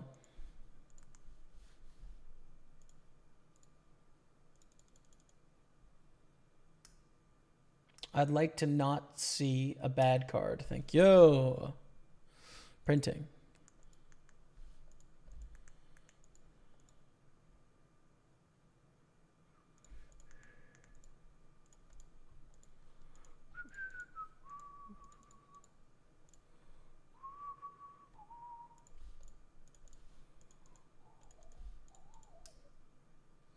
Just good board for us in the big blind here, basically. So we'll lead. A lot of good turn river combos for queen nine backdoor clubs.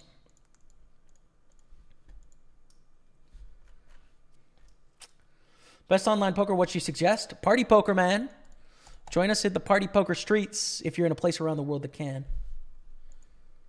And of course, of legal age, etc. You know, fit all the requirements. Hop in, brother. Ace king suited, we open. Casper crack, king calls. Check raise or just bet? I think just bet.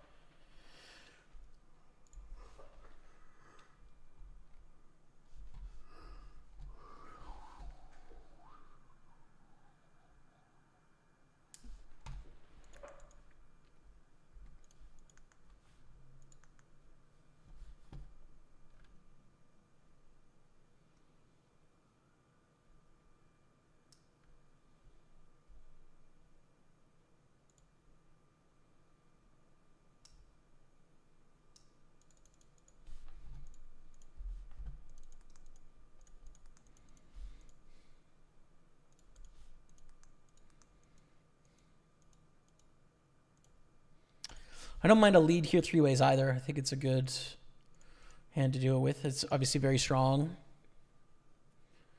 Puts the button in a tough spot. If they jam, it's great. We would love to gamble for the bounty. And now we gamble for two. We lose. Lame.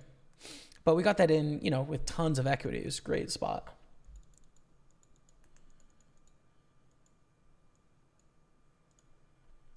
A bet. This is a thin value bet, but I think given our stack in the pot, it's fine.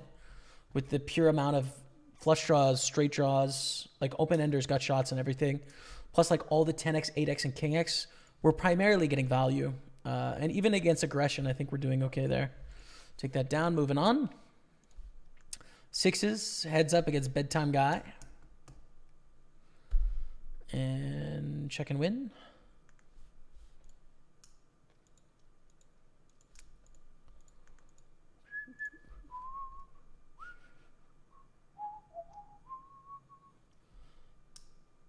As they say in Scotland, are you raging, man?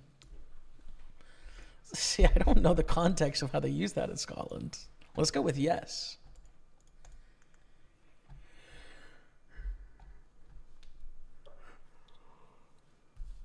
Excuse me.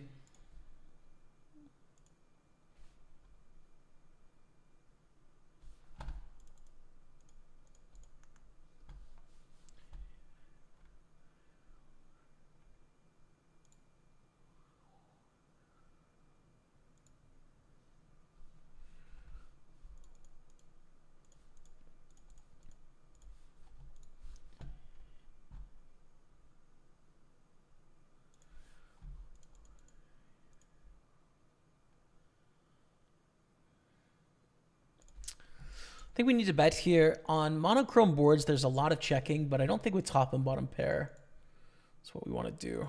So bet and take it down.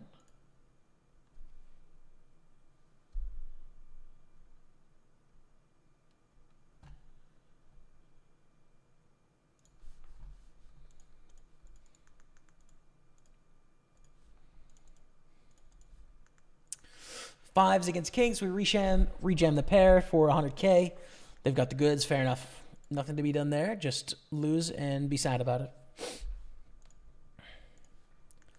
Knocks us back down to 320, but we're okay.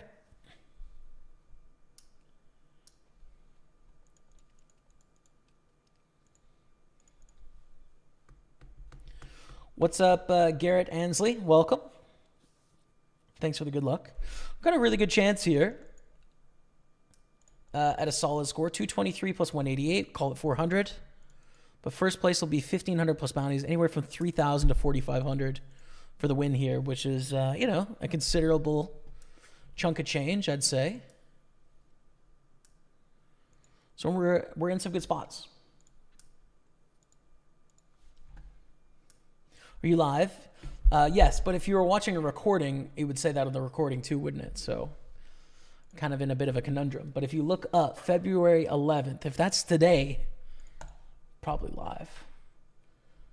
You know, unless I'm replaying this on February 11th at some date in the future, I'd say unlikely. Don't give me any ideas now. Ace 7 off. Do we want to 3-bet here? First impression is yes. I think it's a great spot to do it because 1, we cover this opponent. 2, we have the ace blocker. 3, we do well against an all-in from Yorkshire ace. And 4, if they fold, there's less incentive for this opponent to play the pot. So kind of like everything is aligned there for a 3-bet, and it works out really well. To 350.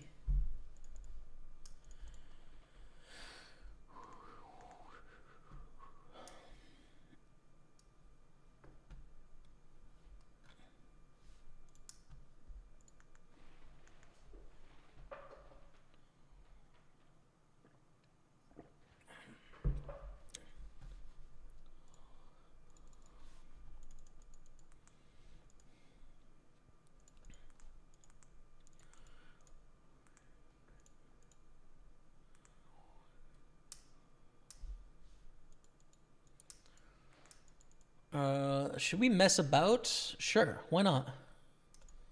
Why not drop a little mess about on them?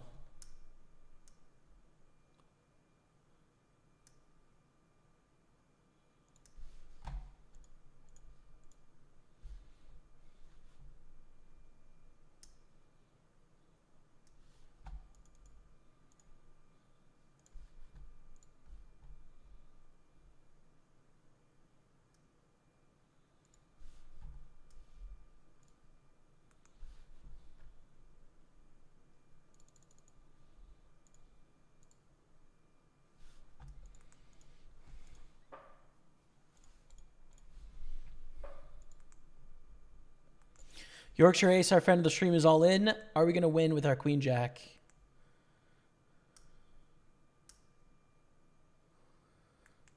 Ace 9 against ace king, not so good in the 109 hyper. Ripcity.gov.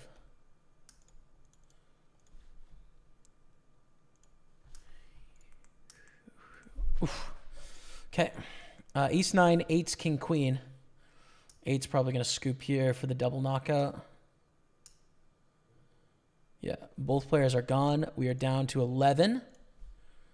And 2 pretty big bounties gone there as well.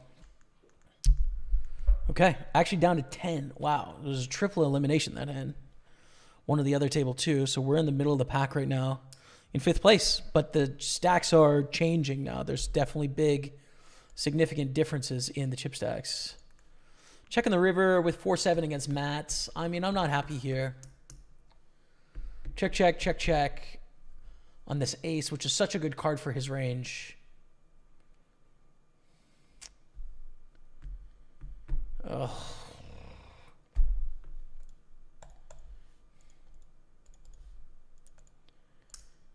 I don't think we're winning enough. I'm just deciding if I want to bluff or not, but I don't think so. I don't think so, man. Dang it. Do you bet on sports? No, it's not really like. I think to profitably bet on sports, you've got to have a lot of data. I don't think you're able to just watch and be sharp. Betting on sports and not being sharp isn't that interesting to me, just because like I gamble all day, so no shortage of action. So I would bet against my friends for fun, sure, just to have some action. But I think I'm just like losing to vig if I would try and bet outside of that.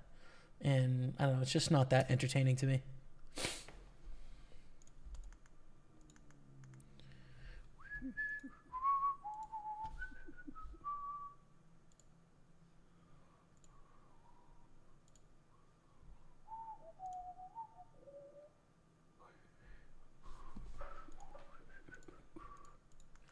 Check 6 off, not quite.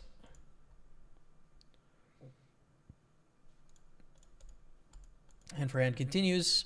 Here we're 50 of 83 and 35 make the money. Double stack in the 109 Sunday party.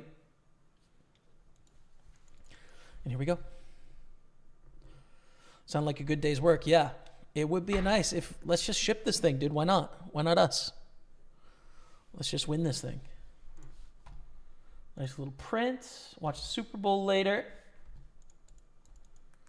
Read some books. I got 3 books to read tonight.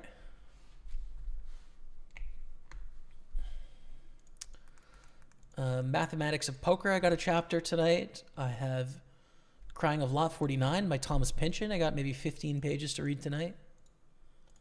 And the first story in Delta of Venus by Annis Nin. It's part of a book club. So those 3 things. Maybe make a couple TikToks tonight about some recent books I've read. Write some notes. Got to get some receipts together. I got a lot to do, man. I don't know. A lot happening. I think we should call, especially when board pairs here with the 3s. Pretty decent. We have a gutter. I think it's a good hand to call.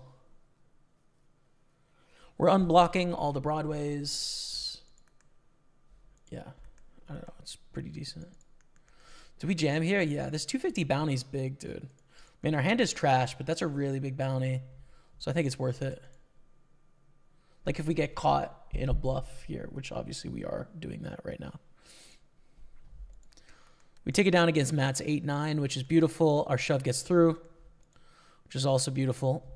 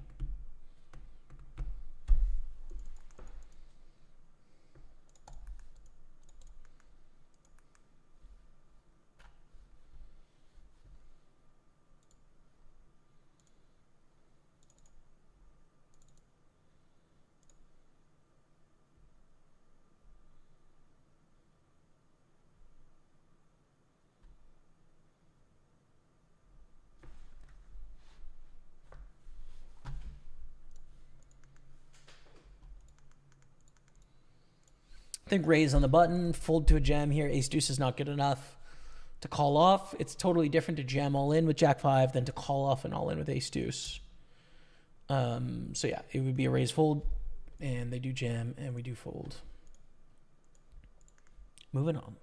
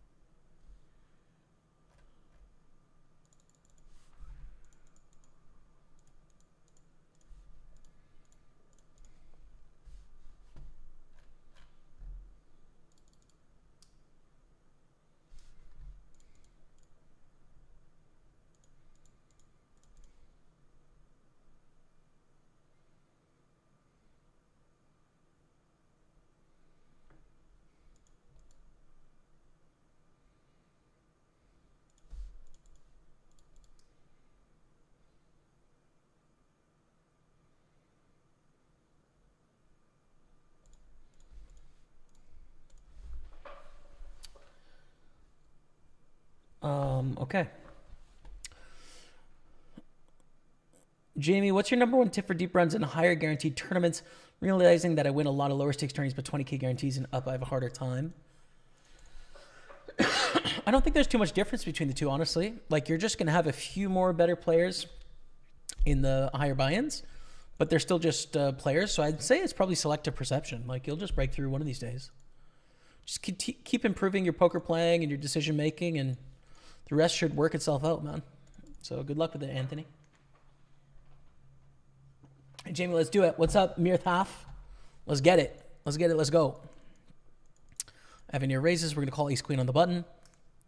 You can also jam this too. It's $11 though. I don't think we need to. Should be able to play reasonably post flop. So we're still on the final table bubble of the Super 215.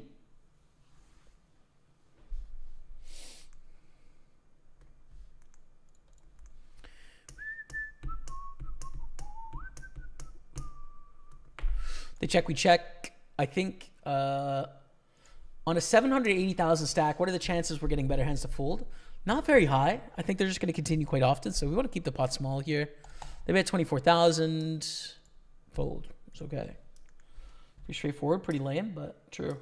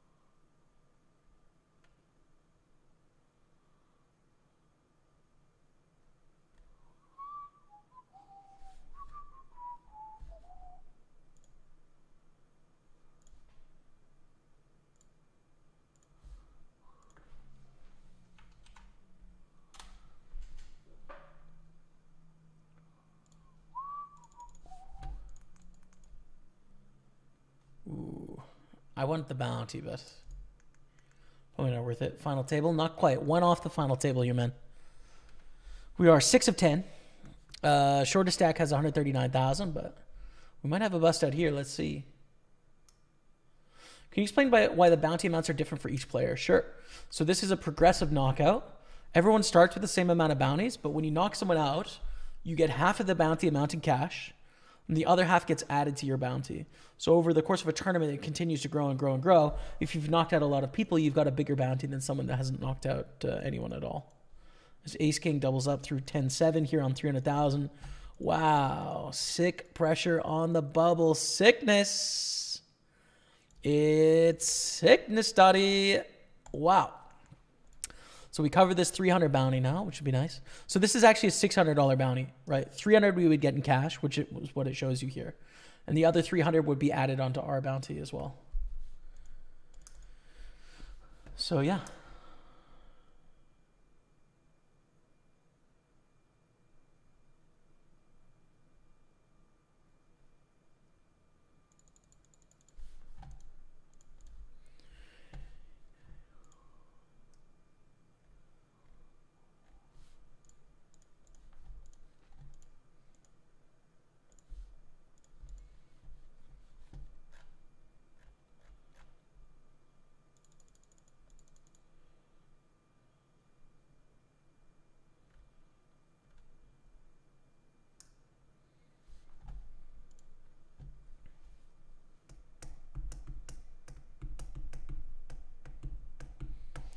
FT, baby.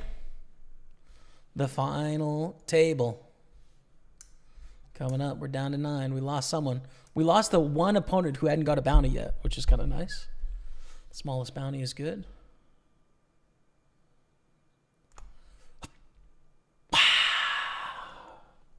Final table height of the Super 215 on Party Poker. Coming in 5 of 9. 271 in the prize pool, plus 188 in bounties. You can see the payouts in the bottom left, but in a small field tournament like this, it can be up to triple for first place, right? Like it's pretty much at least double and sometimes up to triple. So anywhere from 3,000 to 4,500 is what I expect for the win here. And why not us? Let's make it count. Big stack here, Captain Wook on 1.1 million. Definitely senior. We play with him regularly. Play with this player some. So yeah.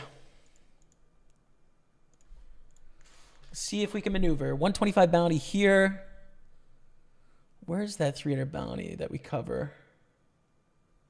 Here, yeah. Gashoro.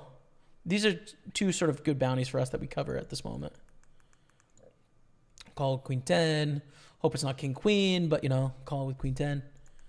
And chop that up. Okay, Deuce 5 is going to be a fold against this button open.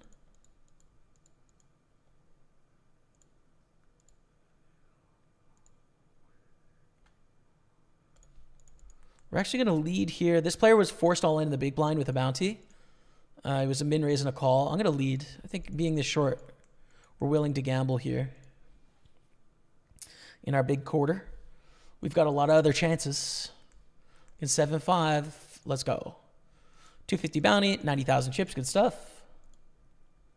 But back to our final table, which is for 20 times the stakes at the final table. It's a lot bigger.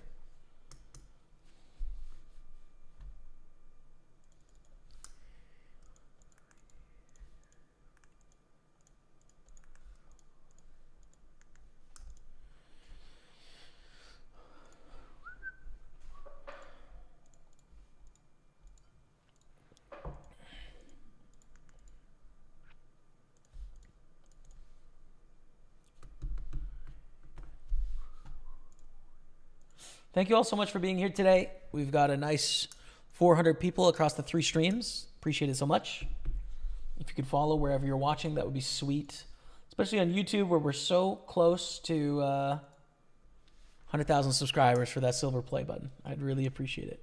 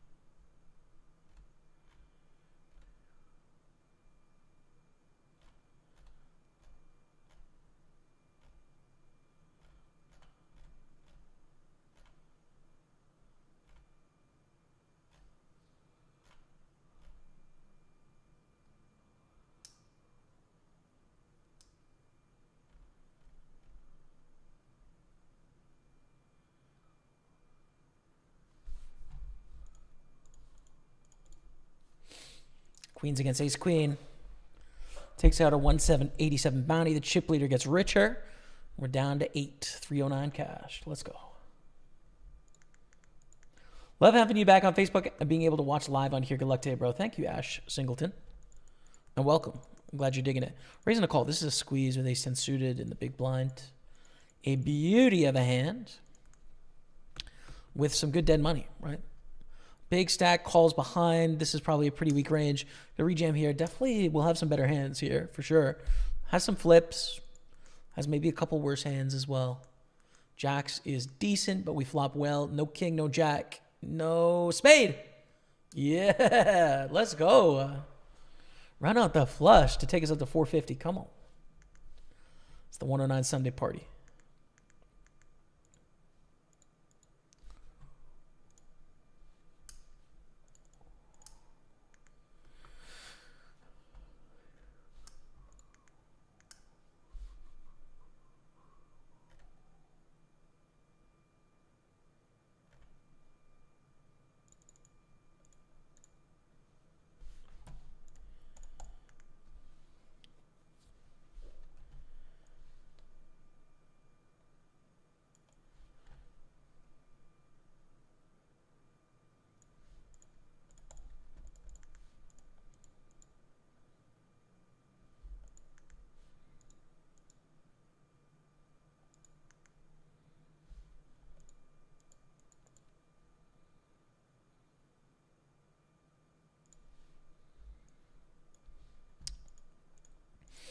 Folded that open.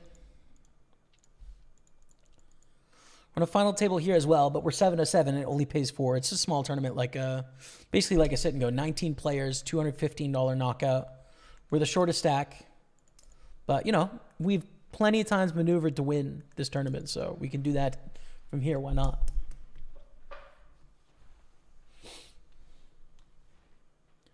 Why not us, Dottie?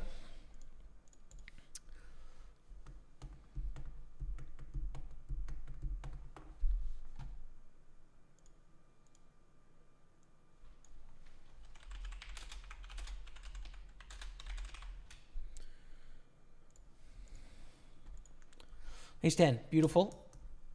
We're going to raise and face some difficulty against aggression from a lot of these stacks. Not so much against Kaiser Soze. I think we call for 13 blinds in the bounty. But against everyone else, like, I don't think we can call this jam here. 21 blinds, we're just not going to be winning enough. Risking too much. So, yeah, we got to fold.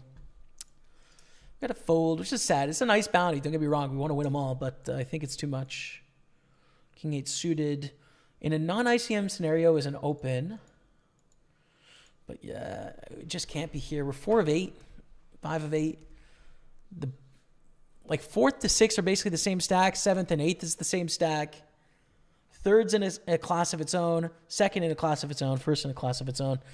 But it really sucks to bust 8th when we're like tied 4th, right? Like it doesn't make any sense. In which case we're going to be folding some of our weaker hands.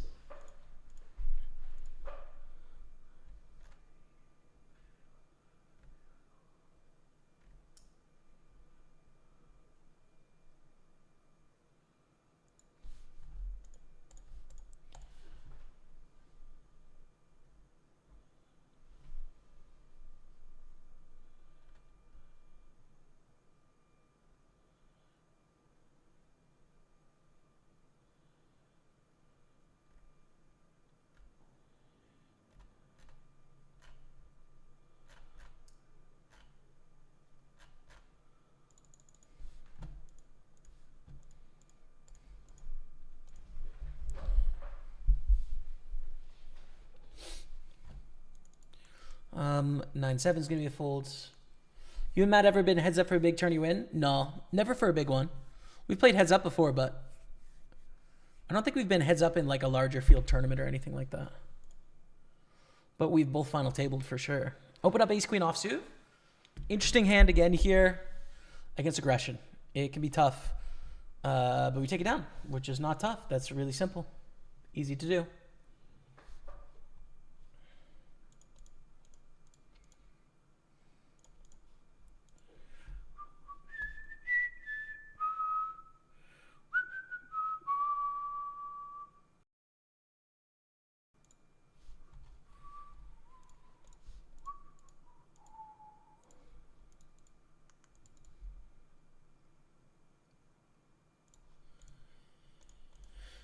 Okay, chilling.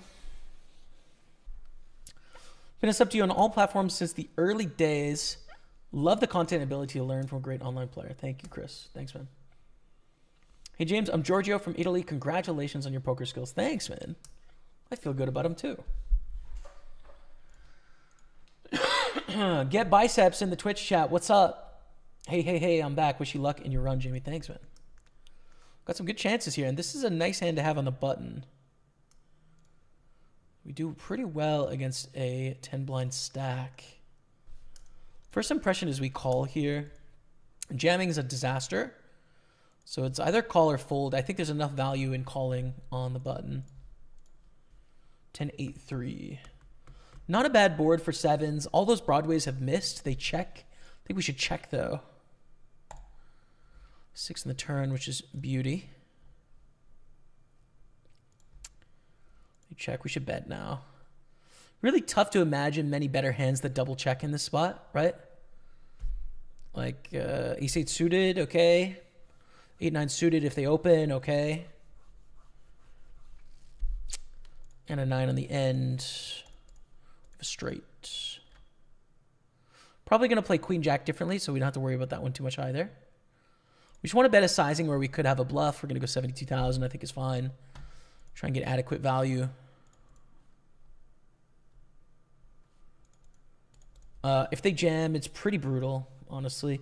Like, I don't think Queen Jack is really likely to play for it. First of all, a check on the flop and then a check call on the turn with Queen High. Kind of unlikely, I'd say. So we take it down 3 to 50,000. Good stuff. Onwards, we roll.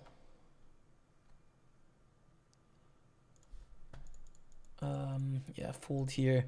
Chip leader behind can reach havoc or unleash havoc on us. Just fold with the Queen 10 offsuit. We can't call a jam, or we don't really want to call a jam here either. Over with the Jack at 9.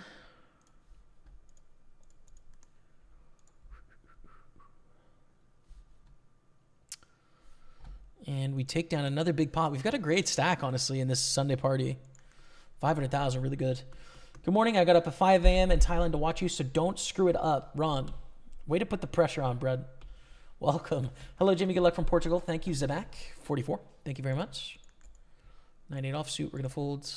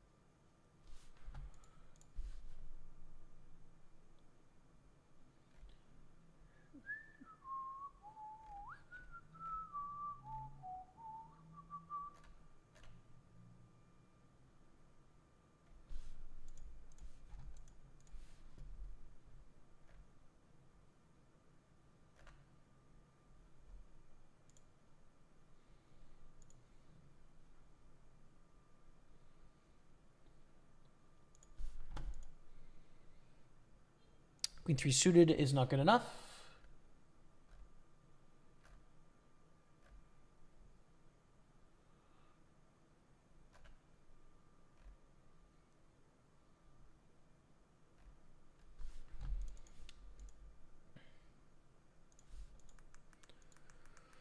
Is this the one to go all in? The problem is we have 6 blinds. I don't think so. Especially when we cover Ash Ketchum. There's going to be some better spots. Back to our final table. Bissop's all in.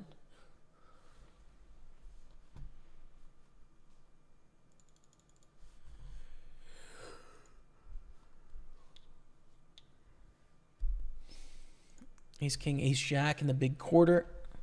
Risking it for the biscuit. Ace King, Toma Bad Toma, friend of the stream. Getting those chips. Getting the bounty. 1687, not bad. And we fold. Can't call it off against the Kaiser Soze. Ace Jack, Ace King. Double up from the shorty. I mean, I guess we want all the bounties ourselves, so that'd be fine. Ace King takes it. How short is this opponent now? Nice. 94,000. That's pretty good. How do we play this against the big blind? That's the only spot where it's really weird. If it folds to us, like, do we jam? Do we limp call? Do we limp raise? Against early position, I think it's just a fold. It's fine.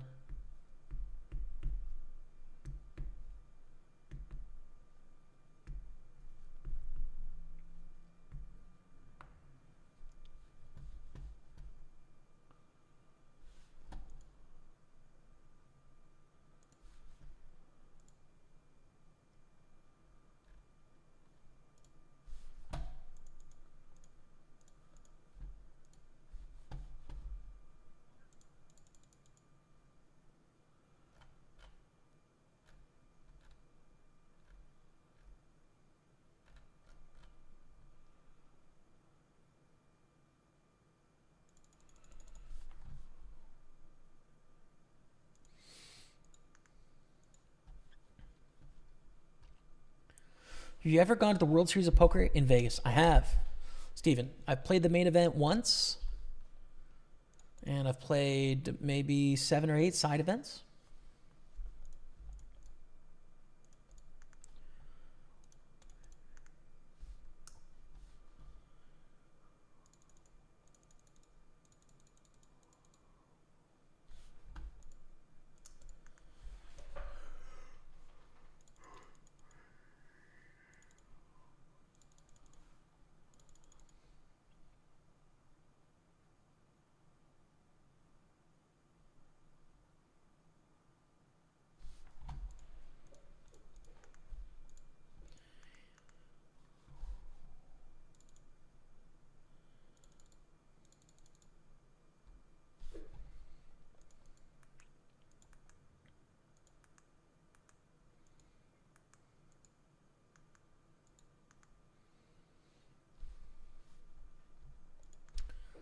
What can you do is all in against Kaiser Soze. Could lose it all here. I think we're down to 7. We are indeed down to 7 players. GG to what can you do? Kaiser Soze chips up. And we're moving on with 2 shorter stacks, just barely, but very much tied at the bottom, right? 290, 300, 330, 320, 390. And then an 800 and a 1.4. Very bunched up at the bottom of this leaderboard. Still anyone's game. Anyone can win this thing. 100%. 352 plus our bounties of 188. 550-ish. Chilling. Absolutely chilling. And we're priced in here with Queen 8 in the big blind. Good luck. This King Deuce smashed it on the turn like it's my job. Like it's my job. Up to 100,000. And just like that, we're 5 of 7 with 4 paying. We can win this. Why not? Why not us?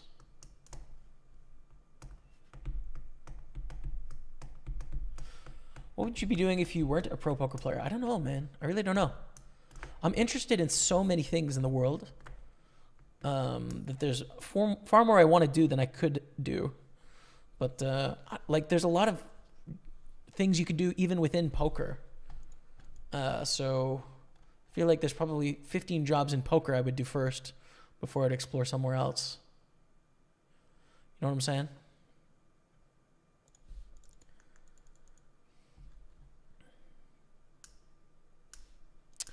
But I really do enjoy writing. I like art. I like reading.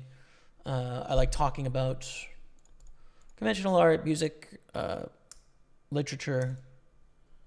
All that's really interesting to me. So I guess that's the one part of my life that's the furthest away from poker that, you know, that is interesting that I could do something in. That's probably the furthest away.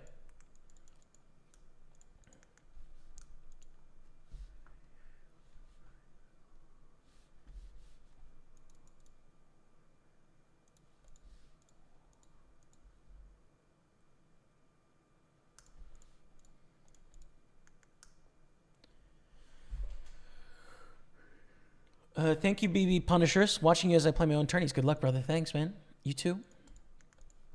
$300 bounty is now short. Bounty alert. We want it. Bounty alert. 8s is going to be an all-in here, I think, for us. The short stack calls.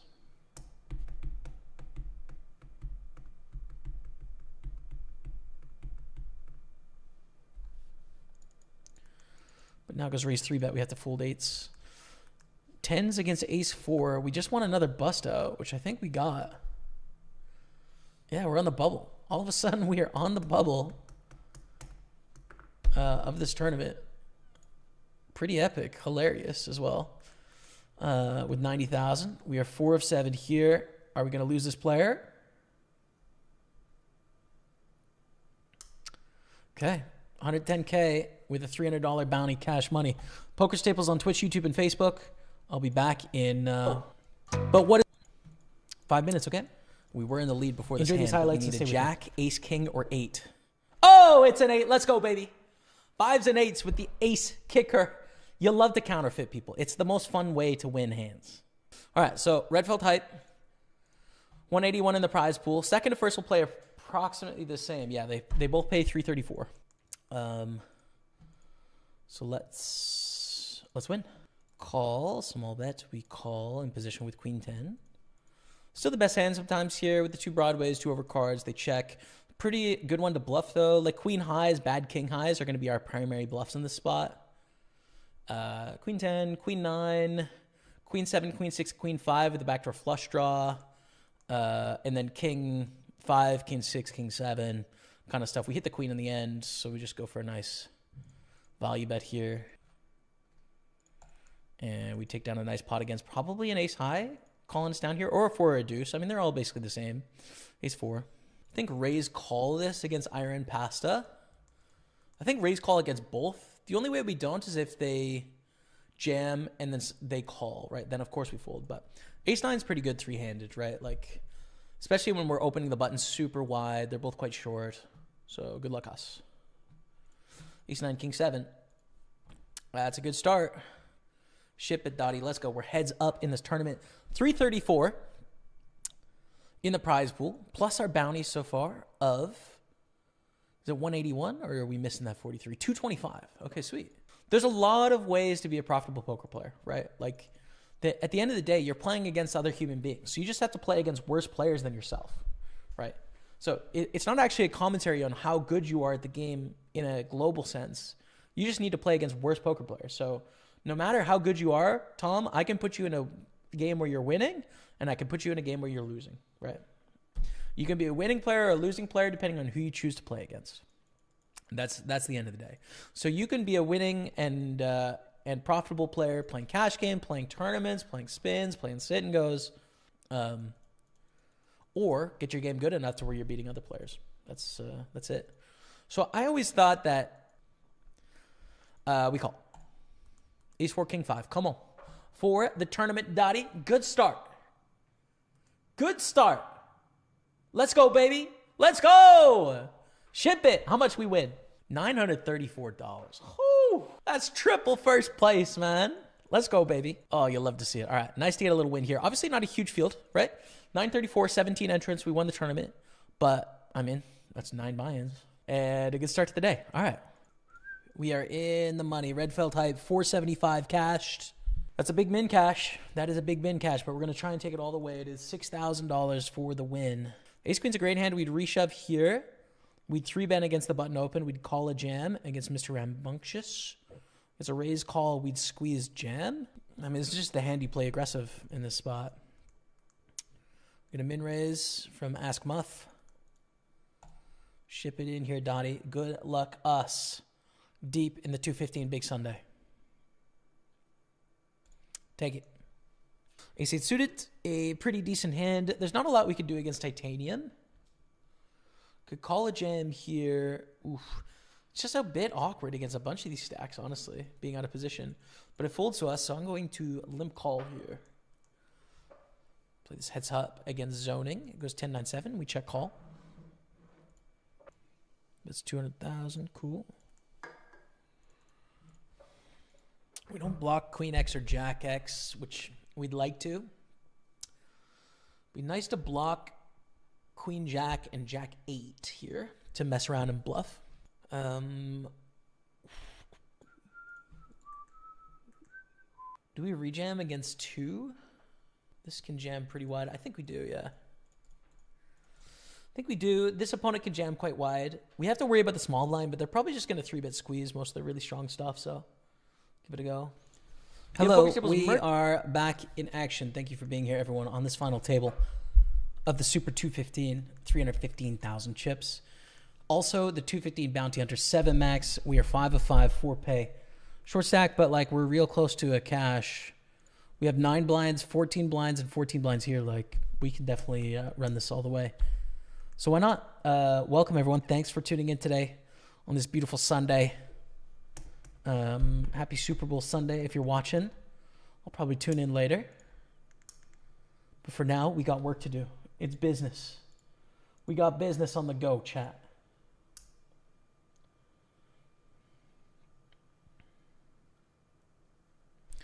We're actually on the bubble here too, which is kind of fun. Let's do that.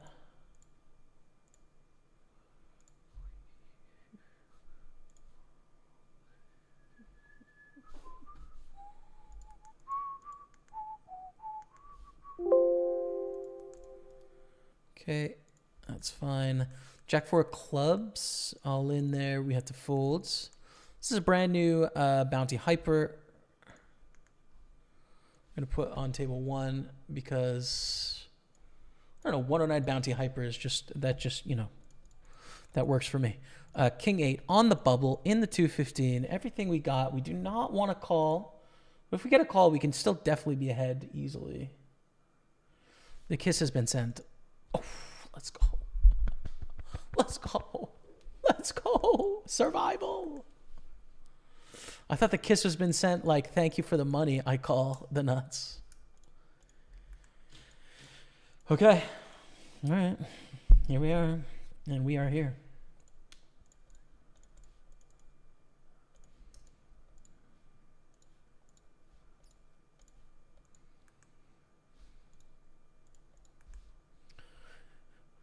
Ivory Coast beat Nigeria 2-1 in AFCON. Yeah, congrats to Ivory Coast.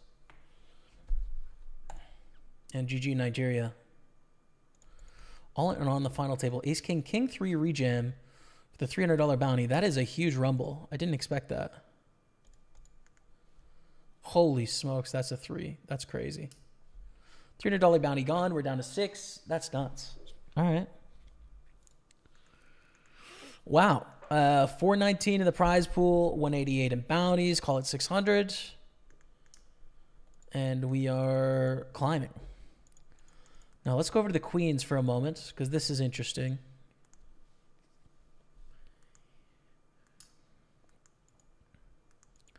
Wow, and this pot has 300,000 in it.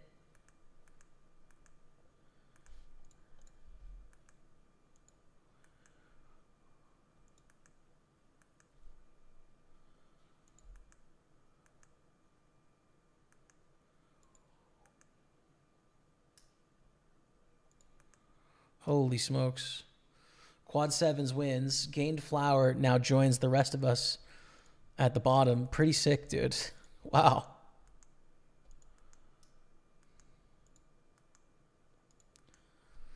Back to these queens, though. Let's go ship it. Burning one. Come on, brother. Let's go. Let's get it. Let's go. We gamble here. Even on the bubble. I mean, queens is great. Queens is a good hand. Good luck.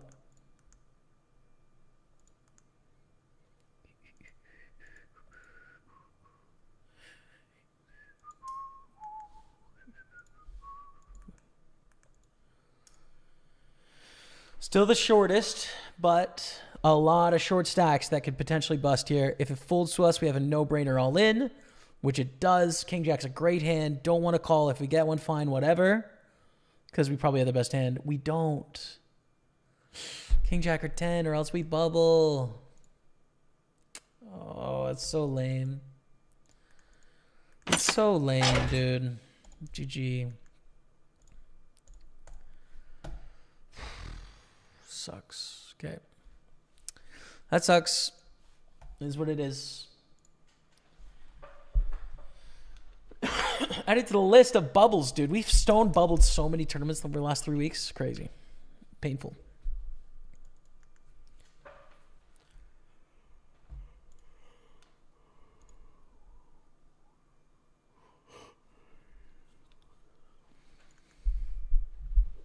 Kaiser Soze against Captain Wook.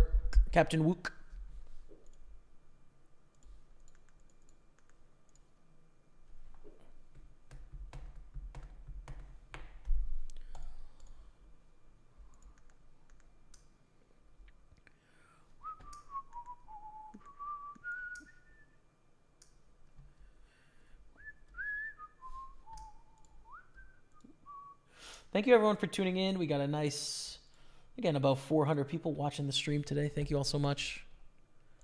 Appreciate you. I'm hoping I can take it home with a win in the Super 215. Would be sweet.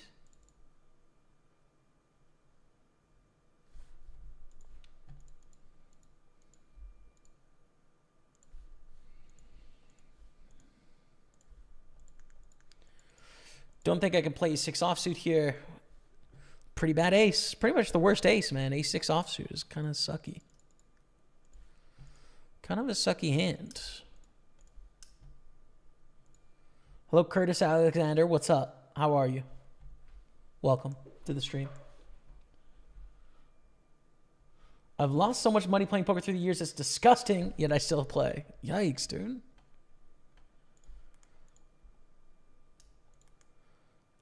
We got a friend in the stream as well, by the way, Galway, man.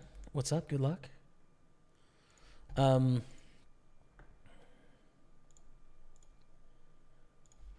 Listen, man, if you're losing more than you want to, you should stop playing, right?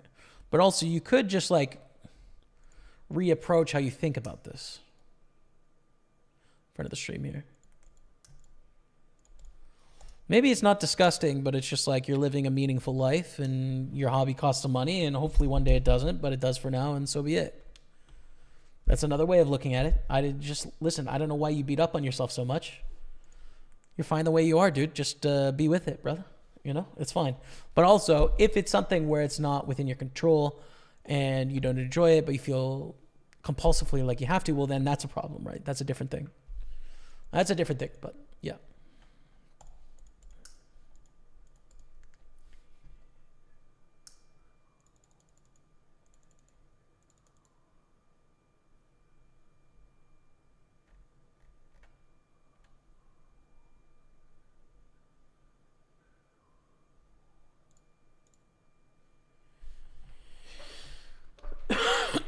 Excuse me.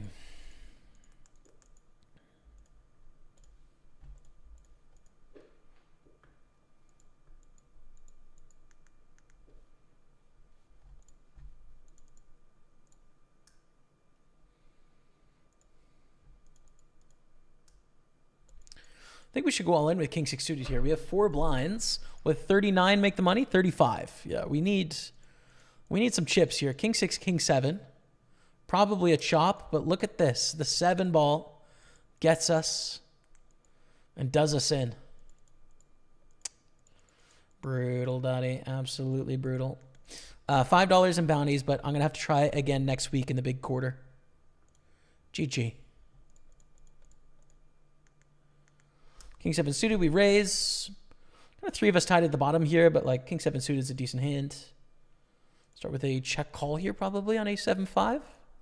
This hand gets difficult against turn barrels. Against flop, it's not that difficult, right? Just check call here. But it goes check, check. Turns a 6. I think small bet is fine. Hello from Australia. Hopefully you and the Chiefs have winning days. Thanks for the awesome content. Cheers, man. Thanks for watching. River's not great. I don't love this hand. Lose to any ace, they call on the button. We beat Broadways, but Broadways are mostly going to bet flop. And if they don't bet flop, they're not necessarily going to like float turn. You know what I mean? Like Queen Jack is just going to bet flop. King Queen, if it floats flop, is probably just going to fold turn to a bet, probably. So yeah, it's tough to win on that river. And we don't, in fact, win. We are the shortest stack now. Min raise on the button. We call with a 10-8. Wow, great flop. Great flop here.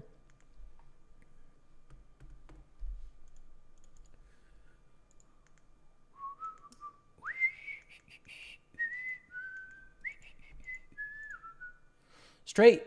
Straights are good.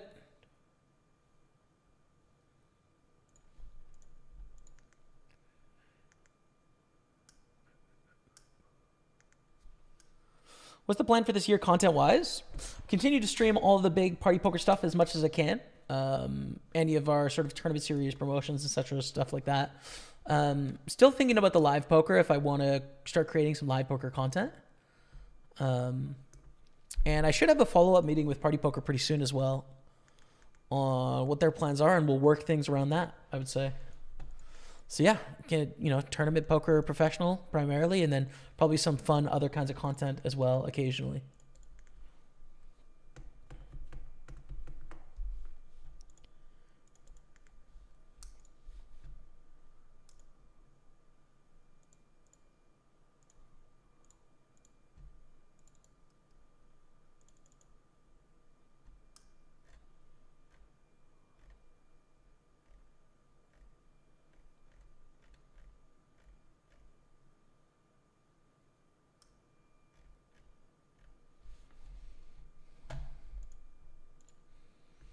Mid time winning a big pot there with the aggression. Twos. Ooh. Jam, right? It's a pair. We cover both for bounties. I think we just jammed the small pair. I don't think we raise fold. Being 4 of 6 and the 3 of us start tied at the bottom. I think we just ship the pair here. Take it 305. What was that last hand though? Was that raise 3-bet, 4-bet? I think it was. Yeah, so raise, raise flat, jam. Okay, never mind. Raise king jack. I'm great, chilling, playing Overwatch 2 and cheering you on. Well, thank you very much, man. As I flop the nuts, the absolute stone nizzles. We got to check back here. So hard for our opponent to have anything. We have all the cards, right? Like, what are we going to do? Got to start betting on the turn. I'm not going to bet big. Again, I think they have a trash hand probably. We have to hope they continue with a gut shot, with an ace high, with a 9. I don't want to bet big here. So yeah, we just go for a small bet.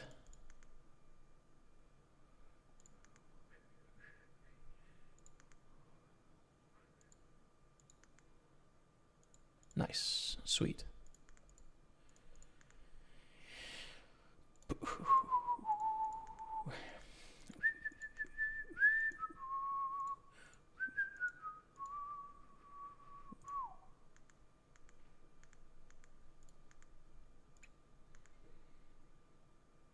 Are we in third place? If they jam, we are indeed. Let me check. Okay. Lame. They check fold. That's lame, dude, but whatever. We take it. We take it up to 441. That will actually put us in third anyways, even if they don't call here, which I don't think they will.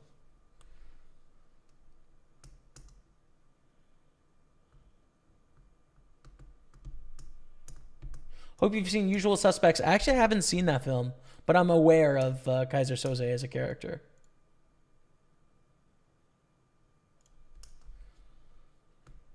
When did you make the jump to full-time poker, or what did you do leading up to it that made you make the jump? Says Raz and Raz on Raz and Rez on YouTube. I made the jump like almost immediately when I was 18, 19. I was not ready, but I didn't know that. I was sort of just young and ignorant and arrogant. And it ended up working out okay, basically. But yeah, like it wasn't really a rational thought process. It was mostly like, hey, I'm a genius, and if other people do this, I can do this. Oh, I won some money, I quit my job, let's go. Kind of thing, you know? It didn't have a lot of thought process behind it, and I had to figure it out as I went from there because I had no other income. So that's my origin story, but I would approach it very differently now, but you know, you live and you learn, right? Like it's just life. So yeah. What's up, Gino Mattia? Hello, man. I look you from France. You're very strong. Merci beaucoup, mon ami. Bienvenue à la mon stream. J'étudie français maintenant. Donc, tu parles français et très bien. But I don't speak it well, just so you know. I am working on it. I know maybe 1,000 words.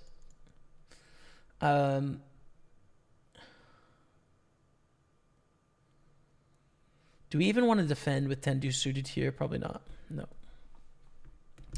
You know, Chippy V, of course, we defend any 2 suited. There's just less upside here, I'd say. Hello from Switzerland. What's up, Super Mario on YouTube? Welcome, welcome. I'm watching Matt at the same time as you, and you both got bad beats simultaneously. Ayah. Ayah, man.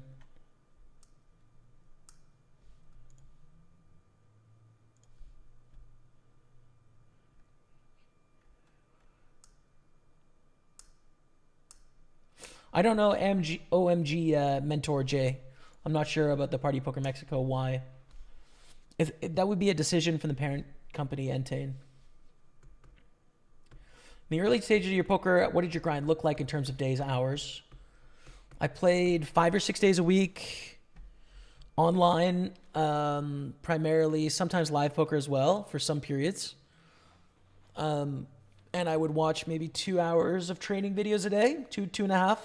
And then I would grind a full MTT session, small stakes, and sort of like slowly made a bit of money that way.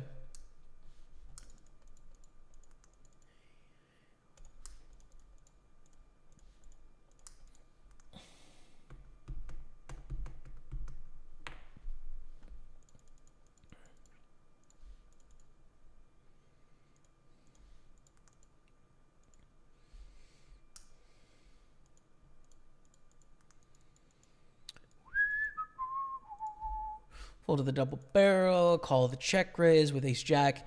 Thin one as to whether we bet with ace jack.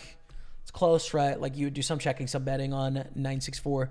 A lot of gutters, so we don't want to fold yet. But on this 8 turn, it's such a good card for the range. We definitely fold. 4 of 6, 4 of 6.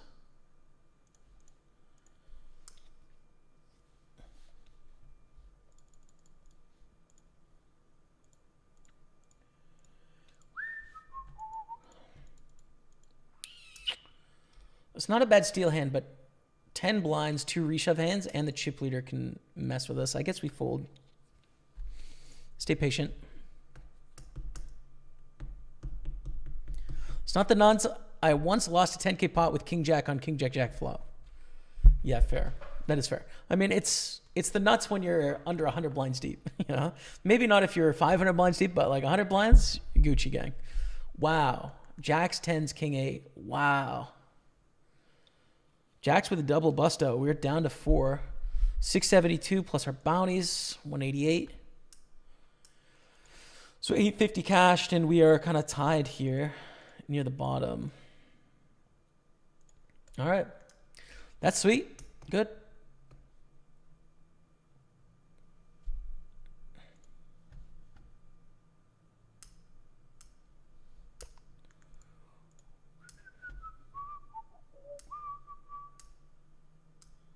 Super Bowl kicks off in 15 minutes. There you go. Enjoy, everyone that's watching. I'll be tuning in later.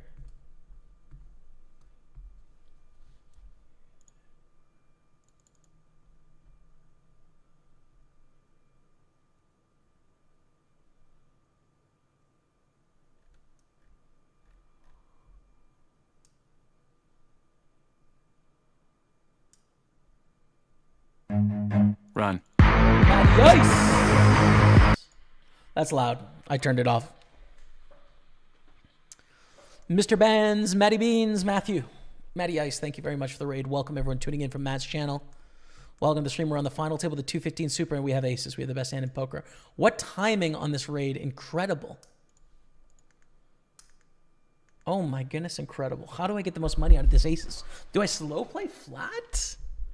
I might slow play flat here with the aces. I think we do. Wow. And a 3-bet to 81.6. I still might slow play here. I don't know. It's like, I've got all the good cards. What are you going to do? I'm going to call, I think.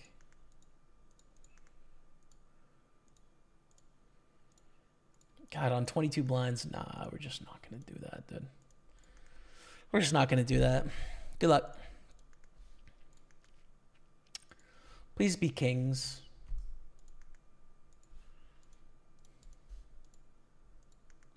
Maddie, thank you. My brother Matt, he also streams on Twitch. So check him out sometime, this, everyone watching. Thank you, Maddie. I appreciate it.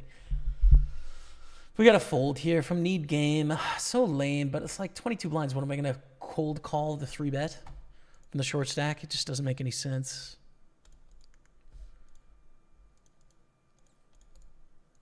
Nice.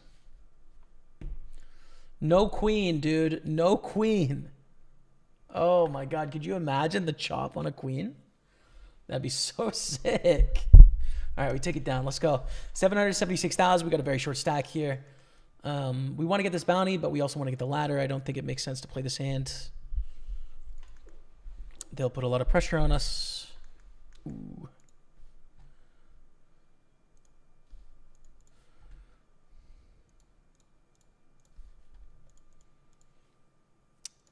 Yeah, again, a fold here. We shove any two. I'd assume.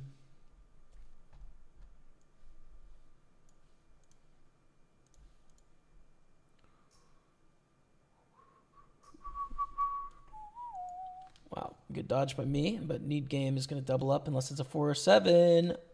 I think we start this one heads up on 20 blinds. I think I raised call queen 10 when we both start 20 blinds deep. Heads up ranges. We lose to 7s though, which is lame. And I can't re-enter anymore. Rip. Sucks.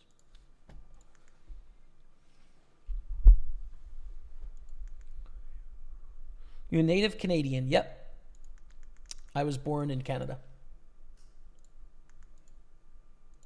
But not like First Nations. I don't think that's what you mean, but not First Nations, but I was born in Canada, yeah.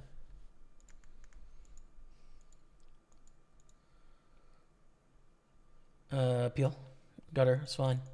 8 on the turn, cool. But I'm going to play this check, I think is better when the heart's complete. Ooh.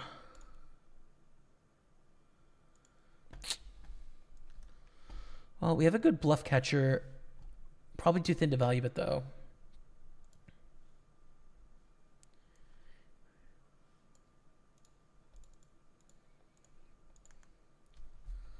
All in jam and a call here. 250 bounty in play.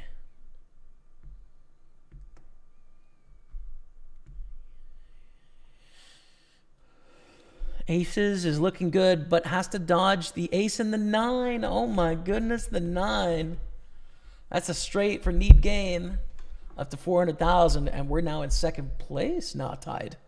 Still tied here for second. That's pretty crazy.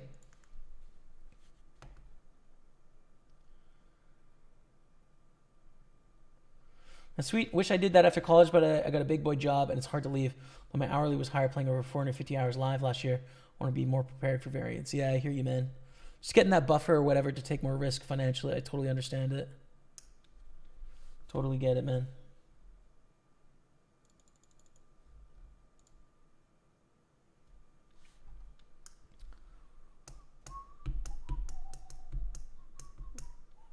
Used to have chill music in the background. Would be nice here on the final table.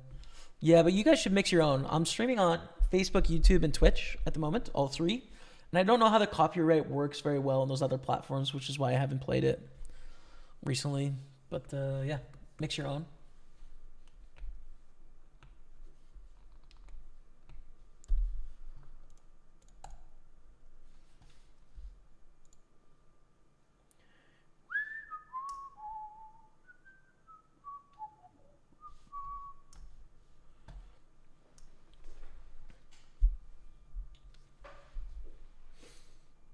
We're in the money here. Red felt hype confirmed. 114 plus our bounties of 0. Okay. But added to the cash is good stuff. Good stuff.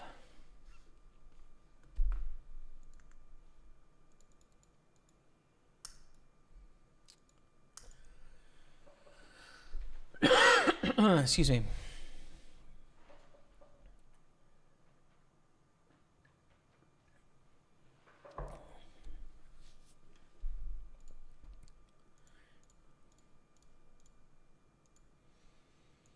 Beautiful. It's a rejam against the button open here, but if the chip leader opens, it's just a call. Okay, just a call. We're going to go to the streets. Ace-6 deuce. Very good flop, but I think it's pretty much just a check, call, check decide spot. There's not a lot to think about here. Like top pair, very strong hand. Very likely the best hand against a wide range. The only difficult street is really the river. 20,000. It's not strong enough to want to check raise, especially with this chip stack situation here. Could lead on 6 in non-ICM situations. In ICM, I think it's mostly a check. Don't have enough bluffs to want to lead here.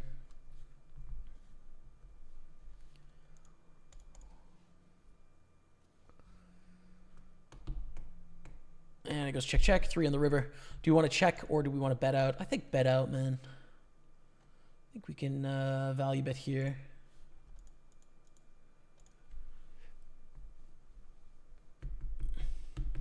A bookie dropping the 15 months.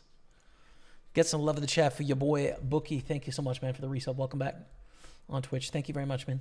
Appreciate you. No call. I think limp call, unless it's like really big, like 4.5x.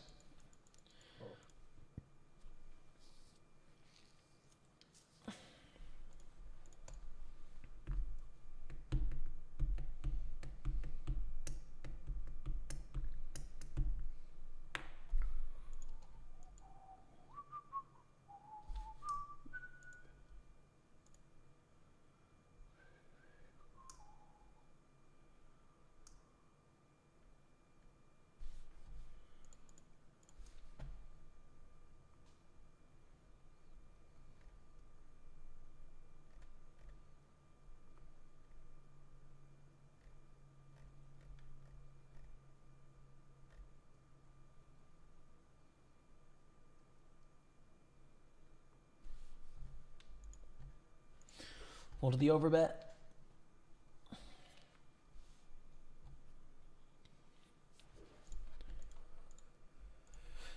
Full queen nine as well. Captain Wook, I think, again, can shove any two here with ICM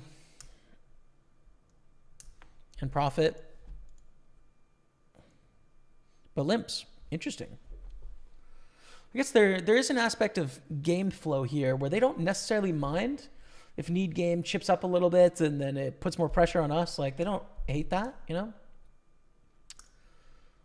But need game will take it down. We move on. Fold to 5-3.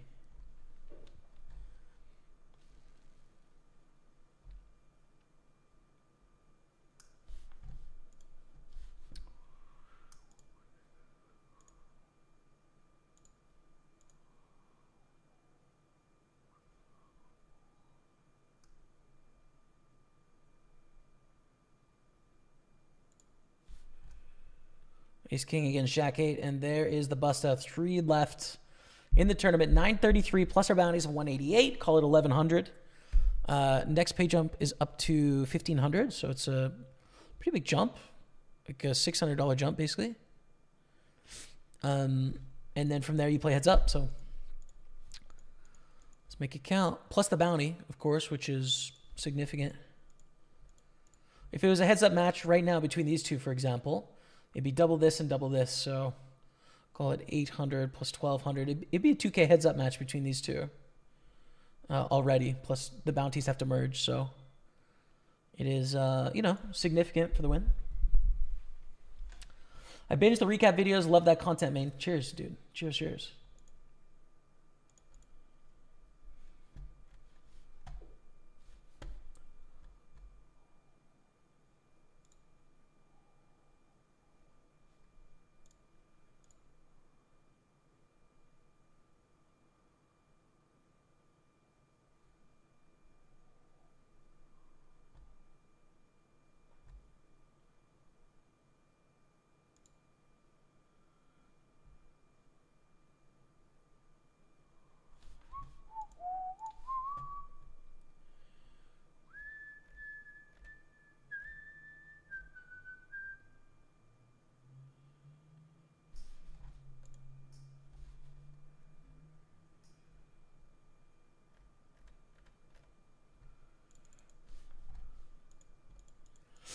Pretty big raise, blind versus blind, but queen nine suited is a great hand. Definitely worth playing in this position. We had queen nine suited on both hands, both tables. Jack 5-5, they bet 1/3. We want to continue a lot, but I think queen nine, no backdoor is fine to fold here. All our 2 overs, all our 5x, all our jack x, all our diamonds, all our backdoor hearts are going to be better options.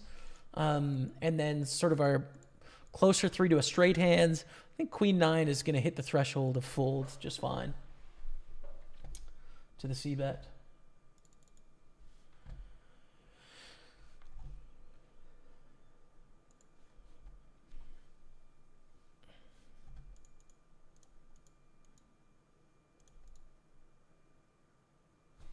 Only 3 more opponents, only 2 now. Only 2 men.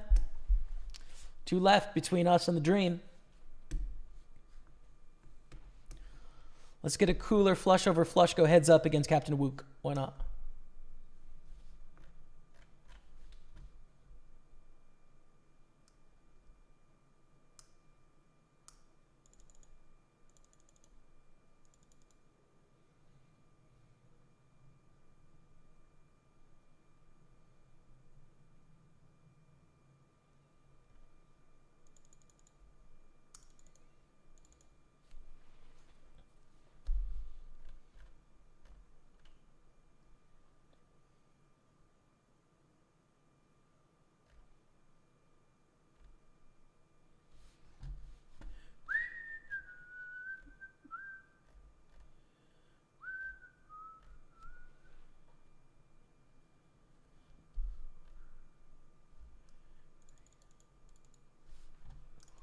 We raise the Jack 10 suited, of course. A beautiful hand.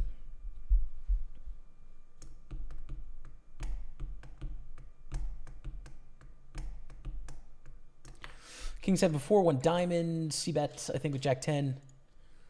C-bet is a good idea here. So we'll do that. And we take it down. That's easy enough.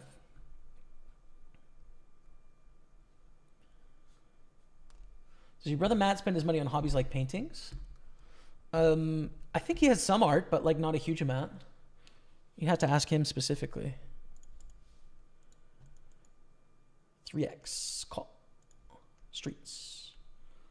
Another big enough miss here. Fold the c-bet.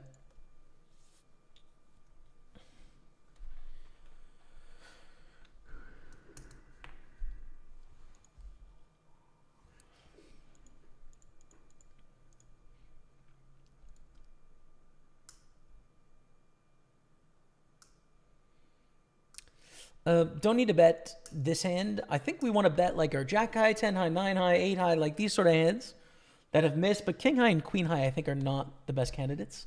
We could decide to turn our hand into a bluff on certain runouts on the river. But yeah, and we fold now.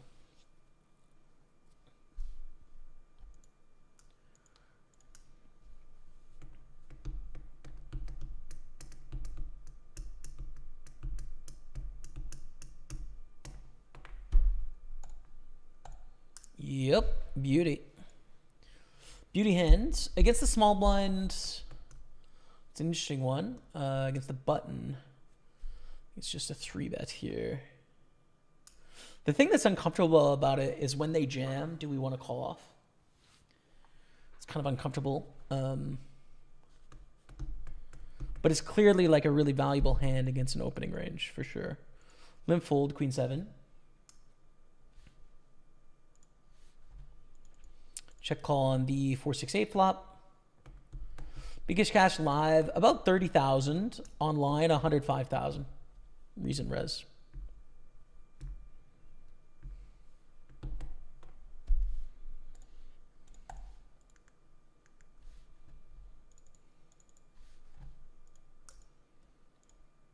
Gonna bet now. Semi bluff. I mean, a 9 or a 5 will make the best hand, but queen 7 is probably not going to do it. And they call 5 on the end. Need a bet a size that could be a bluff, so at least 70,000 here, I think.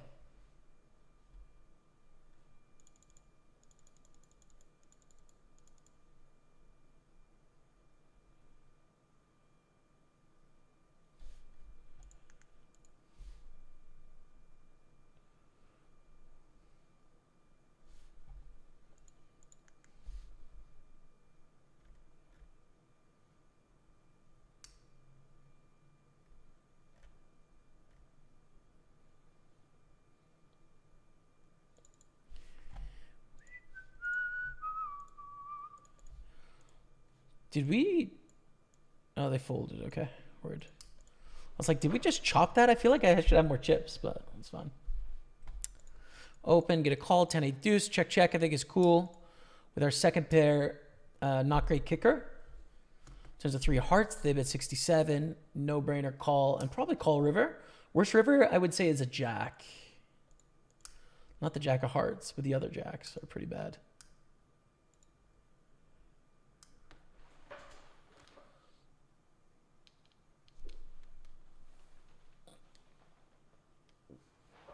Against an overbet, we call. Against a small bet, we raise. Against a pot bet, we just call, I think.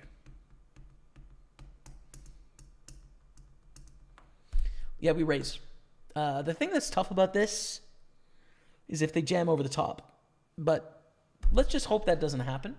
And I do think there is value in a raise here with a flush.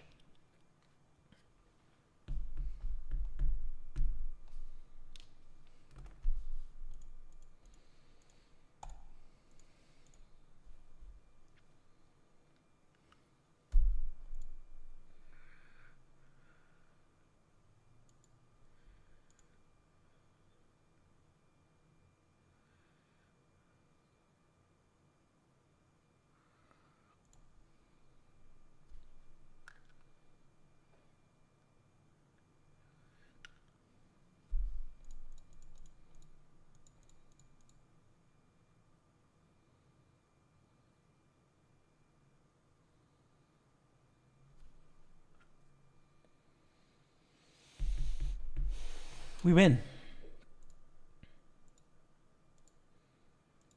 Against a fold. All right, we're in second.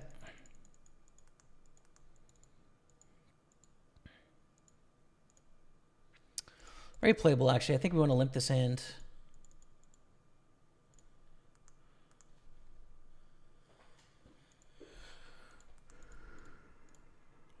And bet on the flop.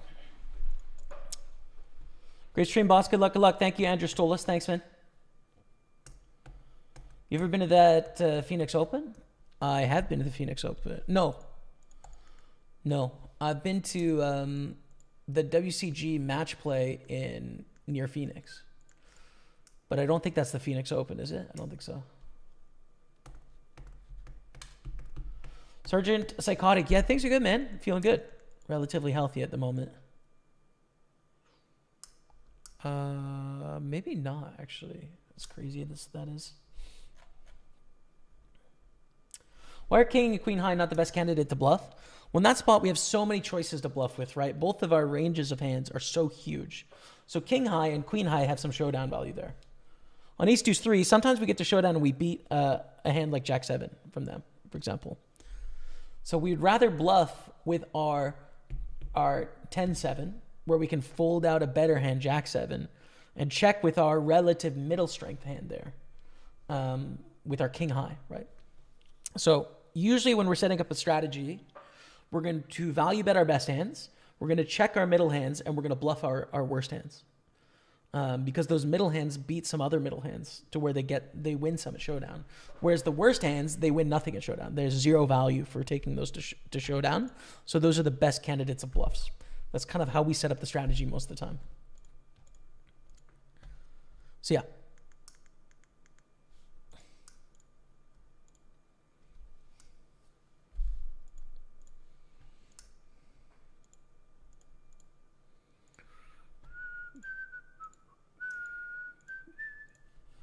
Got God Save the Queen in my head now as well.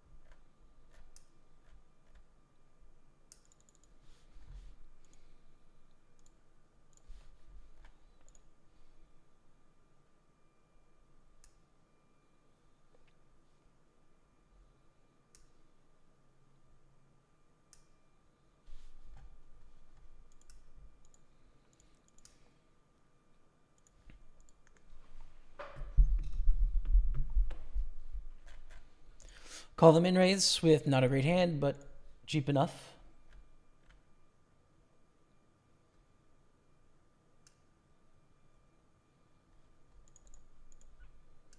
And fold the jack deuce deuce. Get it from Montreal. If you click in the bottom right hand lobby, there's a support button and there's live chat there. If you ask them, they'll answer you quickly. I don't know the answer, so I don't want to give you the wrong answer on that cashback when it hits your account, etc. But if you click that support button, you should be able to get an answer within 5 minutes free with the live chat support. So I would recommend that as the best option, probably.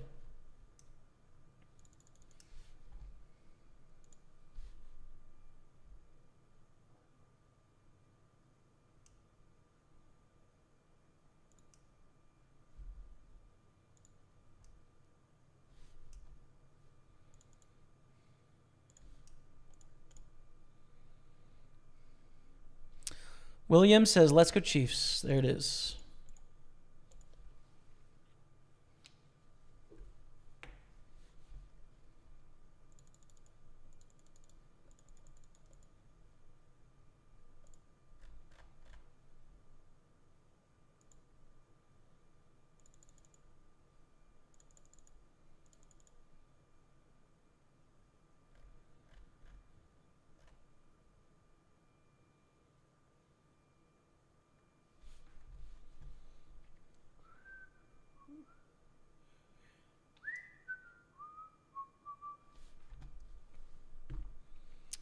5 deuce. Getting to showdown.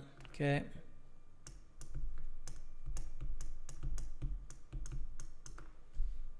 Never mind, I read an FAQ. It pays after midnight. Sorry. No worries, man. Glad you got to the answer.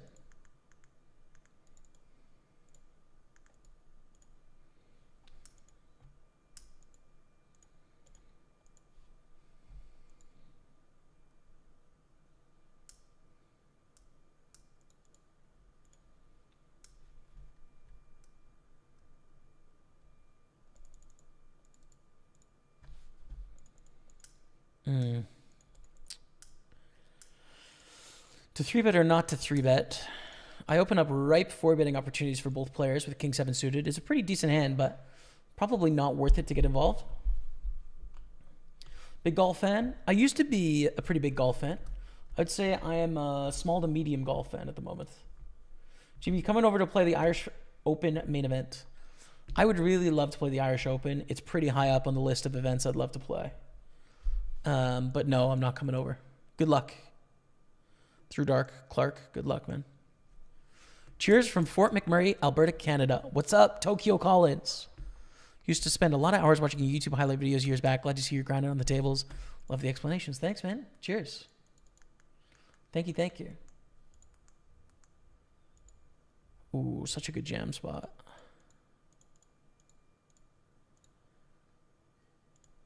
Go small bet, big bet here, I think.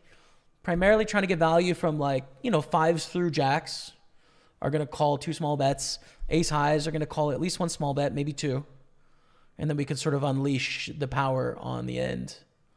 Although if they have a king, they're going to raise the river if I bet small. Which might make a small bet better. To try and get a crying call from like 10s, 9s, 8s. Ooh, jack makes it less likely. I think we got to unleash the jam here. If this is like a deuce, I think I'm going to go for a small bet again.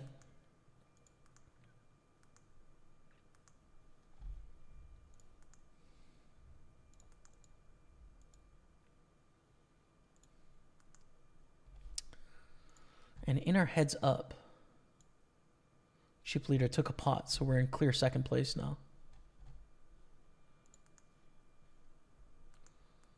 Beatrix thinking about it. Okay. We take it down 763. And jam call. We want the deuces to win, to go heads up. Good start. Keep it clean on the river dotty. Come on, let's go. Heads up for the title. Okay. 1,500 cash plus our bounties of not a lot, 188. So 1,700 cash, but the heads up is double this and double this, right? So call it 1,600 plus 300, $1,900 heads up. So we either cash for 1,700 or 3,600. Those are the two options. 1,700 or 3,600, depending on if we win. They're obviously a pretty big favorite with a big chip lead, but anything could happen. Let's send the good luck. And vamos. 7 deuce deuce. Decent amount of checks, decent amount of bets. I think check is good with king 6. Again, king high. Better to bluff with like our queen high, jack high, 10 highs. Value bet with some stuff. But on the turn, we pick up a 6. I think we have 2 streets of value now. Unless river is really bad, like 8 would be pretty bad, river. But honestly, ranges are so wide, like we feel pretty okay about our hand here.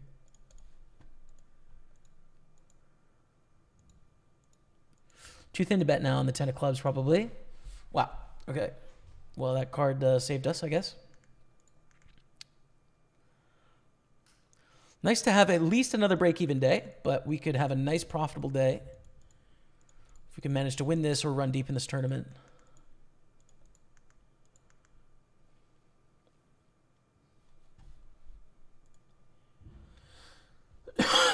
Excuse me.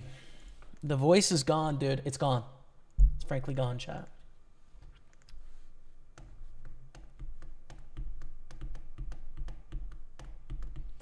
What's up, Snoop Doggy style? We're on a 4.5 minute delay, so the delay's no worries.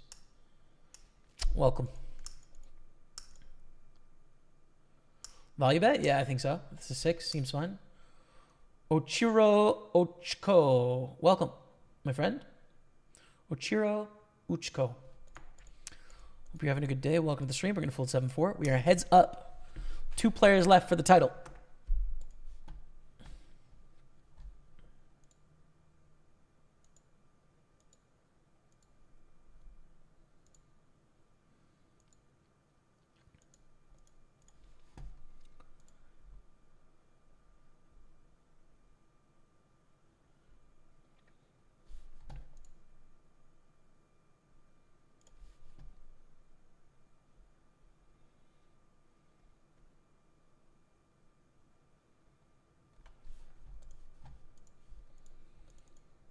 I think we could ship the 7s for 24. It's a lot of blinds, but like it's a great hand to do it with, you know? I love that hand to do it with. We're going to limp in a Queen 10 suited. All I care about is the color of the Gatorade bath. Bet on it being yellow-green. Good luck. Good luck, man. King 7 deuce, 2 diamonds.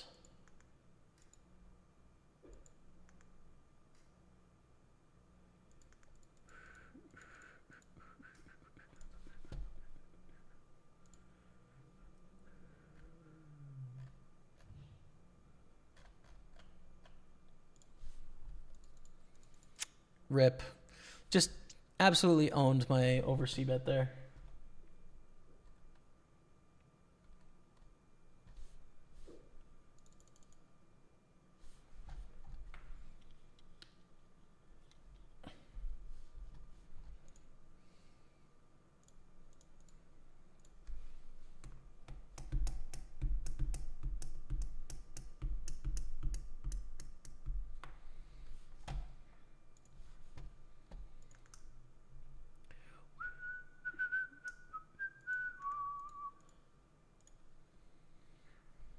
Thank you all for being here, man.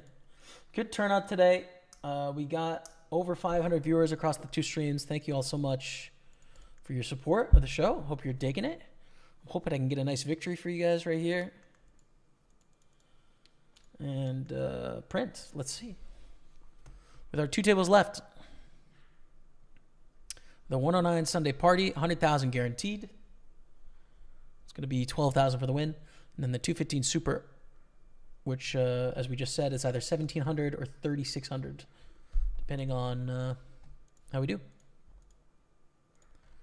think a good hand to double barrel here. We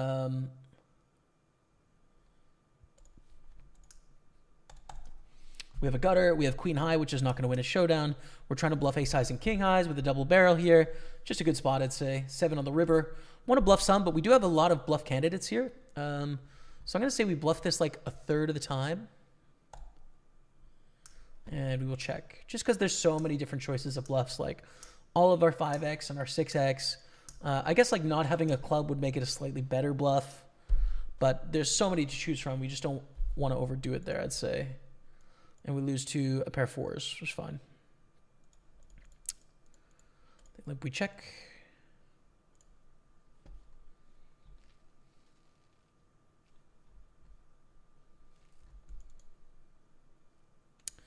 Call with the king high, turns a queen. I think we could probably turn this one into a bluff on the river if it goes check, check here. Trying to bluff better king highs. Yeah, I'm going to go for it. We're primarily targeting better king highs. Ace highs weren't really going to fold anyways on most rivers. So we are bluffing here. Other choices would be like, 7-6 offsuit, right? But I think it's okay with king 3, king 4, king 5 kind of hands. Not so good with like king 10, king 9. Like those aren't great candidates. I want them to have those sort of middling hands that have missed here. And we take it down. Good stuff. 3-4. Nope.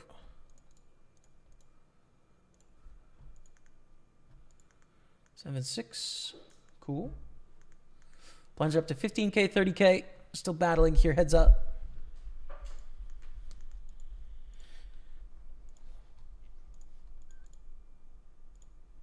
Straight.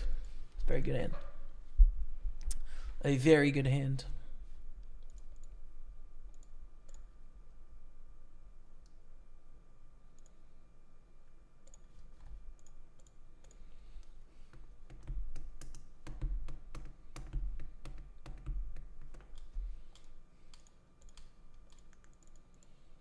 Beautiful hand with nines. Obviously hoping just induce some action here. Double up puts us in a great spot. But this is fine too, right? 8-5 deuce. We have an overpair on a very dry board. Like, they're going to rumble here quite a bit.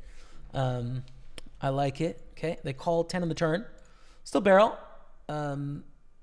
Still very like the best hand. Heads up. Not that many 10s that are going to check call flop, like ace 10, king 10.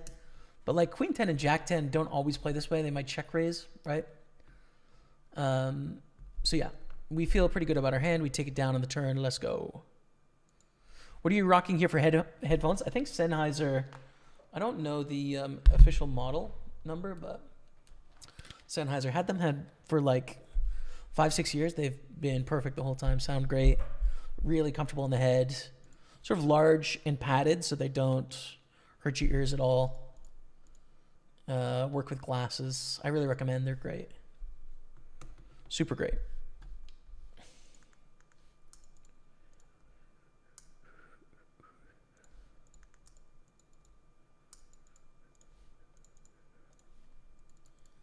Olympus 6-8. Again, not a great hand, but we're chilling.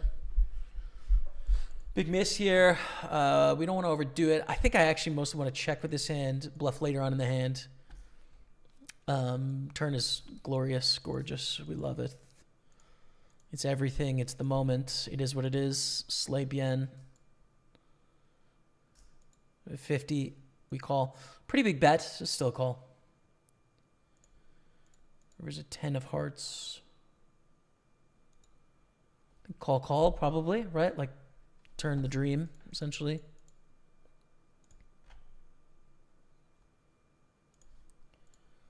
Pot.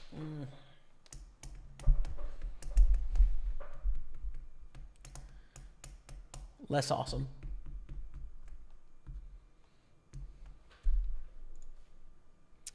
We fold, but we did win a pot here by betting the river in the Sunday party against Queen 10 straight.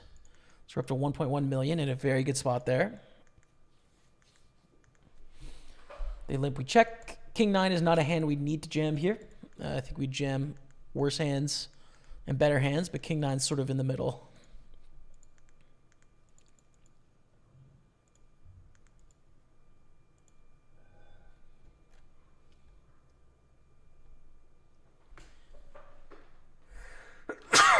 Excuse me. Excuse me. Oh. Beautiful hand again, trying to induce.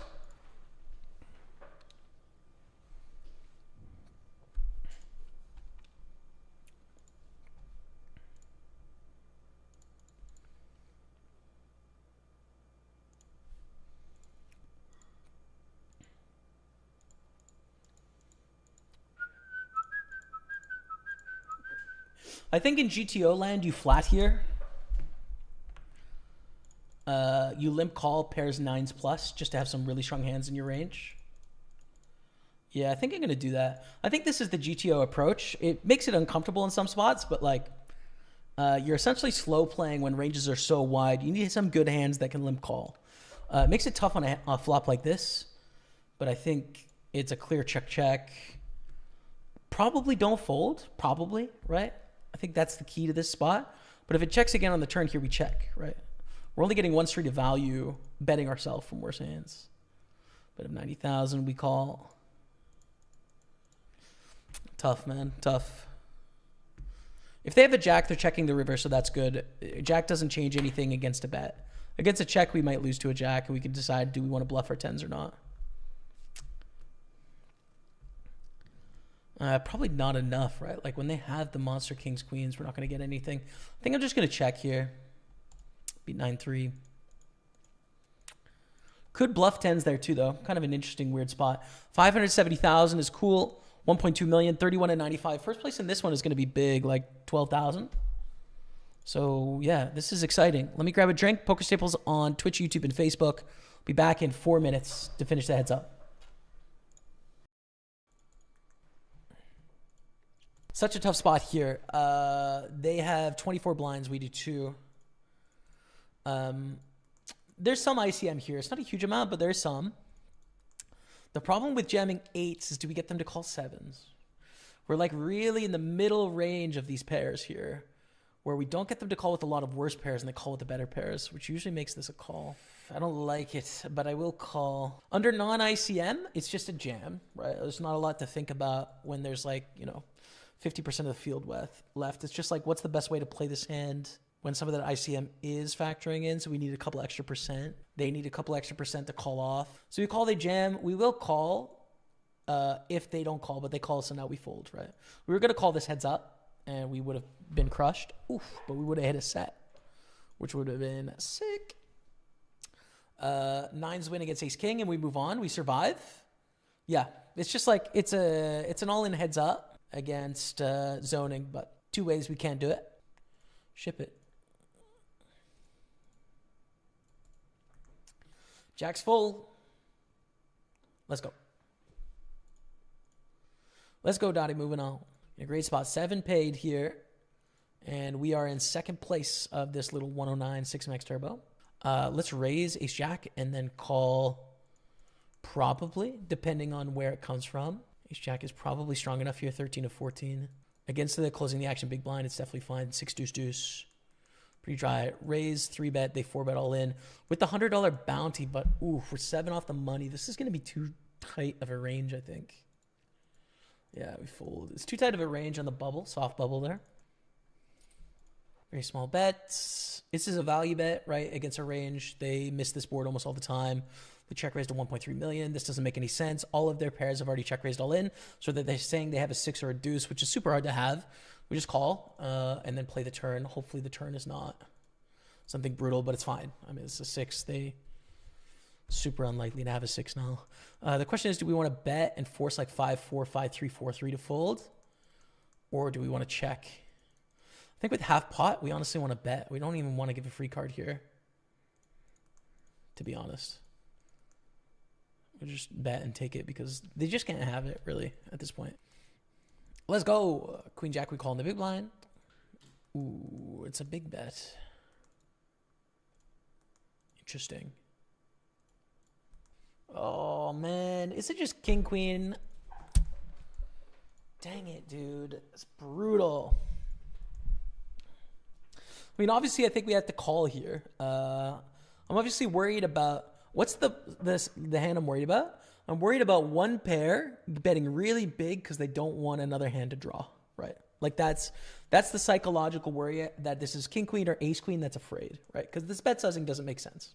But what is also very likely there, like all the spade draws are going to do this, right? And sometimes some air balls. We flop top pair against an opponent that last time bet really big. I think we have to risk it here.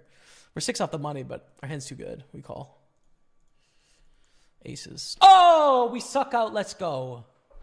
We suck out. So this is the same profile of what I was just talking about. King, queen, aces, kings. Like choosing a bet sizing that doesn't make sense because they don't want something to draw to 2 pair, which is not, a thought that you need to have. But that's what I'm worried about. I don't think I can fold, man, especially given our history against that opponent. Some place it's vomal, some place it's vominal, some place it's bominal. But in poker, the most common one is vomal. VAMOS is the long-time meme. Ooh, 6 is not good enough here on our stack to raise. On 20 blinds, it's just not worth a lot. Non-bounty tournament. Not going to get a lot of... Hello, chat. We're back in real time. Thank you for being here on this beautiful Sunday. We are heads up for the title of the Super 215. We're down to the final 94, about 12,000 up top in the 109 Sunday party. So let's make it count. Hello, everyone tuning in.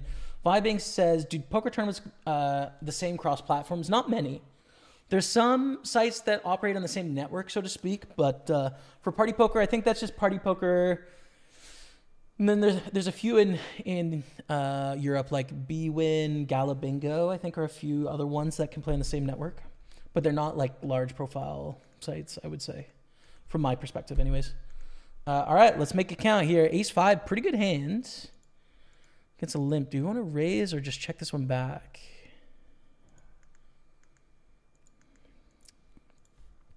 Could raise call as well with ace-5, but we'll just check. And we flop top pair, top 2 pair here. Very strong hand. I think we play this aggressively.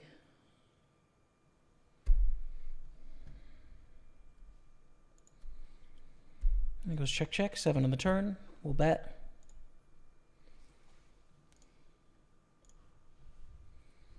We will bet.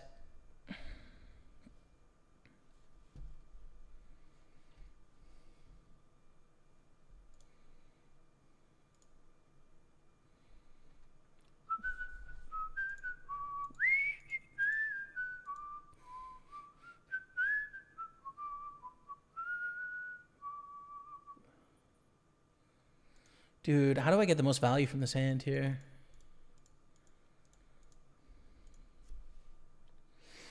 Check to induce. The thing about checking to induce is we get an ace to bet. We lose less against a deuce. We only lose value against a 7, basically. The rest is going to fold. Like king 9 is not going to call. I don't think anyways. I mean, maybe it would, but I doubt it.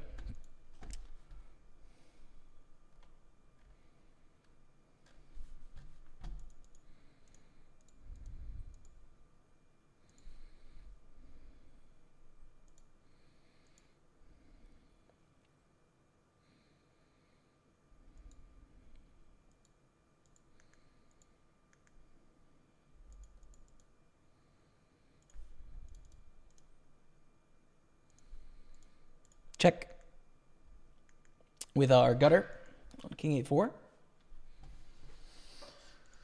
On Twitch, we have 133 subscribers on Twitch, man.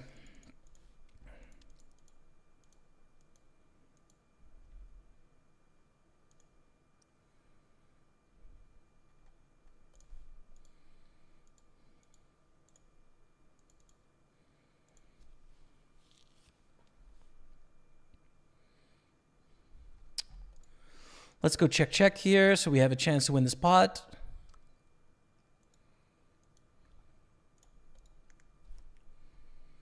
Because if they barrel the turn for any reasonable size, I think we have to fold. Ooh. River's a bit painful. I think we need to bluff here. I think we have a great bluff candidate. 7-6, 7-5, 6-5. But we're going to get looked up some as well. You just got to think about our flop float, right? Like what sort of hands do we float flop with? Probably like queen, jack, queen 10, backdoor flush draws, some spade draws, 4x, 8x, king x, ace highs. We're probably not going to turn ace high into a bluff. Our bluffs here are mostly 6-7, 6-5, 7-5, and then backdoor hearts like 9-10 of hearts, 9-7 of hearts, stuff like that. It's just such an easy spot for the lookup though, so it's just like, all right, I hope you don't have it.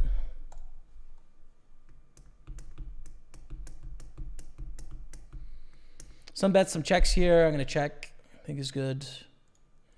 9-5. So it's not actually the same between first and second. You play for double this amount and double this amount. So the heads up match is about 1,800, right? 1,900? 8, 16, 7, 18. Yeah, 1,900 heads up match.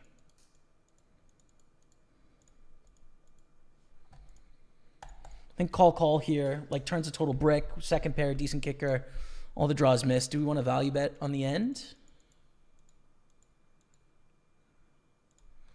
It's thin. We're trying to get called by 8-6 and 10-6 here.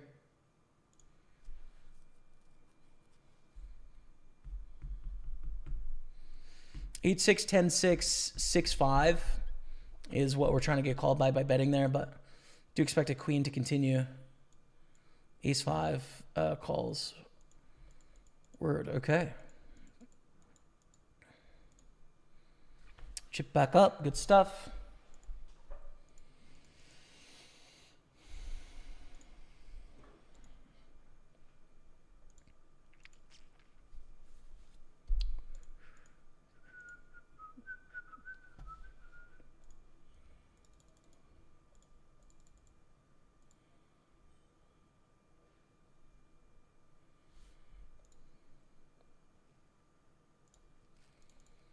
Call these deuce, go to a flop.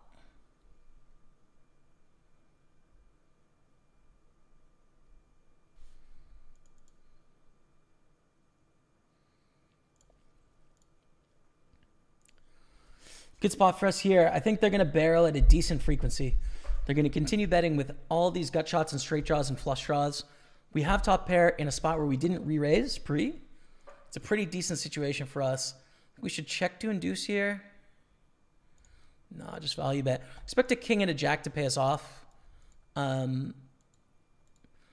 If we check, they might check a little bit too much with these hands, which I don't want.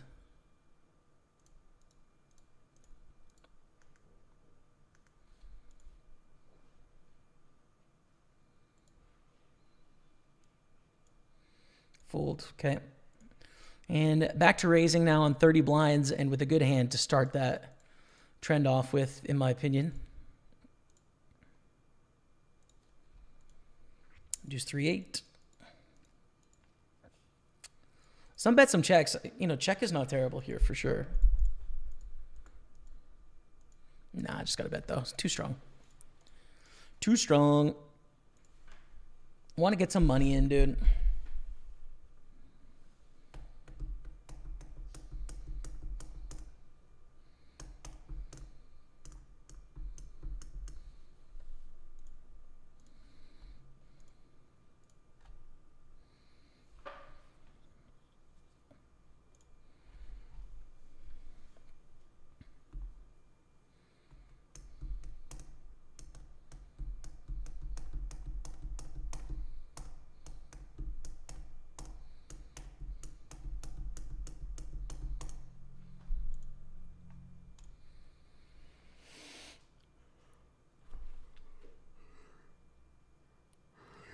Sweet. Take it. Chipping up.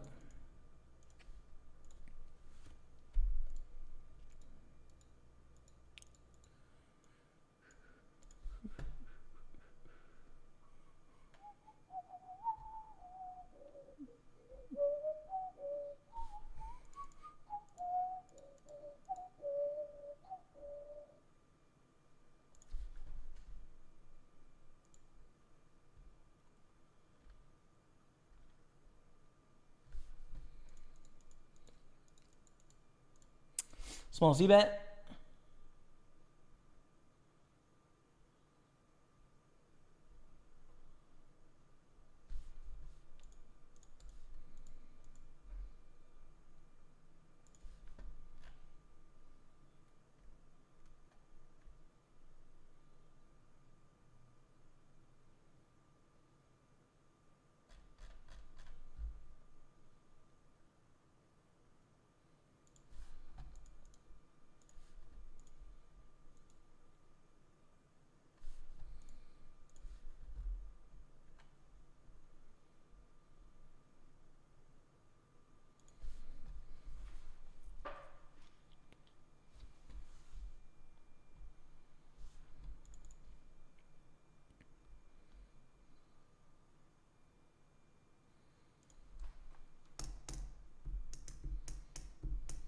He is methodical, I would say, in his play, yeah. I'm going to go back to limping here. I think this pair is a good limp jam, but we're 23 blinds deep. So I don't really want to raise fold or raise call. I'm going to value bet on 885.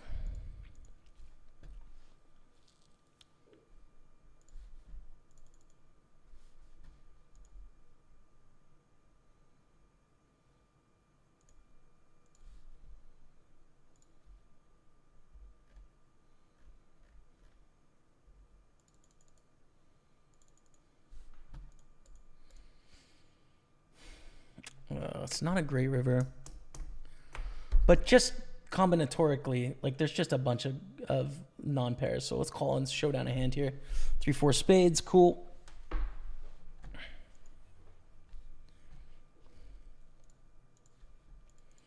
can actually look up the hand your opponent's folds only when it gets to showdown. When it gets to showdown, you can look at the last hand, and if both players are showed, then you can see it there. But it has to go to the river.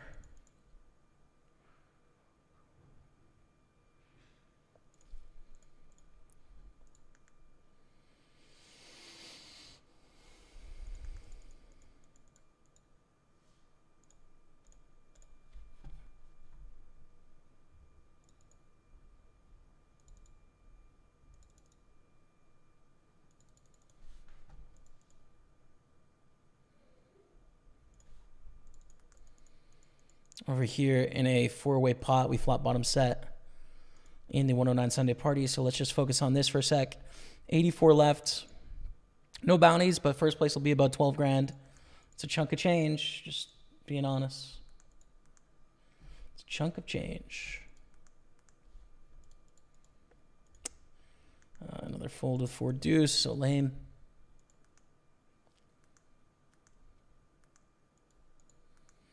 And a lead here. They can definitely have a straight, but with bottom set, we clearly call at least once. A 9 river. With king 7, we check against the limp in the big blind. Queen 7 deuce. Pretty good flop for king 7. Likely the best hand. Cannot call a jam, obviously. They're the most likely to have a 3 out of anyone in the big blind. So, yeah, it's just definitely not a call. Goes check, check. We can go 2 streets of value now, I think, with our king 7.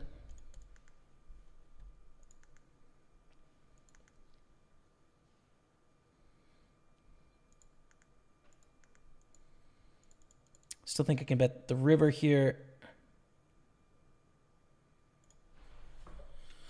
And expect to get a call from more 7s and from 4x and probably from some 2x's as well. Get raised from sets, straights, and flushes. Sets are actually at a weird spot.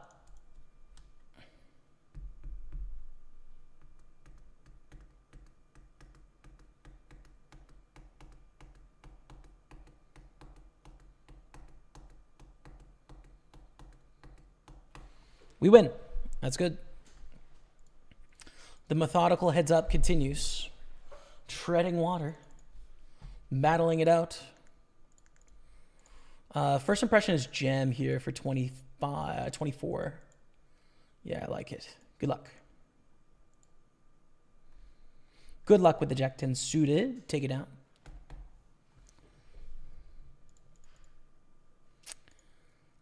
I'm going to limp.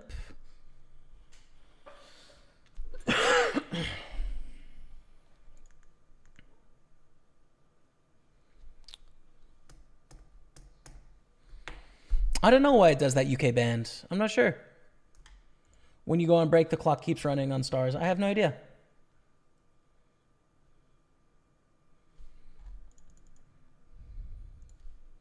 I guess as long as it's the same for everyone, it's not a big deal, but makes sense to pause the clock for breaks, I think.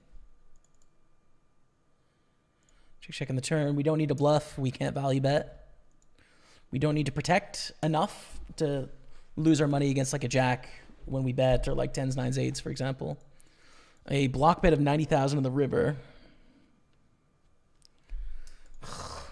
Brutal. I think most likely hand here, 10s, 9s, 8s, 7s, ace 6, 6, 7 suited, 6, 5 suited. Bluffs that bluff for 90 into 360. I mean, you have to be really creative. So fold. It'd be a very creative bet sizing. Don't think I can give him credit for it. Down to 700,000 because of that stupid bottom set.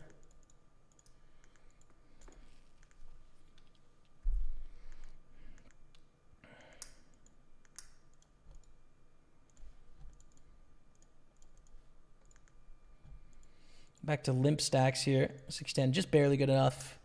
It's the line, right? Like 10-5's a fold. Although I prefer 10-5 at this moment. And our ace-queen raised 3 ways. We totally whiff on the flop here as well. So if it checks, we'll min-bet, I think is okay. Although we could delay this one to the turn. Maybe that's a bit better.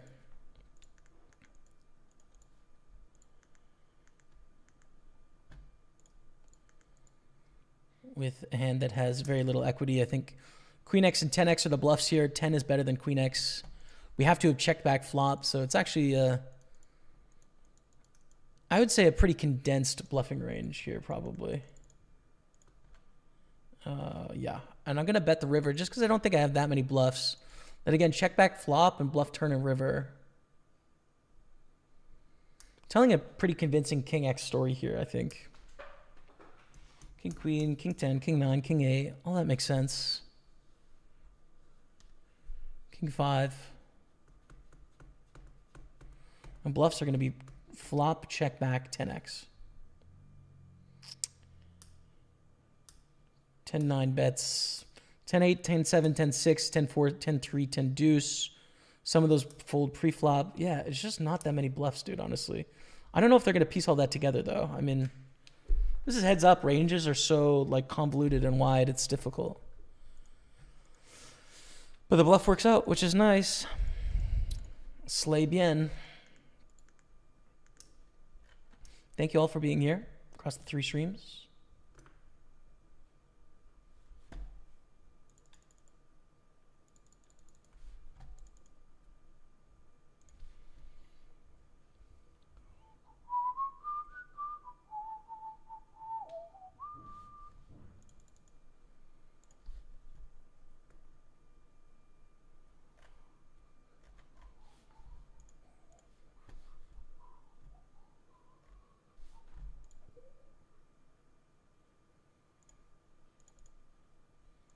Flop a 6, that's great. That's a very good news for us.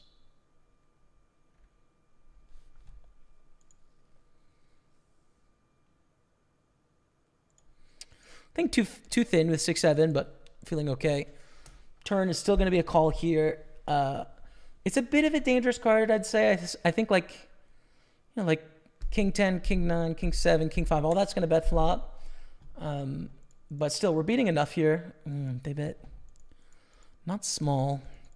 Still, would prefer to see a different size there. Bad river. Bad river. Hearts get there. A primary concern. 7 blocks the bluffs we want them to have that are left in the range. 7-9, 7-10, 7-5, 7-4. Yeah, it's a fold. Just a bad run out.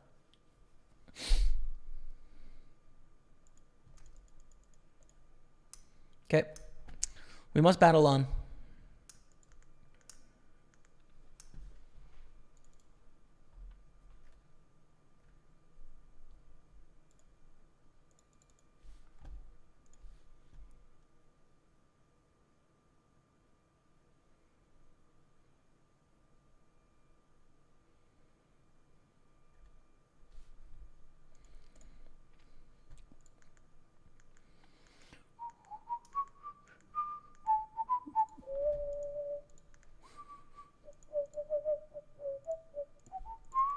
I think it's a call here for 10 blinds. I think it's kind of close with King 4 offsuit.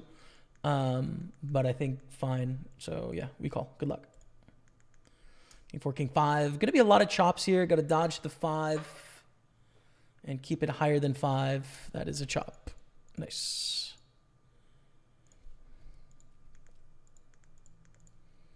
Limp fold, 8-6 suited.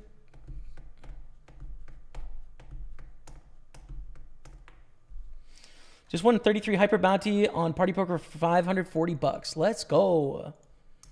All thanks to me watching Jamie's content, by the way. I'm glad it went well, man. Congratulations on the score. That's awesome.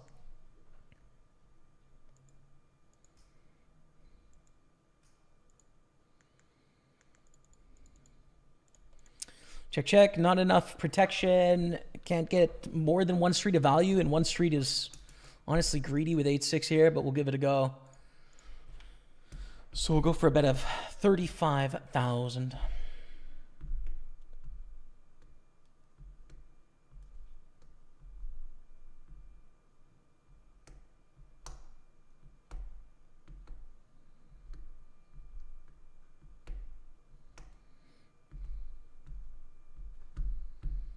Sick. Very sick. So having a 6 blocks the 6-9, but it doesn't block Jack 9.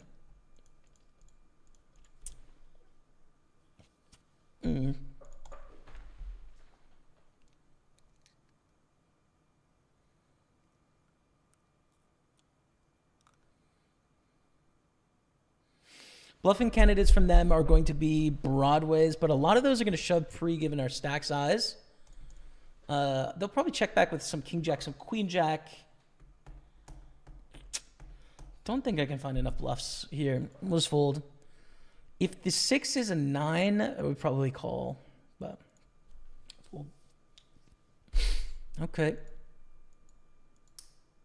Here's step 1. Step 1 on the road back to recovery. Rip. GG, guys. Hey, not a bad run, though. Not a bad run. Second place. Solid score. 17-16.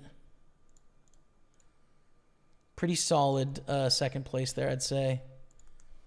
And at least a small profit guaranteed on the day. But first place in this one is going to be 12,000. Congrats to our opponent on winning the tournament. Who won, 4,800. More than triple first. Crushed.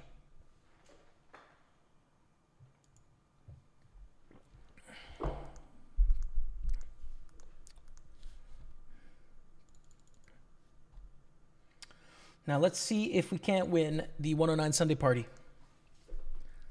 73 left, 144 cashed. We have 20 blinds, no bounties yet, but there's gettable bounties. Look at this, 214 bucks here. 117, 87, 164, 192, 81. Let's get it. Come on and win this, pal. I'm up for work in 5.5 hours. I tried, James. Get a good rest in, brother. And come back tomorrow when we win the 109 Sunday party. Aces, ace, 9. That's a big double up for Vitent. Now, how short is this opponent now? Shorter than us. It's a good start.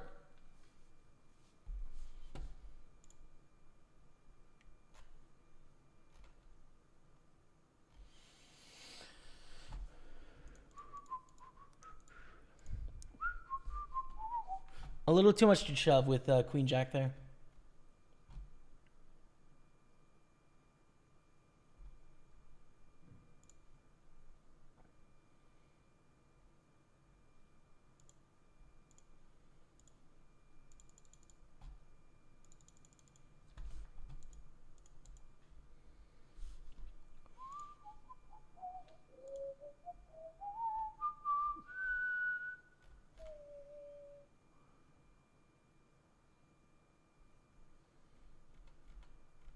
King 4, enter. Avo pie.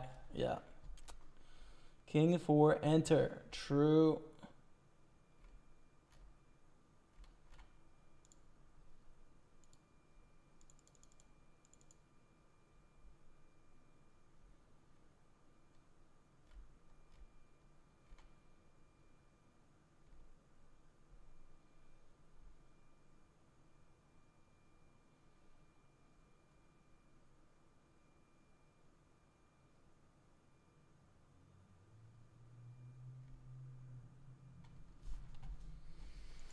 Beautiful hand with the 4s.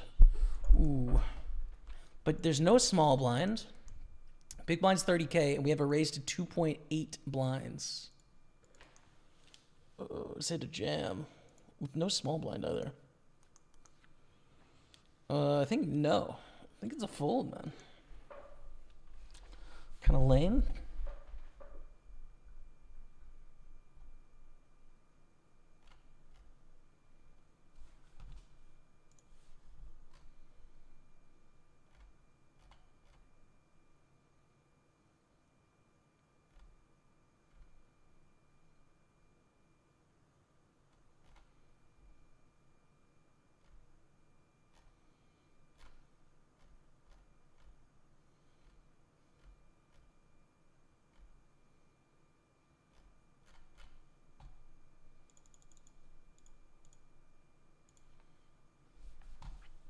Aces, ace, king. Look at this, dude. This opponent has been smashing. 2 doubles. How short is this opponent now for a $163 bounty? Deep. Still has 3 million chips. Okay. All right, we continue. We keep it a-going, man. No problem.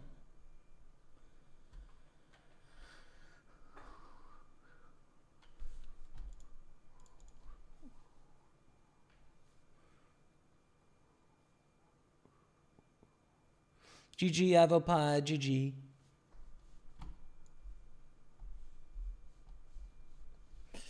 That's okay. That's all right.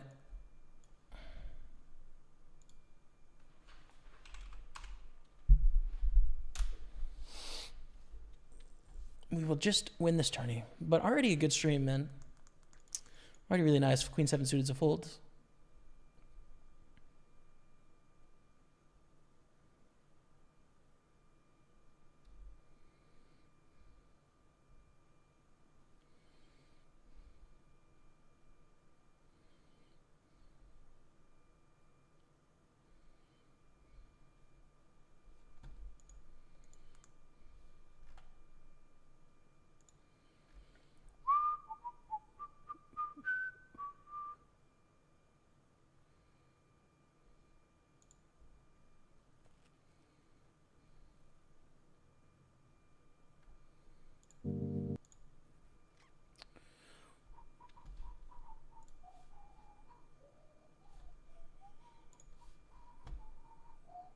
9-8, king 3.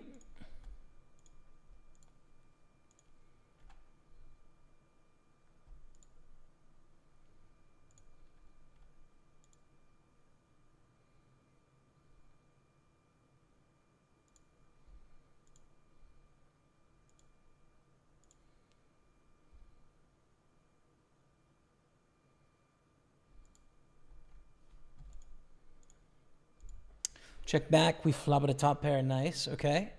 Likely to get some chips back here. Let's see.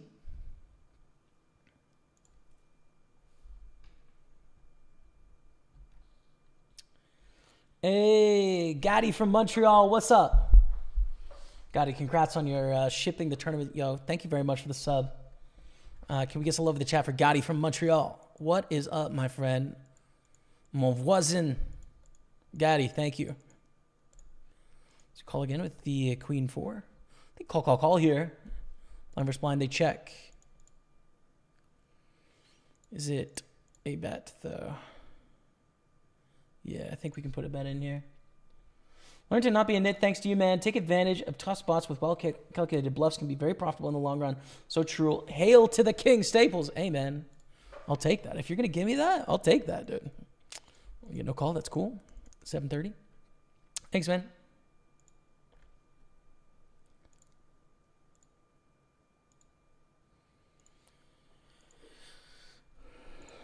Jam over the limp? Probably. I mean, 21 blinds here. I think we just go for the rip. We could limp along too, but out of position, that's not so great. We've got a pair.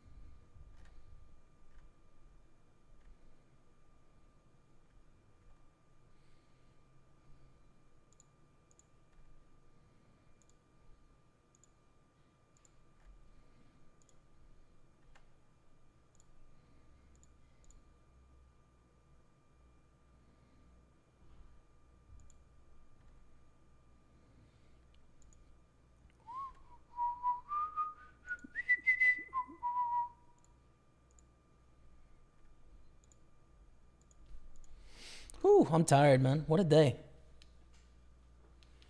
Yo, congrats, G-Mexer. I know you don't care, but I just banked a Hyper 11 for 1.8K. Congratulations, brother. I care. What do you mean? They don't not care, brother. Congratulations. 10, shipit.gov. Everything we got. Bring your heat. Bring your heat. Okay, take it.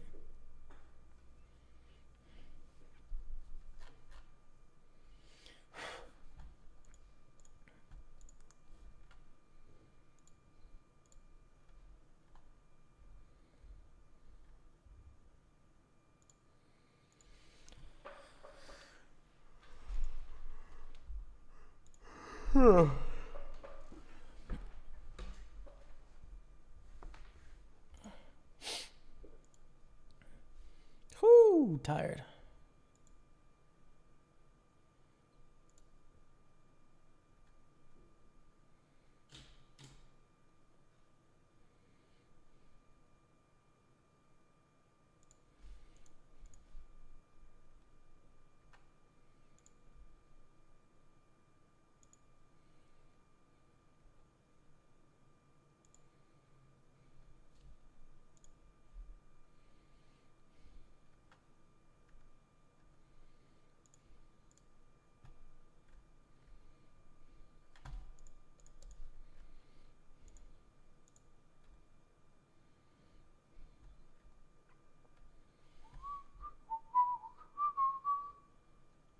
Congratulations, G-Mexer. Won't gamble, keep grinding. Yeah, good luck, man. Good luck with it. Oh, I'm tired. Hang in there, Jamez. Hang in there. 63 left. Okay.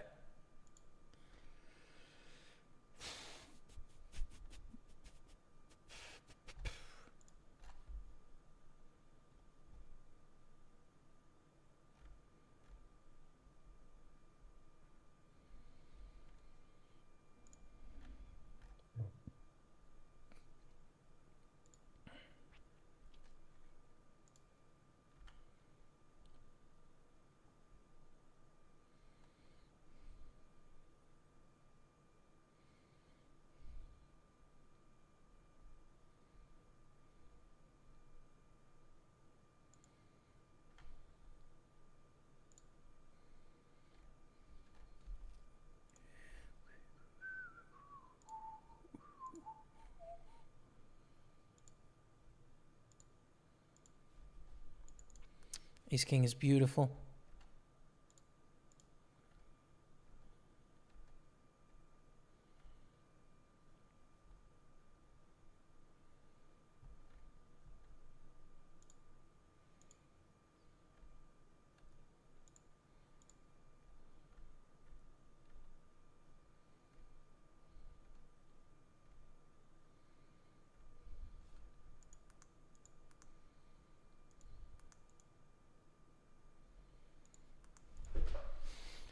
Folds around to Vitento. Limps, we raise 122. I think it's fine. 3.5x. And a limp call. 10-7-5 on the flop. Some bet, some check. I think both are fine. I'll do a little bit of both, I would say. You know, we'd be value betting ace high, right? It wouldn't be a bluff, so it'd be a value bet on 10-7-5. There's going to be a lot of misses, but there's going to be some hits too. We could protect from some stuff. We could get value from a few things. But then we also do inflate the pot against some hands that are better than us. We'll check again. 10 on the river. Pretty good run out. Especially when they don't bet the turn. We feel good about our hand. Can we value bet? Probably not. I'd say the likelihood of a 5 is higher than an ace high. Just based on the tournament we're in, etc. But close.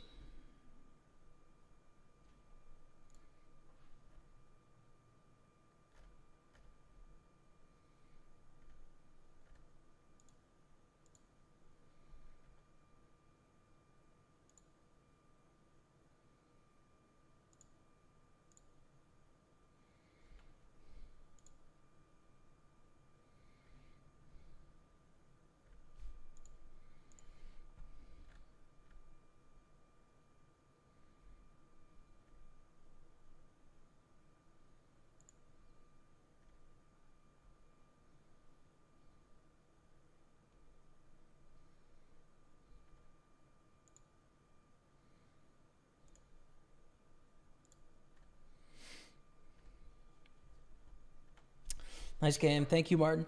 Martin, Annabelle. Thanks for being here, everyone, on Twitch, YouTube, and Facebook.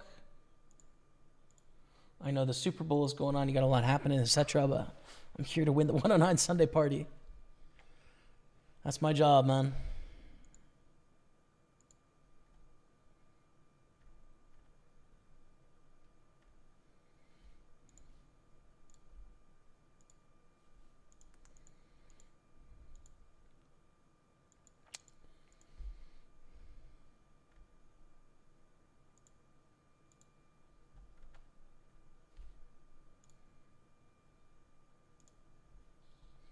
Whoa, sub height. Bookie. No, it's Bobby Brown. What's up, Bobby Brown? Thanks for the 31-month resub, man. Welcome back. Get some love in the chat for your boy, Bobby Brown. Thank you, dude. Appreciate you. Thank you.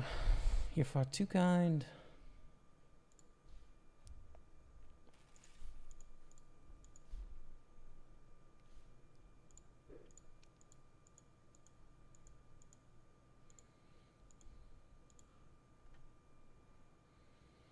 No, we can't jam here. Hand doesn't play well multi-way either.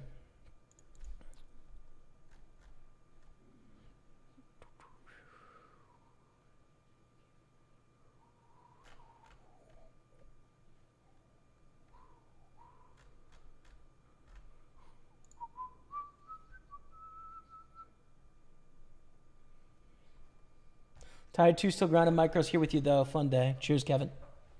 Kevin Kaya on YouTube.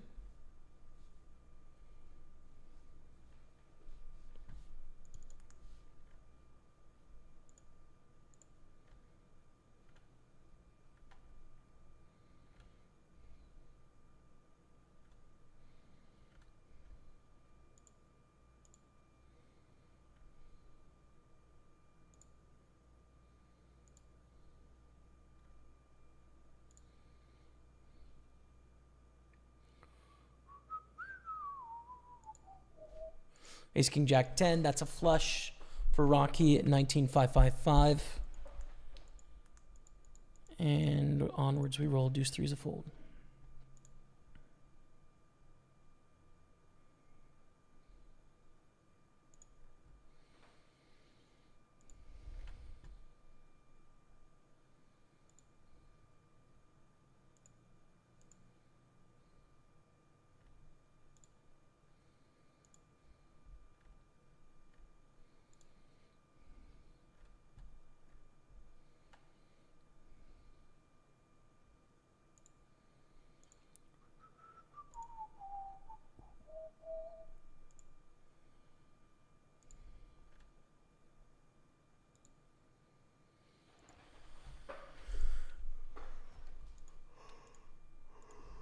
Raise up the king jack, offsuit.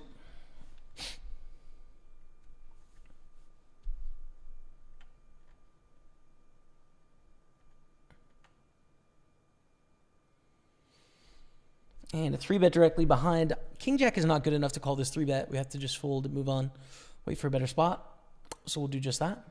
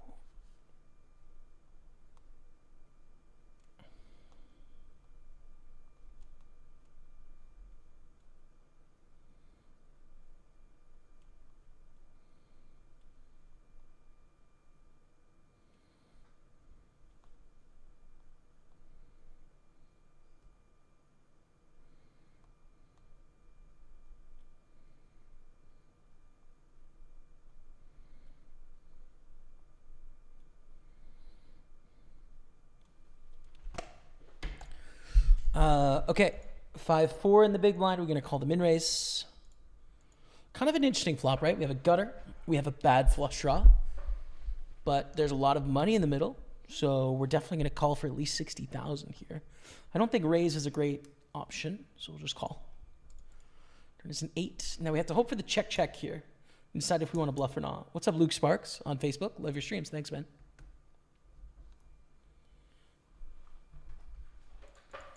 And check on the river with what can definitely be a good hand.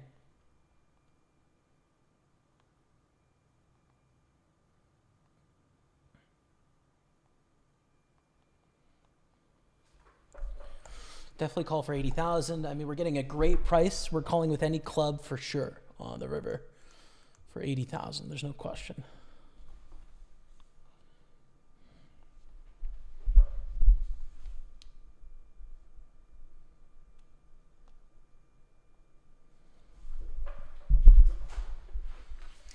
Bro, what a boring Super Bowl. Just checked, and it's 0-3 at half. Wow. First of all, it's halftime already. Second of all, that is crazy.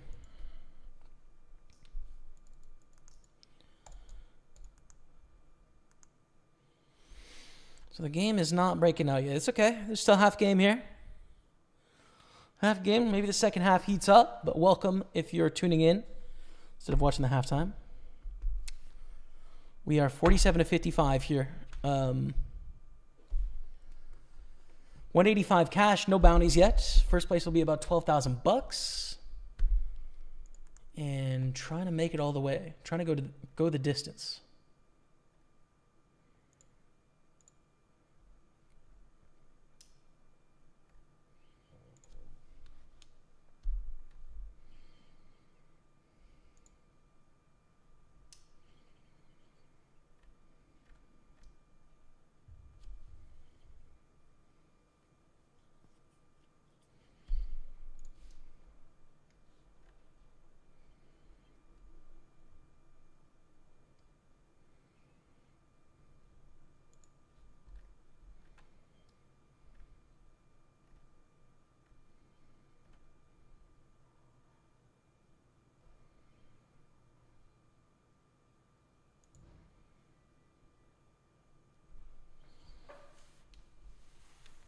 Gonna fold the 10-5. Not good enough on the button.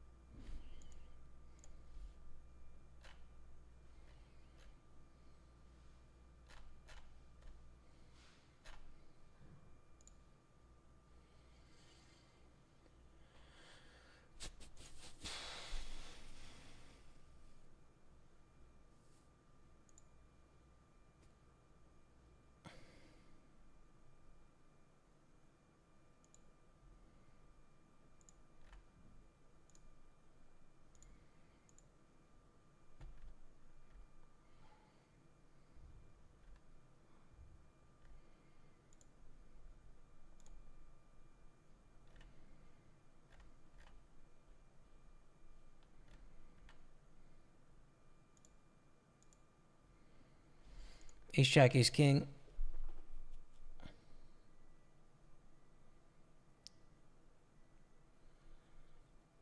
Ace King takes down a big one there. Okay, fold there.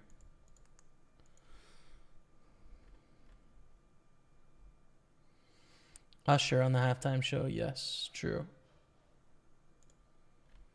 I like Usher. He's not like I downloaded on my phone or anything, but I like his music when I hear it.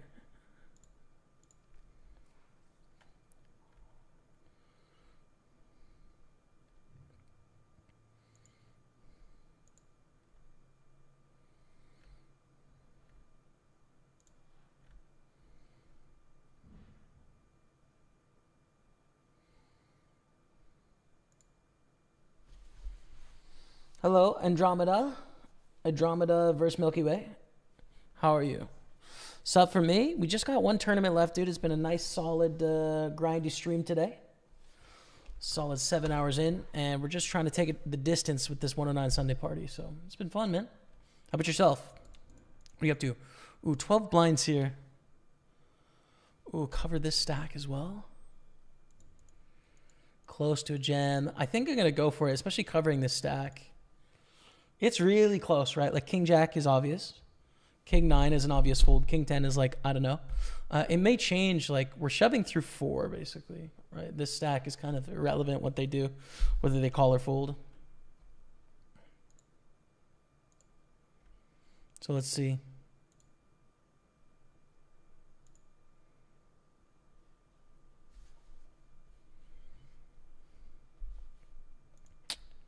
King? Oh, double tens works.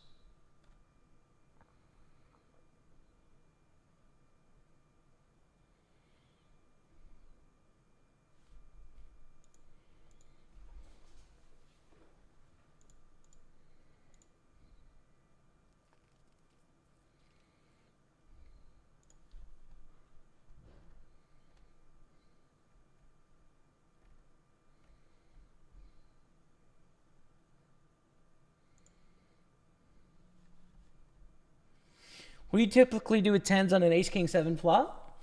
Probably fold, but it depends a little bit on like the history of the hand, how many big blinds we have, you know? Like if we raise under the gun and they call in the big blind and I have tens, flop comes ace king seven and they check, I'm probably gonna bet, right? If we call in the big blind against an under the gun open and then they see bet, I'm probably gonna fold. So it does depend on position a bit. Too small of a bet to fold. I'd say 60 into 240. Check, check. Probably chopping here. I mean, sometimes losing as well, but probably chopping a decent amount. Fold to the 300K is a lot. E7's a fold. Rebecca, thank you, Rebecca, for dinner. You're the best, and I love you. Hello, Dougie. How are you, bud? Cool down. Thanks. Some more chicken and rice from this afternoon, chat. We got some nice snacks later for the football game, but I might miss the football game because I plan on winning this tournament, so c'est la vie. I'm going to eat that on break, but I have a few minutes here. Before break, 4 minutes. Good spot, 35 of 53. Trying to go to the distance. 12,000 for the win.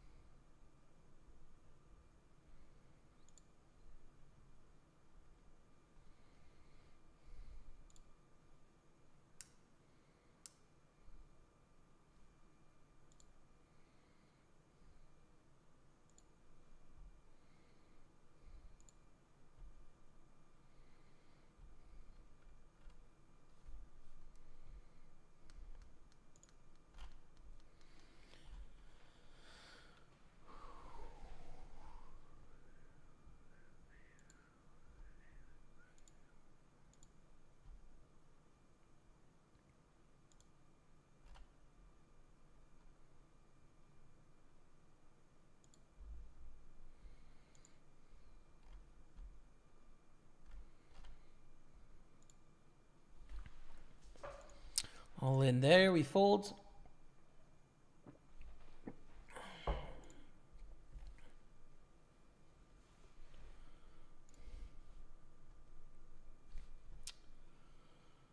What's up, Nathan? You helped me so much with your hand walkthroughs. Cheers, man. Thanks for watching, man. All the best.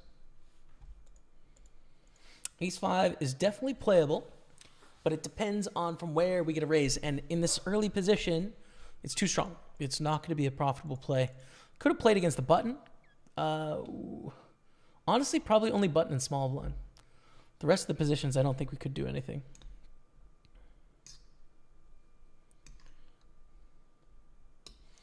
Thanks. No problem, Jonas. On YouTube, no problem, man. Run good. Let's go, Shadow Compact. Let's go, man.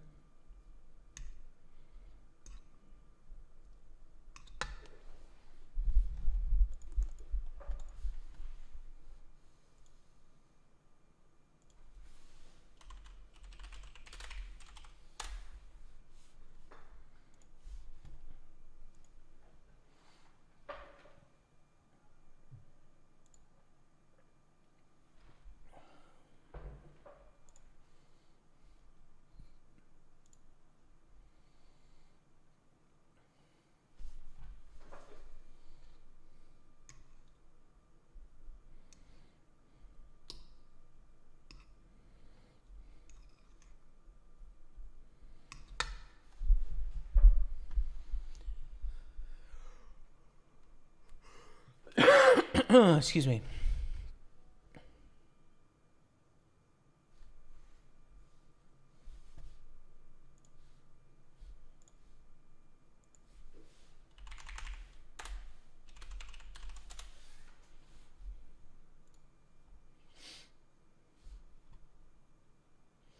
Exactly. Hard to give an answer with no storyline. Yeah, the 10s and the ace, king, 7. You know, I was thinking, like, here's a good example that illuminates the problem with, like, what do you do with 10s on ace, king, 7? Let's say there's $1,000 in the middle and someone bets $2. What do you do with your 10s? Well, you don't fold, right? Like, you call. You have to call $2 to win $1,000. So, what to do in poker is almost always, it depends on how much money are we playing for? What does it cost to play, right? Like, what's the price I'm getting? What are the odds? In every spot, you're getting given odds. And so that's relevant. In every spot, every single one.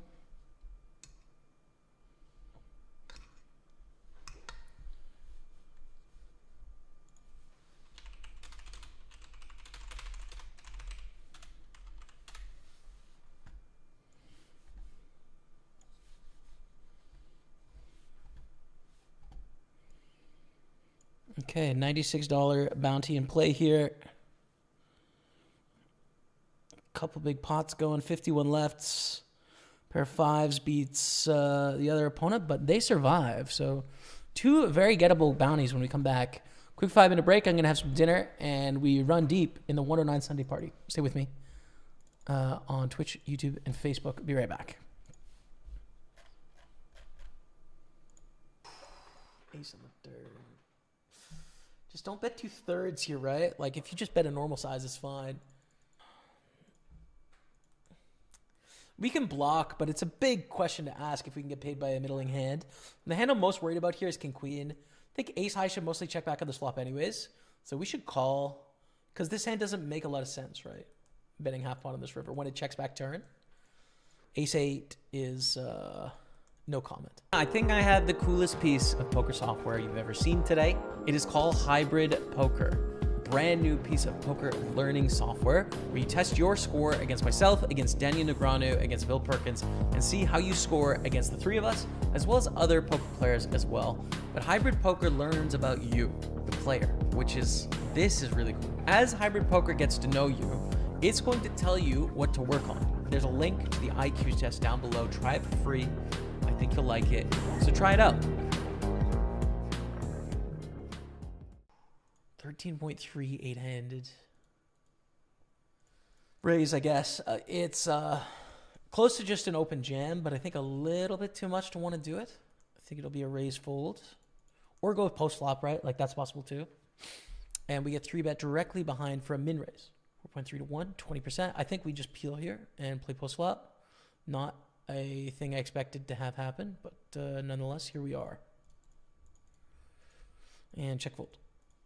Check fold, move on. We survive, which is a nice thing. But 10-8, we don't really have very much ICM at all here. I think we just call and try and hit a pair of some sort, which we do with a pair of 10s. So good luck us. Fast play, deny equity is a good idea here. Get them to fold ace X, whatever. We have a pot size bet left, so ship it. I think against ace king we actually get it in for value. Why? $602 GG. Unfortunate. So $602 cash is pretty good. That takes us up to $1,500 in cashes. But our new deepest bay is this one. 8 of 20, 15 paid. First place is going to be anywhere from 3 to 5K. Is the new main Dottie.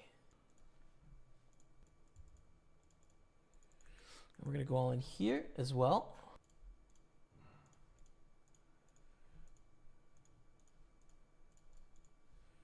Ace jack ace 10, and we hold this one on the soft bubble here, by the way. So we are on the bubble. 7 left. We're in 7th, actually. Min cash is $250. It's a big min cash. Damn. Okay. That's pretty crazy. Check back. The queens. Check back flop. We call turn. Check, check river. Hope we beat a heart draw. It's a junky ace. Moving on. How does it not 3-bet? I don't know. I don't know what this opponent is doing. I have no idea, dude. 10 of 17. We're on the bubble here. 2 off the money. And another hand we have to risk it with here. Ace queen. I don't want to induce. I just want to jam here. Double bubbles going on. Top set. Top set is pretty big. Now, I'm still going to bet small here because I do want to build a pot, right? So I like going for the bet here. We do get raised anyways, which is great. Now I'm going to call. Let them do their thing. Do your thing, 21. Do your thing. We make the second nuts unless they have quad sixes. We're Gucci. Do your thing. Little bubs, do your things, little bubs.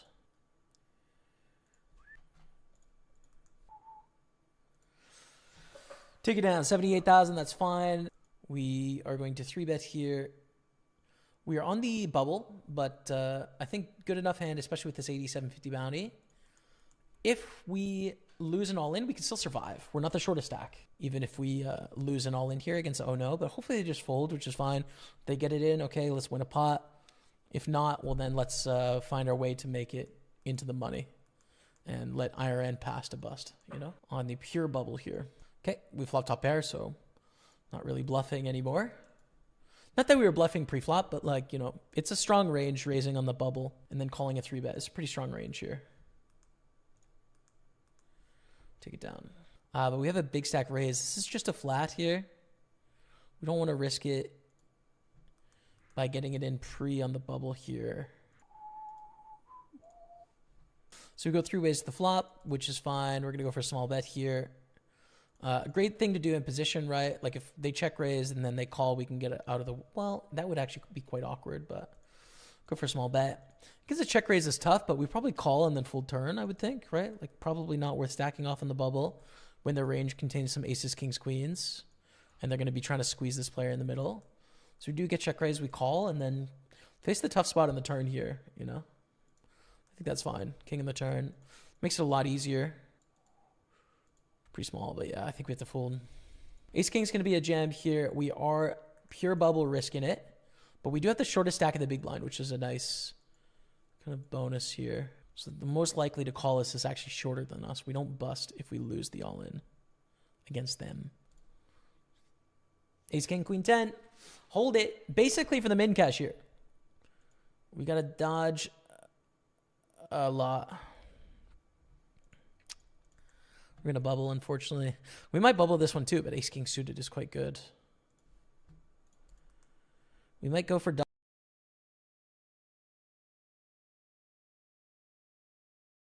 What's up, chat? We're back. Thanks for hanging out while I had dinner. Here we go. Final table left. 21 blinds in this 109 Sunday party. Doing our best to take it down. Let's see.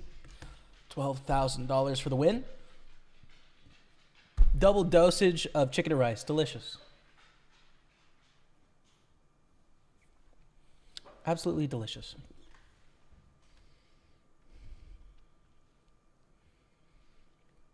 So let's see how we get on.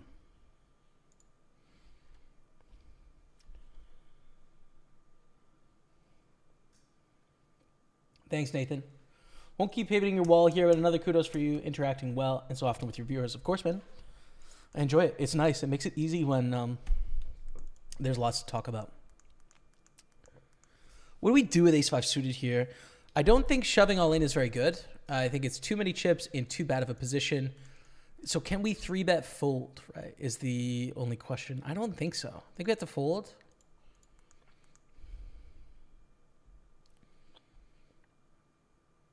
I think we have to fold.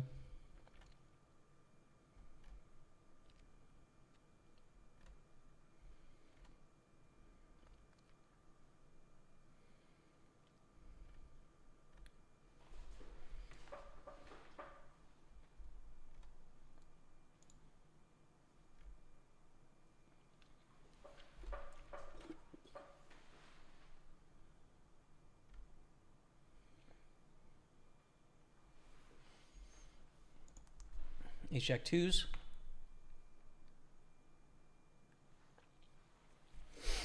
Twos with a solid pot there, 900,000. Moving on.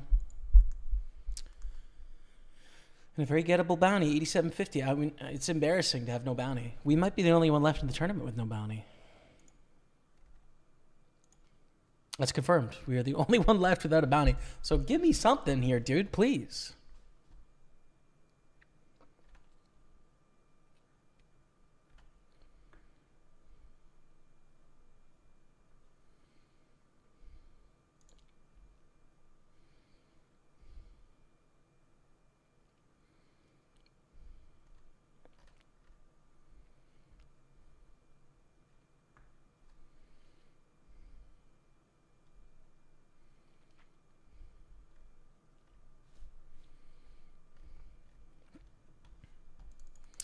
9-7, no good.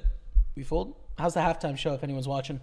Good luck from Brisbane, mate. What's up, Adam Rada? Congrats on the second place earlier. Any plans to come to play in Oz sometime? Would love to. I don't have any plans in the short term, but definitely got to make my way to Australia at some point. That will happen. 100. That'll happen. I just don't know when. There's so much of the world to see. I got to get around. I got to do it, man. We have a dog at the moment. He's too kind of old to fly and too big to fly in the cabin of a plane. So, I think it's like we spend as much time as we can with the guy, and then after that's done, assuming that health is in order, get moving and travel a bit for sure. I would love to.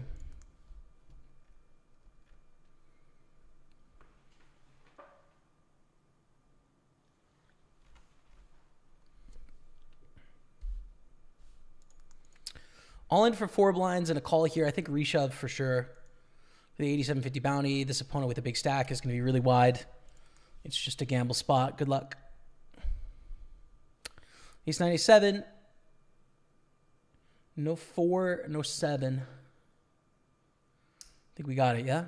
Let's go. 87.50. We finally got a bounty here. We finally got a bounty. We got the chips as well. 1.2 million. Let's go.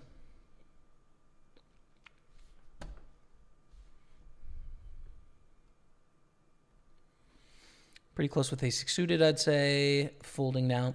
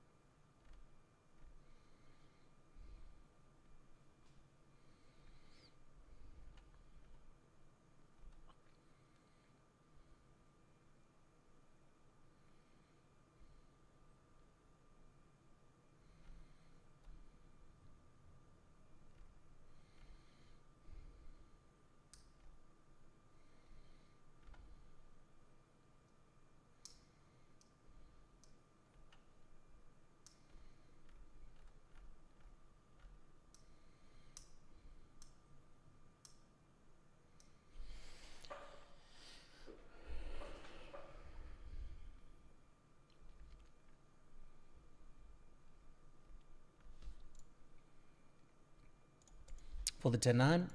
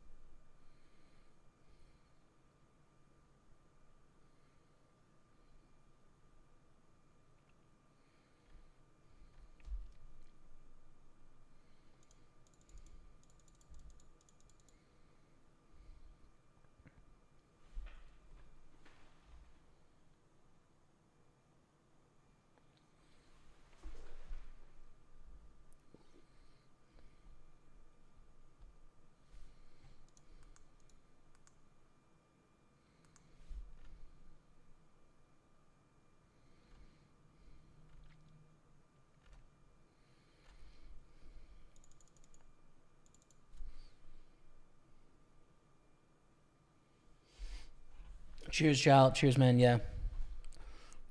Final 45. Let's go.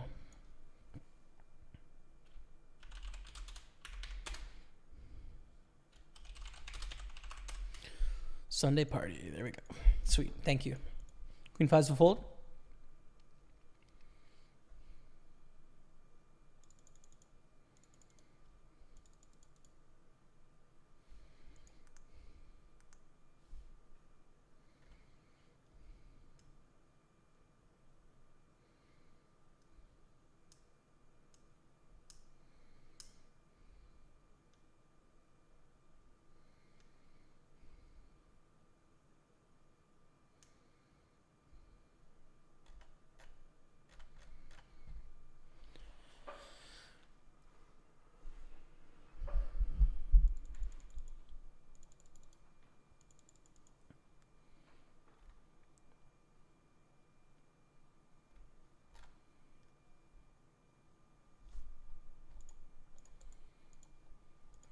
Fool queen 3.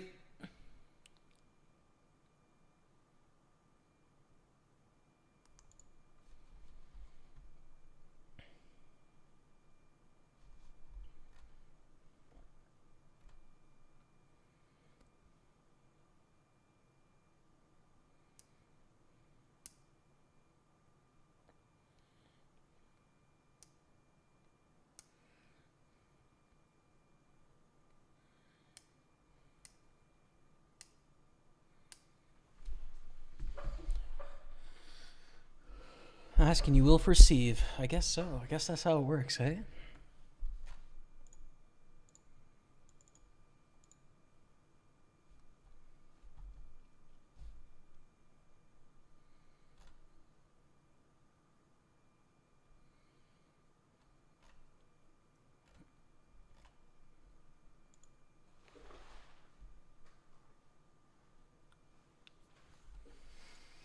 Limp, we could raise bluff sometimes and check sometimes. Probably don't want to do it as much as typical. So I'm going to check 3.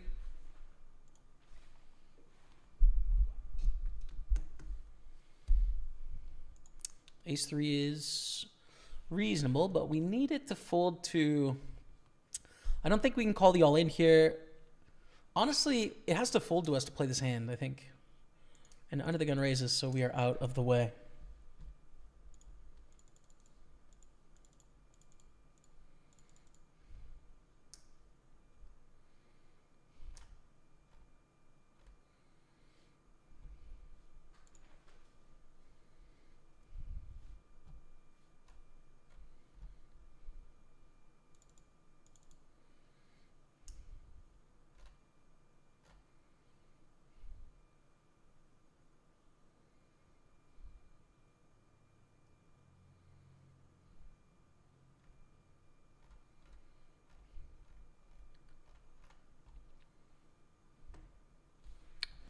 Three-way all-in somehow. I missed this. But Ace-Jack gets it done with the print. There's a KO. And Jalerm, 4.5 million. We pick up the jacks. I think they're lovely. Some people feel less strong about them, but let's see. By the way, I might have to restart this Facebook stream because I think it only lets you go 8 hours, but...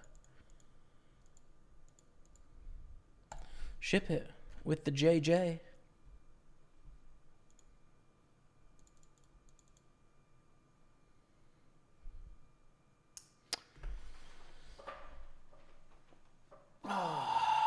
GG. GG chat. GG chat. 250? 272.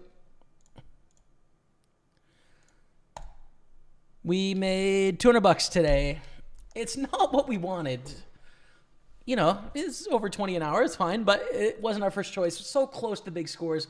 Second place in the Super 215. Deep run there in the 109 Sunday party, but that is the end of the journey. Please follow me if you haven't on YouTube, Facebook, and Twitch. I'm so close to 100,000 on YouTube. I'd really appreciate it. And I'm going to be back this week, definitely on Sunday, potentially on Friday, potentially on other days. It'll depend what's going on. But I love doing this for all of you. So thanks so much for watching. That's it for me today. Until next time, we'll see you later. Goodbye.